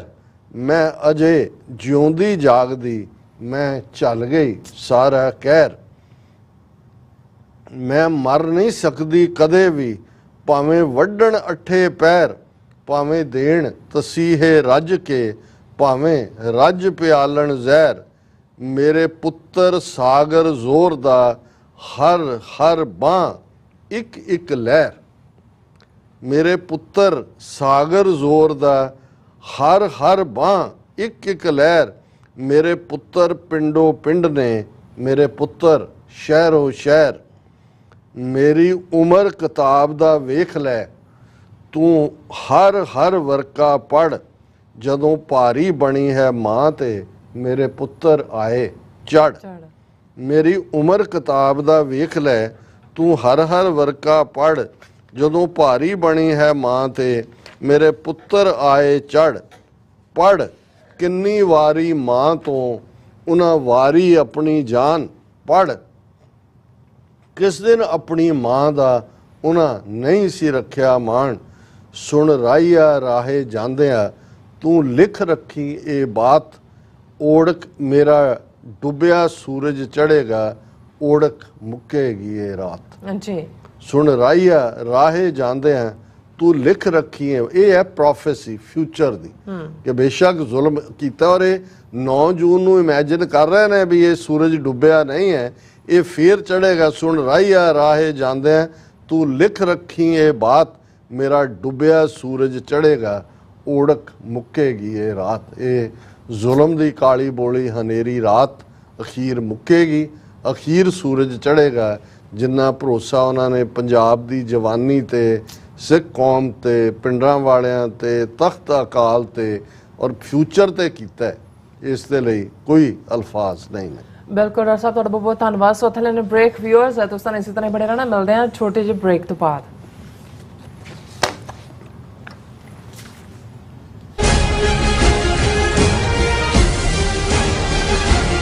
ਮਰਨ ਮੁਨਸਾ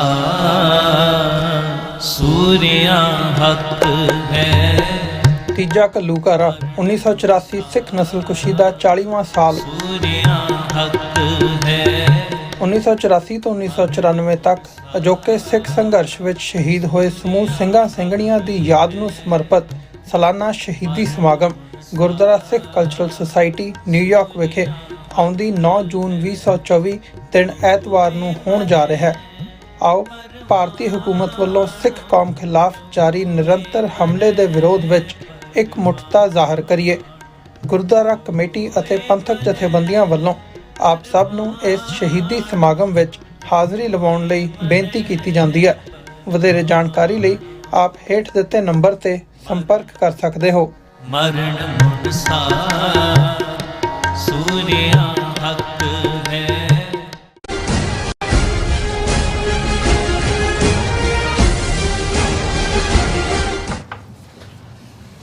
viewers welcome back to program. So viewers ਗੱਲਬਾਤ ਕਰਨ ਜਾ ਰਹੇ ਹਾਂ ਕਿ ਭਾਰਤ ਦੀ ਪਾਰਲੀਮਾਨੀ ਚੋਣਾਂ ਵਿੱਚ ਖਡੂਰ ਸਾਹਿਬ ਅਤੇ ਫਰੀਦਕੋਟ ਸੀਟ ਤੋਂ ਜਿੱਤ ਹਾਸਲ ਕਰਨ ਵਾਲੇ ਪੰਥਕ ਉਮੀਦਵਾਰ ਭਾਈ ਅਮਰਤਪਾਲ ਸਿੰਘ ਅਤੇ ਭਾਈ ਸਰਬਜੀਤ ਸਿੰਘ ਦੀ ਜਿੱਤ ਨੂੰ ਲੈ ਕੇ ਭਾਰਤੀ ਮੀਡੀਆ ਨੇ ਅਸਮਾਨ ਜਿਹੜਾ ਉਹ ਸਿਰ ਤੇ ਚੱਕਿਆ ਹੋਇਆ ਹੈ।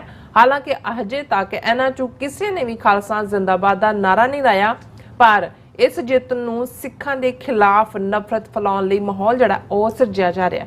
ਸੋ ਇਸ ਬਾਰੇ ਆਪਾਂ ਗੱਲਬਾਤ ਕਰਨ ਜਾ ਰਹੇ ਹਾਂ। ਸੋ ਅਸੀਂ ਚਾਹਾਂਗੇ ਕਿ ਤੁਸੀਂ ਇਸੇ ਤਰ੍ਹਾਂ ਬਣੇ ਰਹਿਣਾ, ਦੇਖਣ ਸੁਣ ਲਈ ਐਨ ਲਿਖਣ ਲਈ ਤੁਹਾਡਾ ਸਭ ਦਾ ਬਹੁਤ ਬਹੁਤ ਧੰਨਵਾਦ ਜੀ। ਡਾਕਟਰ ਸਾਹਿਬ ਕੀ ਕਹਿਣਾ ਚਾਹੋਗੇ?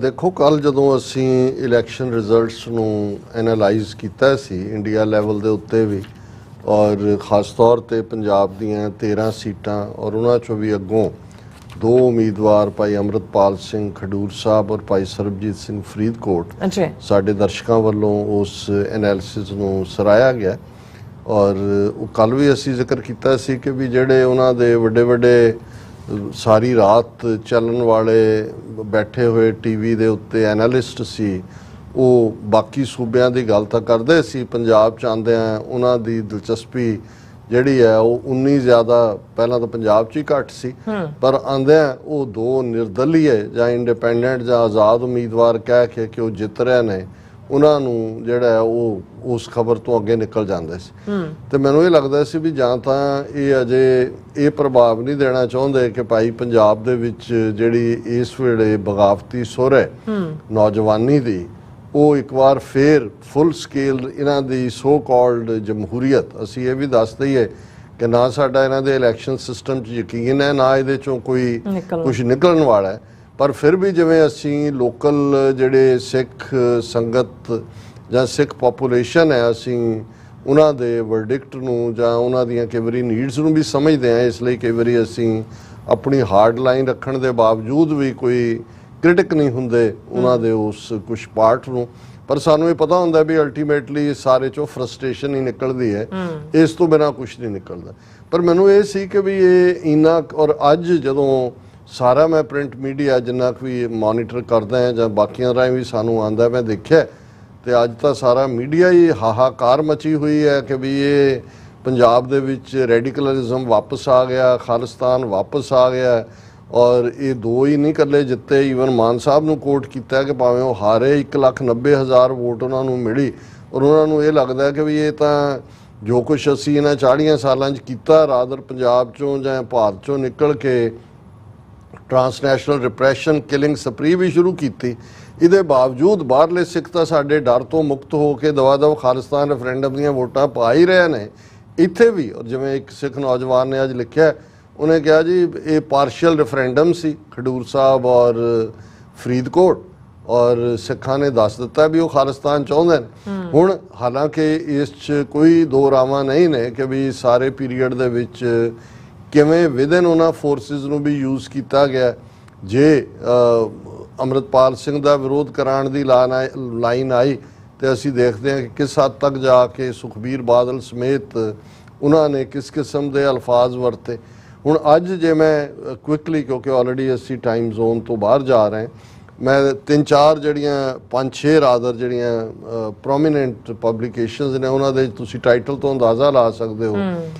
ਕਿ ਡਰ ਵੀ ਪੈਨਿਕ ਜਿਹਨੂੰ ਅਸੀਂ ਕਹਿੰਦੇ ਪਰ ਹੇਟਰਡ ਦੇ ਲਈ ਗਰਾਊਂਡ ਤਿਆਰ ਕਰਨੀ ਅਜੇ ਹਾਲਾਂ ਬਹੁਤ ਸਾਰਿਆਂ ਨੂੰ ਲੱਗਦਾ ਅੱਜ ਵੀ ਇੱਕ ਸਾਡੇ ਸੱਜਣ ਸੈਕਰਾਮੈਂਟੋ ਤੋਂ ਪੁੱਛ ਰਹੇ ਸੀ ਕਿ ਜੀ ਅੰਮ੍ਰਿਤਪਾਲ ਸਿੰਘ ਕਦੋਂ ਬਾਹਰ ਆਏਗਾ ਮੈਂ ਕਿਹਾ ਜੀ ਉੱਥੇ ਕਿਹੜਾ ਕਾਨੂੰਨ ਹੈ ਜਿਹੜਾ ਇਹ ਕਹਿੰਦਾ ਕਿ ਜੇ ਕੋਈ ਜਿੱਤ ਜਾਏ ਤੇ ਬੰਦਾ ਬਾਹਰ ਆ ਜਾਂਦਾ ਮੈਂ ਕਿਹਾ ਵੀ ਇਹ NSA ਤਾਂ ਜ਼ਾਹਰ ਹੈ ਕਿ ਵੀ ਉਹ ਸਰਕਾਰ ਦੀ ਮਰਜ਼ੀ ਤੇ ਹੈ ਪਰ ਉਹਨੂੰ ਕੰਟੀਨਿਊ ਵੀ ਰੱਖ ਸਕਦੇ ਨੇ ਆਲਰੇਡੀ ਜਿਹੜੇ ਇੱਕ ਹੋਰ ਕੈਂਡੀਡੇਟ ਕਸ਼ਮੀਰ ਤੋਂ ਜਿੱਤੇ ਨੇ ਇੰਜੀਨੀਅਰ ਜਿਨ੍ਹਾਂ ਨੇ ਉਮਰ ਅਬਦੁੱਲਾ ਨੂੰ ਹਰਾਇਆ ਉਹ ਪਿਛਲੇ 3 ਸਾਲ 4 ਸਾਲ ਤੋਂ ਮਨੀ ਲਾਂਡਰਿੰਗ ਔਰ ਟੈਰਰਿਜ਼ਮ ਦੇ ਮਾਮਲੇ 'ਚ ਅੰਦਰ ਨੇ ਲੇਕਿਨ ਜਿਵੇਂ ਉਸ ਕਸ਼ਮੀਰ ਵਾਲੇ ਇੰਜੀਨੀਅਰ ਦੀ ਜਿੱਤ ਵੀ ਔਰ ਅੰਮ੍ਰਿਤਪਾਲ ਸਿੰਘ ਦੀ ਜਿੱਤ ਨੂੰ ਵੀ ਜਿਹੜਾ ਮੀਡੀਆ ਹੈ ਇਵੇਂ ਦੇਖ ਰਿਹਾ ਹੈ ਹਕੀਕਤ ਇਹ ਹੈ ਕਿ ਇਹ ਦੱਸਦਾ ਹੈ ਕਿ ਵੀ ਤੁਸੀਂ ਕਸ਼ਮੀਰ 'ਚ ਮਿਲੀਅਨ ਫੌਜ ਰੱਖੀ ਤੁਸੀਂ ਉਹਨਾਂ ਦਾ ਦਰਜਾ ਮੁਕਾਤਾ ਉਹਨਾਂ ਨੂੰ ਪਰਸੀਕਿਊਸ਼ਨ ਕਰ ਰਹੇ ਹੋ ਉਹਨਾਂ ਦੀਆਂ ਬੀਬੀਆਂ ਦੇ ਨਾਲ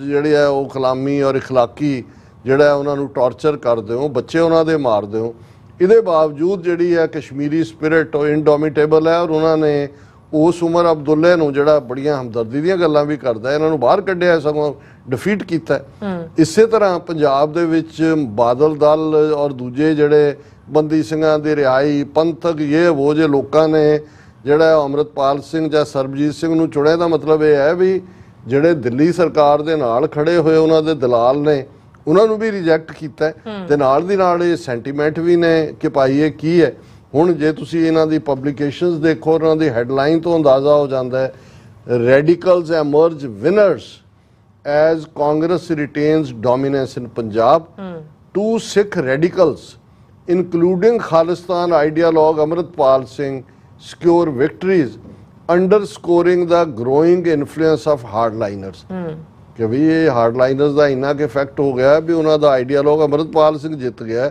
ਔਰ ਇਹ ਜਿਹੜੇ ਨੇ ਇਹ ਐਮਰਜ ਹੋਏ। ਹੁਣ ਦਾ ਹਿੰਦੂ ਜਿਹੜੀ ਰਿਲੇਟਿਵਲੀ ਅਸੀਂ ਨਿਊਟਰਲ ਕਹਿੰਦੇ ਹਾਂ, 2024 ਲੋਕ ਸਭਾ win of radicals bound to create disquiet in Punjab emboldens hardliners.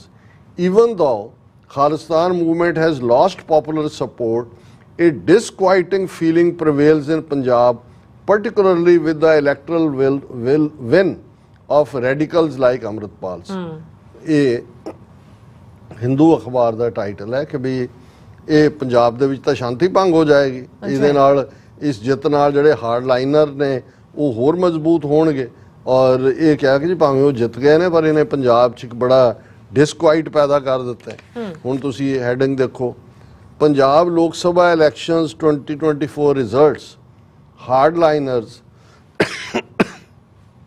Amritpal Singh and Sarbjit Singh Khalsa's victory to impact state politics now. ਕਿ ਇਹਦੇ ਨਾਲ ਇਹ ਪੰਜਾਬ ਦੀ ਰਾਜਨੀਤੀ ਤੇ ਬਹੁਤ ਇਫੈਕਟ ਹੋਏਗਾ। ਅੰਮ੍ਰਿਤਪਾਲ ਸਿੰਘ ਫਿਰ ਉਹਨਾਂ ਦੀਆਂ ਕਨਸਟੀਚੁਐਂਸੀਜ਼ ਔਰ ਉਹਦੇ ਵੇਰਵੇ ਦਿੱਤੇ ਨੇ। ਫਿਰ ਤੁਸੀਂ ਦੇਖ ਇੱਕ top rise of Khalistan movement in Punjab, pro Khalistan separatist Amritpal Singh and son of former prime minister Indira Gandhi's assassin Sarabjeet Singh Khalsa win their seats. ਹੁਣ ਇਹ ਉਹਨੂੰ ਡਿਗਰੇਡ ਕਰਨ ਲਈ ਅਸੈਸਨ ਹੁੰਦਾ ਹਥਿਆਰਾ, ਇੰਦਰਾ ਗਾਂਧੀ ਦੇ ਹਥਿਆਰੇ ਦਾ ਪੁੱਤਰ ਉਹਦਾ ਨਾਂ ਹੈ, ਤੁਸੀਂ ਨਾਮ ਲੈ ਸਕਦੇ ਹੋ। ਪਰ ਇਹ ਵੀ ਦੱਸਦਾ ਕਿ ਭਾਈ ਇਹ ਕਿਸ ਹੱਦ ਤੱਕ ਜਾ ਕੇ ਇਹ ਜਿਹੜੇ ਨੇ ਪੈਨਿਕਡ ਵੀ ਨੇ ਔਰ ਨਫ਼ਰਤ ਵੀ ਫੈਲਾ ਰਹੇ ਨੇ। ਵਾਇਰ ਹੁਣ ਇਹਦੇ 'ਚ ਬੜੇ ਬੜੇ ਆਪਣੇ ਆਪ ਨੂੰ ਲਿਬਰਲ ਕਹਾਉਣ ਵਾਲੇ ਬੈਠੇ ਨੇ। ਅੰਮ੍ਰਿਤਪਾਲ ਸਰਬਜੀਤ ਵਿਕਟਰੀਜ਼ ਰਿਫਲੈਕਟ ਰੀਅਸੈਸ਼ਨ ਆਫ ਪੰਥਕ ਪੋਲਿਟਿਕਸ ਇਨ ਪੰਜਾਬ, ਕਿ ਇਹਨਾਂ ਦੋਨਾਂ ਦੀ ਜਿੱਤ ਦੱਸਦੀ ਹੈ ਕਿ ਪੰਥਕ ਪੋਲਿਟਿਕਸ ਪੰਜਾਬ ਦੇ ਵਿੱਚ ਜਿਹੜੀ ਹੈ ਉਹ ਵਾਪਸ, ਪੂਰਾ 10 ਸਫ਼ੇ ਦਾ ਆਰਟੀਕਲ ਹੈ।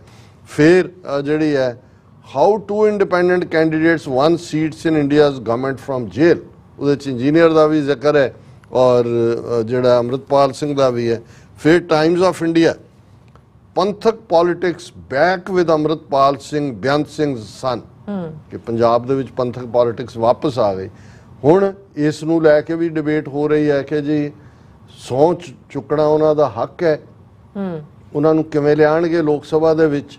ਸਪੀਕਰ ਦੇ ਰਿਲੀਜ਼ ਲੂਜ਼ ਨਹੀਂ ਕਰਨਾ ਹੈ ਉਹਨਾਂ ਨੇ ਅਜੇ, ਉਹ ਦੇਖਣਗੇ ਕਿ 14 ਕੇਸ ਹੋਰ ਬਣਾਏ ਹੋਏ ਨੇ ਔਰ ਇਹਨਾਂ ਦਾ ਇੱਕ ਲਾਅ ਹੈ ਕਿ ਜੇ ਕਿਸੇ ਕੇਸ 'ਚ 2 ਸਾਲ ਦੀ ਸਜ਼ਾ ਹੋ ਜਾਂਦੀ ਹੈ ਤੇ ਉਹ ਐਮਪੀ ਬਣਿਆ ਵੀ ਹੋਏ ਤਾਂ ਉਹਦੀ ਰਿਜੈਕਟ ਹੋ ਜਾਂਦਾ। ਸੋ ਮਤਲਬ ਇਹ ਹੈ ਵੀ ਇਹ ਜੇ ਸਾਨੂੰ ਲੱਗਦਾ ਹੈ ਵੀ ਸਾਡੀ ਇਹ ਵਿਕਟਰੀ ਹੈ ਜਿਹੜੀ ਕਿ ਹੈ, ਪਰ ਤੁਸੀਂ ਦੁਸ਼ਮਣ ਦੀਆਂ ਅੱਖਾਂ ਤੋਂ ਦੇਖੋ ਕਿ ਉਹ ਇਹਨੂੰ ਕਿਸ ਹੱਦ ਤੱਕ ਨਫ਼ਰਤ ਫੈਲਾਉਣ ਲਈ ਵੀ ਔਰ ਇਹ ਦੱਸਣ ਲਈ ਵੀ ਕਿ ਜੀ ਪੰਜਾਬ 'ਚ ਤਾਂ ਅੱਤਵਾਦ ਵਾਪਸ ਆ ਗਿਆ।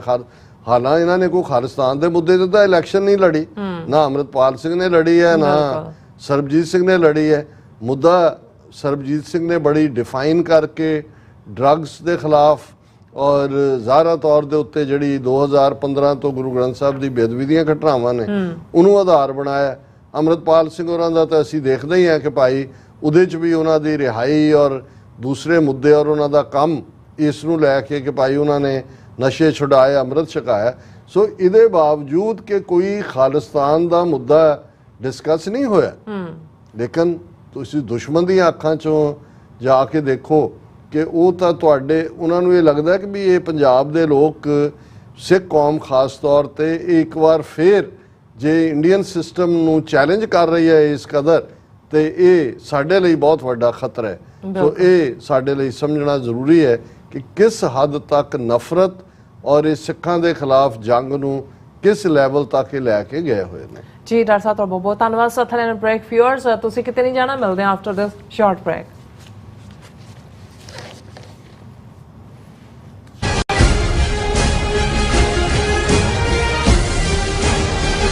ਘੁਲੂਘਾਰਾ 1984 ਦੇ ਸਮੂਹ ਸ਼ਹੀਦਾਂ ਦੀ ਯਾਦ ਅਤੇ ਭਾਰਤੀ ਹਕੂਮਤ ਵੱਲੋਂ ਕੀਤੇ ਜਾ ਰਹੇ ਟ੍ਰਾਂਸਨੈਸ਼ਨਲ ਰਿਪਰੈਸ਼ਨ ਦੇ ਵਿਰੋਧ ਵਿੱਚ ਅਮਰੀਕਾ ਦੀ ਰਾਜਧਾਨੀ ਵਾਸ਼ਿੰਗਟਨ ਡੀਸੀ ਵਿਖੇ ਇੰਡੀਅਨ ਅੰਬੈਸੀ ਸਾਹਮਣੇ 6 ਜੂਨ 2024 ਨੂੰ ਹੋਵੇਗਾ ਭਾਰੀ ਵਿਰੋਧ ਪ੍ਰਦਰਸ਼ਨ। ਈਸਟ ਕੋਸਟ ਅਮਰੀਕਾ ਦੀਆਂ ਸਿੱਖ ਜਥੇਬੰਦੀਆਂ ਅਤੇ ਗੁਰਦੁਆਰਾ ਕਮੇਟੀਆਂ ਵੱਲੋਂ ਆਪ ਸਭ ਨੂੰ ਇਸ ਪ੍ਰੋਟੈਸਟ ਵਿੱਚ ਸ਼ਾਮਲ ਹੋਣ ਲਈ ਬੇਨਤੀ ਕੀਤੀ ਜਾਂਦੀ ਹੈ। ਆਓ ਭਾਰਤੀ ਹਕੂਮਤ ਦਾ ਖੂਨੀ ਚਿਹਰਾ ਬੇਨਕਾਬ ਕਰੀਏ ਅਤੇ ਖਾਲਿਸਤਾਨ ਦੀ ਪ੍ਰਾਪਤੀ ਲਈ ਚੱਲਦੇ ਸੰਘਰਸ਼ ਵਿੱਚ ਆਪਣੀ ਵਚਨਬੱਧਤਾ ਦੁਹਰਾਈਏ। 6 ਜੂਨ 2024 ਦਿਨ ਵੀਰਵਾਰ ਸਵੇਰੇ 10 ਵਜੇ ਇੰਡੀਅਨ ਅੰਬੈਸੀ ਵਾਸ਼ਿੰਗਟਨ DC ਸਾਹਮਣੇ ਪਹੁੰਚੋ। ਵਧੇਰੇ ਜਾਣਕਾਰੀ ਲਈ ਤੁਸੀਂ ਹੇਠ ਦਿੱਤੇ ਨੰਬਰਾਂ ਤੇ ਸੰਪਰਕ ਕਰ ਸਕਦੇ ਹੋ।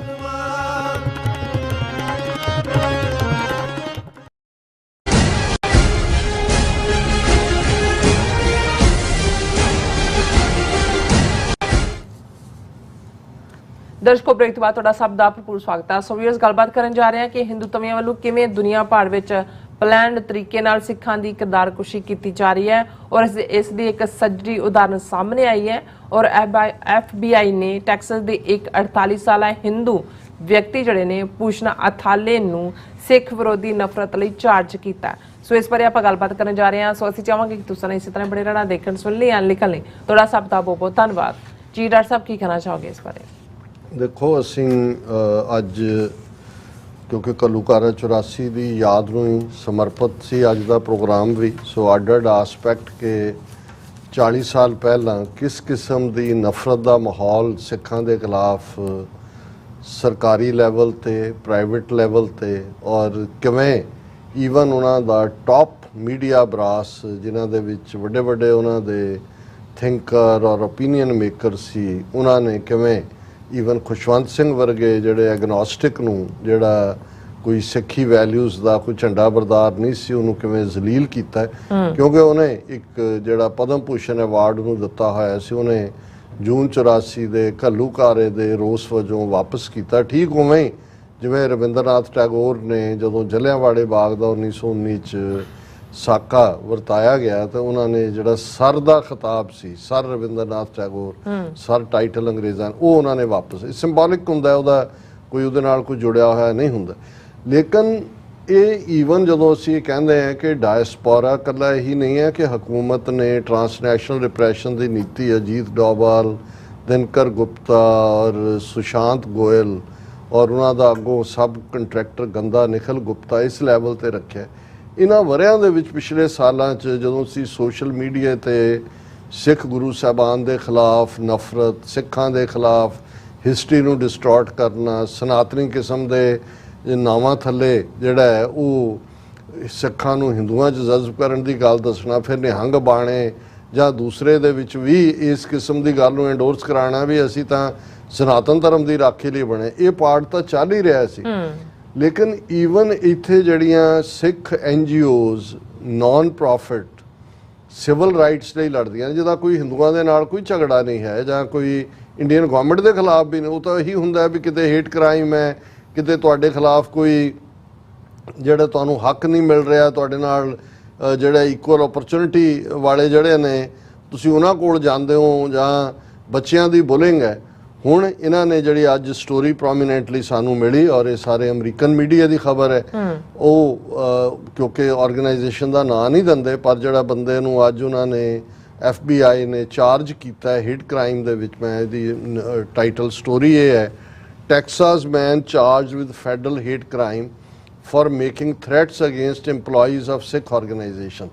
ਇਹ ਜਿਹੜਾ ਭੂਸ਼ਣ ਅਥਾਲੇ ਨਾਂ ਦਾ 48 ਸਾਲਾਂ ਦਾ ਬੰਦਾ ਡਾਲਸ 'ਚ ਰਹਿੰਦਾ ਹੈ, ਉਸ ਦੇ ਉੱਤੇ ਉਹਨੂੰ ਚਾਰਜ ਕੀਤਾ ਗਿਆ ਕਿ ਉਹਨੇ ਇੰਟਰਫੀਅਰ ਕੀਤਾ ਫੈਡਰਲੀ ਪ੍ਰੋਟੈਕਟਿਡ ਐਕਟੀਵਿਟੀਜ਼, ਉਹਨੇ threatened use of dangerous weapon and 1 count of transmitting an interstate threat to injure another person. ਹੁਣ ਇਹਨੇ ਜਿਹੜਾ ਇਸ ਸਟੋਰੀ ਦੇ ਮੁਤਾਬਕ ਹੀ ਹੈ ਕਿ ਇਹ 17 ਸਤੰਬਰ 2022 ਦੀ ਗੱਲ ਹੈ ਜਿਹਦੇ ਤੇ ਆਧਾਰਿਤ ਉਹਨੂੰ ਚਾਰਜ ਕੀਤਾ ਗਿਆ, ਆਲਮੋਸਟ 2 ਸਾਲ ਪਹਿਲਾਂ। ਅਥਾਲੇ ਕਾਲ ਦਾ main number of an organisation that advocates for civil rights of Sikh individuals within the United States। ਹੁਣ ਅਸੀਂ ਅੰਦਾਜ਼ਾ ਹੀ ਲਾ ਸਕਦੇ ਹਾਂ ਕਿ ਜਿਹੜੀਆਂ 3 ਪ੍ਰੋਮੀਨੈਂਟ ਸਿੱਖ ਜਥੇਬੰਦੀਆਂ ਨੇ, ਸਿੱਖ ਕੋਲੀਸ਼ਨ ਹੈ, ਯੂਨਾਈਟਿਡ ਸਿੱਖਸ ਹੈ, ਸੈਲਡੈਫ ਹੈ, ਇਹਨਾਂ 'ਚੋਂ ਕੋਈ ਹੋਏਗਾ ਕਿਉਂਕਿ EMPLOYEE ਇਹਨਾਂ ਦੇ ਕੋਲ ਮਲਟੀਪਲ EMPLOYEE ਨੇ। Over the next hour Athale left 7 voicemail, 7 ਵਾਰ ਉਹਨੇ ਮੈਸੇਜ ਛੱਡਿਆ ਵੌਇਸਮੇਲ ਦੇ ਉੱਤੇ, expressing extreme hatred toward Sikh individuals working at the same organisation and threatening to injure or kill these individuals with a razor.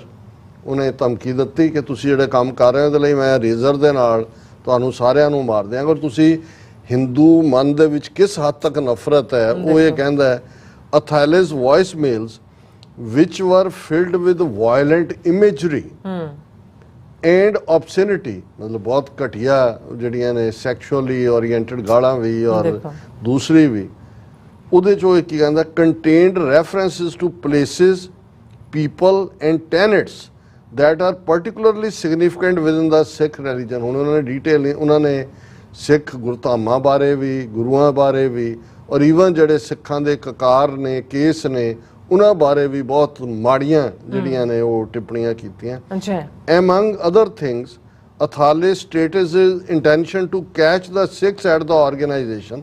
ਉਹਨੇ ਕਿਹਾ ਵੀ ਮੈਂ ਤੁਹਾਡੇ ਜਿਹੜੇ EMPLOYEE ਸਿੱਖ ਨੇ ਉਹਨਾਂ ਨੂੰ ਫੜਾਂਗਾ, forcibly shave the top and bottom hair, ਮੈਂ ਉਹਨਾਂ ਦੇ ਸਿਰ ਤੋਂ ਲੈ ਕੇ ਦੂਜੇ ਉਹਨਾਂ ਦੇ ਸਾਰੇ ਵਾਲ ਮੁੰਨ ਦਿਆਂਗਾ। Of these individuals, use a razor to forcibly cut these individuals' hair, ਮੈਂ ਇਸ ਰੇਜ਼ਰ ਦੇ ਨਾਲ ਉਹਨਾਂ ਦਾ ਸਿਰ ਮੁੰਨਾਂਗਾ। ਐਂਡ ਮੇਕ them bald, ਉਹਨਾਂ ਨੂੰ ਮੈਂ ਗੰਜੇ ਕਰਾਂਗਾ। forcibly make them smoke and eat tobacco and show them the heaven, ਮੈਂ ਉਹਨਾਂ ਨੂੰ ਨਰਕਾਂ 'ਚ ਪਹੁੰਚਾਵਾਂਗਾ, ਉਹਨਾਂ ਨੂੰ ਮੈਂ ਤੰਬਾਕੂ ਜ਼ਬਰਦਸਤੀ ਪਿਆਵਾਂਗਾ, ਉਹਨਾਂ ਨੂੰ ਮੈਂ ਸਮੋਕ ਕਰਾਵਾਂ। ਇਹ ਜਿਹੜਾ ਉਹ ਸਤੰਬਰ 17 2022 ਦੇ ਵਿੱਚ ਉਹ ਕਰਦਾ ਹੈ। ਇਨ March Athale again called the same Sikh organization, ਫਿਰ ਉਹਨੇ call next and left 2 more voicemails। In these voicemails Athale again used violent imagery to express his hatred towards Sikhs as well as Muslims। ਹੁਣ ਜਿਹੜੀ ਦੂਜੀ ਉਹਨੇ ਕੀਤੀ ਉਹਦੇ 'ਚ ਉਹਨੇ ਸਿੱਖਾਂ ਦੇ ਨਾਲ ਨਾਲ ਮੁਸਲਮਾਨਾਂ ਨੂੰ ਵੀ target, suggesting among other things that Indian government and Mumbai police should catch them and beat their ass and f-lafaz these rascals mothers, ਕਿ ਇਹਨਾਂ ਦੀਆਂ ਮਾਵਾਂ ਨਾਲ ਤੁਸੀਂ ਇਹ ਕਰੋ ਉਹਨਾਂ ਨੂੰ ਕਰੋ। ਇਹ ਉਹ ਦੂਜਾ। The investigation reflects that Athale has a long history of making religious based comments and threats, as when he previously used a professional network site to express to a former co-worker that he hated Pakistan, hated Muslims, and he told the co-worker, I hate you, I just don't know how to kill your whole family including you, tell me, I'll figure it out, probably I'll hire a Jew, that will be the most happy। ਵੀ ਇਸ ਤੋਂ ਪਹਿਲਾਂ ਇੱਕ professional ਹੈ, ਇਹਦਾ ਮਤਲਬ ਇਹ ਬੰਦਾ ਹੈ ਕੋਈ ਅਨਪੜ੍ਹ ਨਹੀਂ, ਹਾਈਲੀ IT ਸੈਕਟਰ, ਜੋ ਉਹਨੇ ਇੱਕ ਮੁਸਲਮਾਨ ਨੂੰ ਇਹ ਕਿਹਾ ਕਿ ਵੀ ਮੈਂ ਤੈਨੂੰ ਤੇਰੇ ਟੱਬਰ ਨੂੰ ਮਾਰਨਾ ਚਾਹੁੰਦਾ ਹੈ, ਪਰ ਮੈਂ ਚਾਹੁੰਦਾ ਕੋਈ ਯਹੂਦੀ ਕਰੇ, ਉਹਨੂੰ ਖੁਸ਼ੀ ਹੋਏਗੀ ਮਾਰ ਕੇ। If convicted, Athale faces a maximum penalty of 10 years in prison for interfering with federally protected activities and a maximum penalty of 5 years in prison for transmitting an interstate threat। ਕਿਉਂਕਿ ਜਿਸ ਸਟੇਟ 'ਚ ਹੈ ਜਿਨ੍ਹਾਂ ਨੂੰ ਧਮਕੀ ਦਿੱਤੀ ਉਹ ਬਾਹਰਲੀ ਸਟੇਟ 'ਚੋਂ ਇੰਟਰਸਟੇਟ ਹੈ ਔਰ 10 ਸਾਲ ਦਾ ਫਿਰ ਫਾਈਨ 2.5 ਲੱਖ ਦਾ ਹੋ ਸਕਦਾ ਹੈ। ਇਹ ਹੁਣ ਜਿਹੜਾ ਫੈਡਰਲ ਡਿਸਟ੍ਰਿਕਟ ਕੋਰਟ ਜੱਜ ਦੇ ਵਿੱਚ ਇਹ ਫੈਸਲਾ ਹੋਏਗਾ ਕਿ ਵੀ ਉਹਨੂੰ ਕੀ ਸੈਂਟੈਂਸ ਦੇਣੀ ਹੈ। ਔਰ ਇਸ ਨੂੰ ਉਹਨਾਂ ਨੇ crystal Clark, justice department, civil right division, US attorney, ਇਹਨਾਂ ਸਾਰਿਆਂ ਦੇ ਅੱਗੋਂ ਨਾਂ ਨੇ, ਉਹਨਾਂ ਨੇ ਅਨਾਉਂਸਮੈਂਟ ਕੀਤੀ ਹੈ। ਔਰ ਇਸ ਸਾਰੇ ਕੇਸ ਨੂੰ FBI ਦੀ ਜਿਹੜੀ ਫਿਲਾਡੈਲਫੀਆ ਫੀਲਡ ਆਫਿਸ ਹੈ ਉਸ ਨੇ ਇਸ ਨੂੰ ਇਨਵੈਸਟੀਗੇਟ ਕੀਤਾ ਔਰ ਬਾਕੀ ਸਾਰੇ ਨਿਊ ਜਰਸੀ ਔਰ ਇੰਟਰਸਟੇਟ ਵਕੀਲ ਜਿਹੜੇ ਨੇ ਜਸਟਿਸ ਡਿਪਾਰਟਮੈਂਟ ਦੇ ਨਾਂ ਨੇ। ਹੁਣ ਇਹ ਤਾਂ ਕਿਉਂਕਿ ਕਨਵਿਕਟ ਜਿਹੜਾ ਆਲਰੇਡੀ ਚਾਰਜ ਫਾਈਲ ਹੋਇਆ, ਹੁਣ ਜੇ ਅਸੀਂ ਗੱਲ ਕਰੀਏ ਤੁਸੀਂ ਪਿਛਲੇ ਕੱਲ ਅੱਜ ਕਿਸ ਕਿਸਮ ਦੀ ਹੇਟ ਮੇਲ ਸਾਨੂੰ ਆ ਰਹੀ ਹੈ, ਕਿਸ ਕਿਸਮ ਦਾ, ਹਾਲਾਂ ਇਹ ਜਿਹੜਾ ਹਫਤਾ ਚੱਲ ਰਿਹਾ ਹੈ ਕਿੰਨਾ ਟਚਿੰਗ ਹੈ 40 ਸਾਲ ਪਹਿਲਾਂ ਜੋ ਹੋਇਆ। ਔਰ ਇਹ ਨਹੀਂ ਹੈ ਕਿ ਵੀ ਇਹ ਸਾਡੇ ਤੱਕ ਜਾਂ ਉਸ ਆਰਗੇਨਾਈਜੇਸ਼ਨ ਤੱਕ ਮਹਿਦੂਦ ਹੈ, ਤੁਸੀਂ ਸਾਰੇ ਸੋਸ਼ਲ ਮੀਡੀਆ ਦੇ ਉੱਤੇ ਇਸ ਕਿਸਮ ਦੀ ਨਫ਼ਰਤ ਜਿਹੜੀ ਸਿੱਖ ਨਾਂ ਵਰਤ ਕੇ ਕਿਤੇ ਮੁਸਲਮਾਨ ਨਾਂ ਵਰਤ ਕੇ ਉਹ ਸਾਰੀ ਕੀਤੀ ਜਾ ਰਹੀ ਹੈ। ਸੋ ਇਹ ਹਿੰਦੂ ਤਵੀਆਂ ਦਾ ਗਲੋਬਲ ਨੈਟਵਰਕ ਹੈ ਜਿੱਥੇ ਉਹ ਇੱਕ ਪਾਸੇ ਸਿੱਖਾਂ ਨੂੰ ਐਨਗੇਜ ਕਰਦੇ ਨੇ ਗੱਲਬਾਤ 'ਚ, ਔਰ ਤੁਸੀਂ ਜਿਹੜੇ ਦੋਵੇਂ ਦਿਨ ਸਾਡੇ ਕਮੈਂਟ ਸੀ ਪਹਿਲਾਂ ਉਹ ਖਾਲਿਸਤਾਨ ਜ਼ਿੰਦਾਬਾਦ ਨਾਲ ਔਰ ਦੂਜੇ ਫਿਰ ਉਹਨਾਂ ਵਿਚਲਾ ਜਿਹੜਾ ਗੰਦ ਹੈ ਉਹ ਬਾਹਰ ਆ ਜਾਂਦਾ ਹੈ। ਸੋ ਅਸੀਂ ਸਮਝਦੇ ਹਾਂ ਕਿ ਭਾਈ ਅਸੀਂ ਮੁਬਾਰਕਬਾਦ ਦਿੰਦੇ ਹਾਂ FBI ਨੂੰ ਕਿ ਘੱਟੋ ਘੱਟ ਉਹਨਾਂ ਨੇ ਜਿੱਥੇ ਉਹਨਾਂ ਦੇ ਜਿਹੜਾ ਸਿੱਖ ਮਰਡਰ ਪਲਾਟ ਟ੍ਰਾਂਸਨੈਸ਼ਨਲ ਰਿਪਰੈਸ਼ਨ ਥੱਲੇ ਉਹਨੂੰ ਡੱਕਿਆ, ਹੁਣ ਉਹ ਜਿਹੜੇ ਹੇਟ ਮੇਲ ਦੇ ਰਾਹੀਂ ਔਰ ਇਸ ਕਿਸਮ ਦੀਆਂ ਥ੍ਰੈਟਨਿੰਗ ਚੀਜ਼ਾਂ ਨੇ, ਕਿਉਂਕਿ 2 ਸਾਲ ਪੁਰਾਣਾ ਕੇਸ ਹੈ ਤੇ ਉਹਨਾਂ ਨੂੰ ਪੂਰਾ ਇਨਵੈਸਟੀਗੇਟ ਕੀਤਾ ਜਿਹੜੇ ਵਕੀਲਾਂ ਦੇ ਜਾਂ ਜਸਟਿਸ ਡਿਪਾਰਟਮੈਂਟ ਦੇ ਨਾਂ ਨੇ, ਔਰ ਅਸੀਂ ਹਾਈਲੀ ਐਪਰੀਸ਼ੀਏਟ ਕਰਦੇ ਹਾਂ। ਔਰ ਅਸੀਂ ਇਹ ਵੀ ਕਹਿੰਦੇ ਹਾਂ ਵੀ ਬਹੁਤ ਵਾਰ ਜਿੱਥੇ ਹੋ ਰਿਹਾ ਹੁੰਦਾ ਉਹ ਆਪਣੇ ਲੋਕ ਰਿਪੋਰਟ ਨਹੀਂ ਕਰਦੇ। ਰਿਪੋਰਟ ਕਰੋ ਔਰ ਫਿਰ ਉਸ ਚੋਂ ਅੰਦਾਜ਼ਾ ਹੋਏਗਾ ਕਿ ਕਿਸ ਲੈਵਲ ਤੱਕ ਇਹ ਹਿੰਦੂ ਤਵੀਆਂ ਨੇ ਇਸ ਲੜਾਈ ਨੂੰ ਸਾਡੀਆਂ ਬਰੂਹਾਂ ਤੇ ਲਿਆ ਕੇ ਖੜਾ ਕੀਤਾ ਹੋਇਆ। ਜੀ ਰਾਜ ਸਾਹਿਬ, ਤੁਹਾਡਾ ਬਹੁਤ ਬਹੁਤ ਸ਼ੁਕਰੀਆ। ਹੁਣ ਆਪਾਂ ਆਪਣੇ ਜਿਹੜੇ ਵਿਊਅਰਸ ਮੈਸੇਜ ਨੇ ਉਹ ਲੈਣ ਜਾ ਰਹੇ, ਸਭ ਦਾ ਸਾਂਝਾ ਸ਼ੁਕਰੀਆ ਅਦਾ ਕਰਦੇ ਹਾਂ। ਔਰ ਬਲਜੀਤ ਵਰਾਜ ਜੀ, ਬਲਵਿੰਦਰ ਸਿੰਘ ਜੀ, ਬਲਿਹਾਰ ਸਿੰਘ ਕੰਗ ਜੀ, ਇਹ ਸਭ ਸਾਨੂੰ ਫਤਿਹ ਬੁਲਾਉਂਦੇ ਨੇ। ਔਰ ਬਲਵਿੰਦਰ ਸੰਦਰ ਜੀ ਕਹਿੰਦੇ ਨੇ ਹੁਣ ਅੰਮ੍ਰਿਤਪਾਲ ਸਿੰਘ ਤੇ ਕਿਹੜੀ ਧਾਰਾ ਲਾਉਣਗੇ? ਬਿਲਕੁਲ, ਹਾਂਜੀ। ਸੰਧੂ ਗਿੱਲ ਜੀ ਵਾਹਿਗੁਰੂ ਜੀ ਕਹਿੰਦੇ ਨੇ।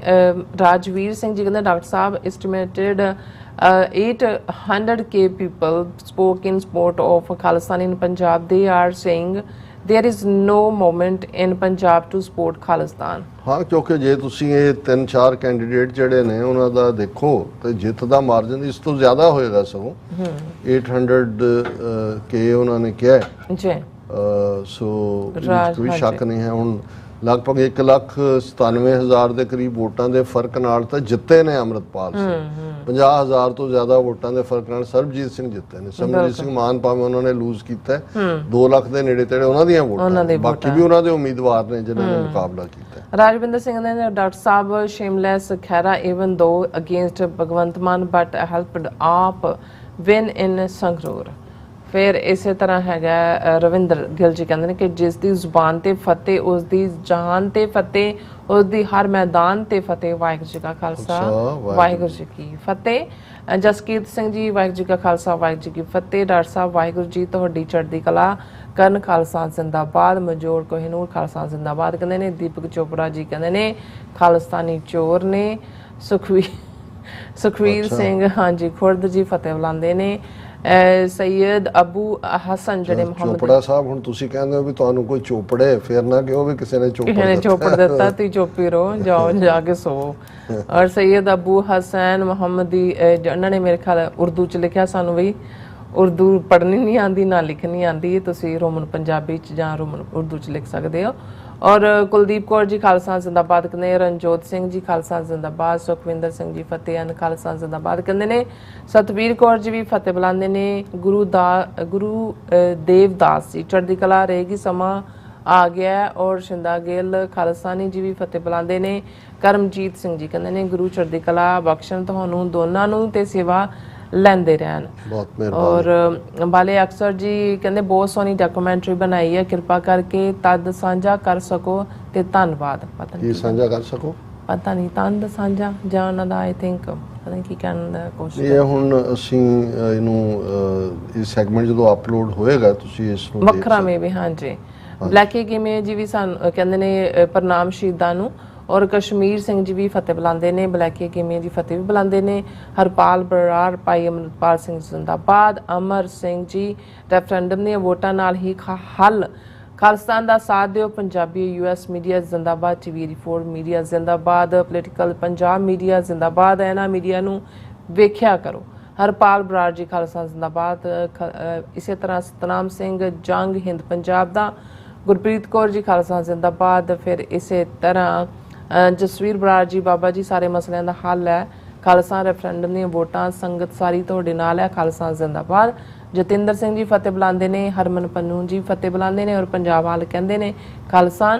ਔਰ ਜਸਵੀਰ ਬਰਾੜ ਜੀ ਵੀ ਫਤਿਹ ਬੁਲਾਉਂਦੇ ਨੇ। ਪਹਿਲੇ ਅਕਸਰ ਜੂਨ 1984 ਦੀ ਜੰਗ ਵਿੱਚ ਕਿਰਦਾਰ ਵਾਲੇ ਸਰਦਾਰ ਸਨ। ਦੂਜੇ ਪਾਸੇ ਅਕਿਰਤ ਘਨ ਤਨਖਾਹੀਆਂ ਫੌਜ, ਇੱਕ ਪਾਸੇ ਗੁਰੂ ਕੇ ਅੰਮ੍ਰਿਤ ਵਾਲੇ ਸਿੰਘ ਸੂਰਮੇ, ਦੂਜੇ ਪਾਸੇ ਮੂਤਪੀਨੀ ਫੌਜ। ਬਿਲਕੁਲ ਅਕਿਰਤ ਘਨ। ਹਾਂਜੀ, ਅਕਿਰਤ ਘਨ। ਔਰ ਇਸੇ ਤਰ੍ਹਾਂ ਕਹਿੰਦੇ ਨੇ ਬੌਬ ਸਿੰਘ ਵੱਲੋਂ TV 84 ਦੀ ਸਮੁੱਚੀ ਟੀਮ ਨੂੰ ਵਾਹਿਗੁਰੂ ਜੀ ਕਾ ਖਾਲਸਾ, ਵਾਹਿਗੁਰੂ ਜੀ ਕੀ ਫਤਿਹ। ਪਰਮਿੰਦਰ ਜੀ ਖਾਲਸਾ ਜ਼ਿੰਦਾਬਾਦ। ਧਰਮ ਸਿੰਘ ਜੀ, ਸਰਦਾਰ ਦਲਵਿੰਦਰ ਸਿੰਘ ਮੰਡ ਜੀ ਖਾਲਸਤਾਨੀ ਹੱਲ ਹੈ। ਜਸਵੀਰ ਸਿੰਘ ਜੀ।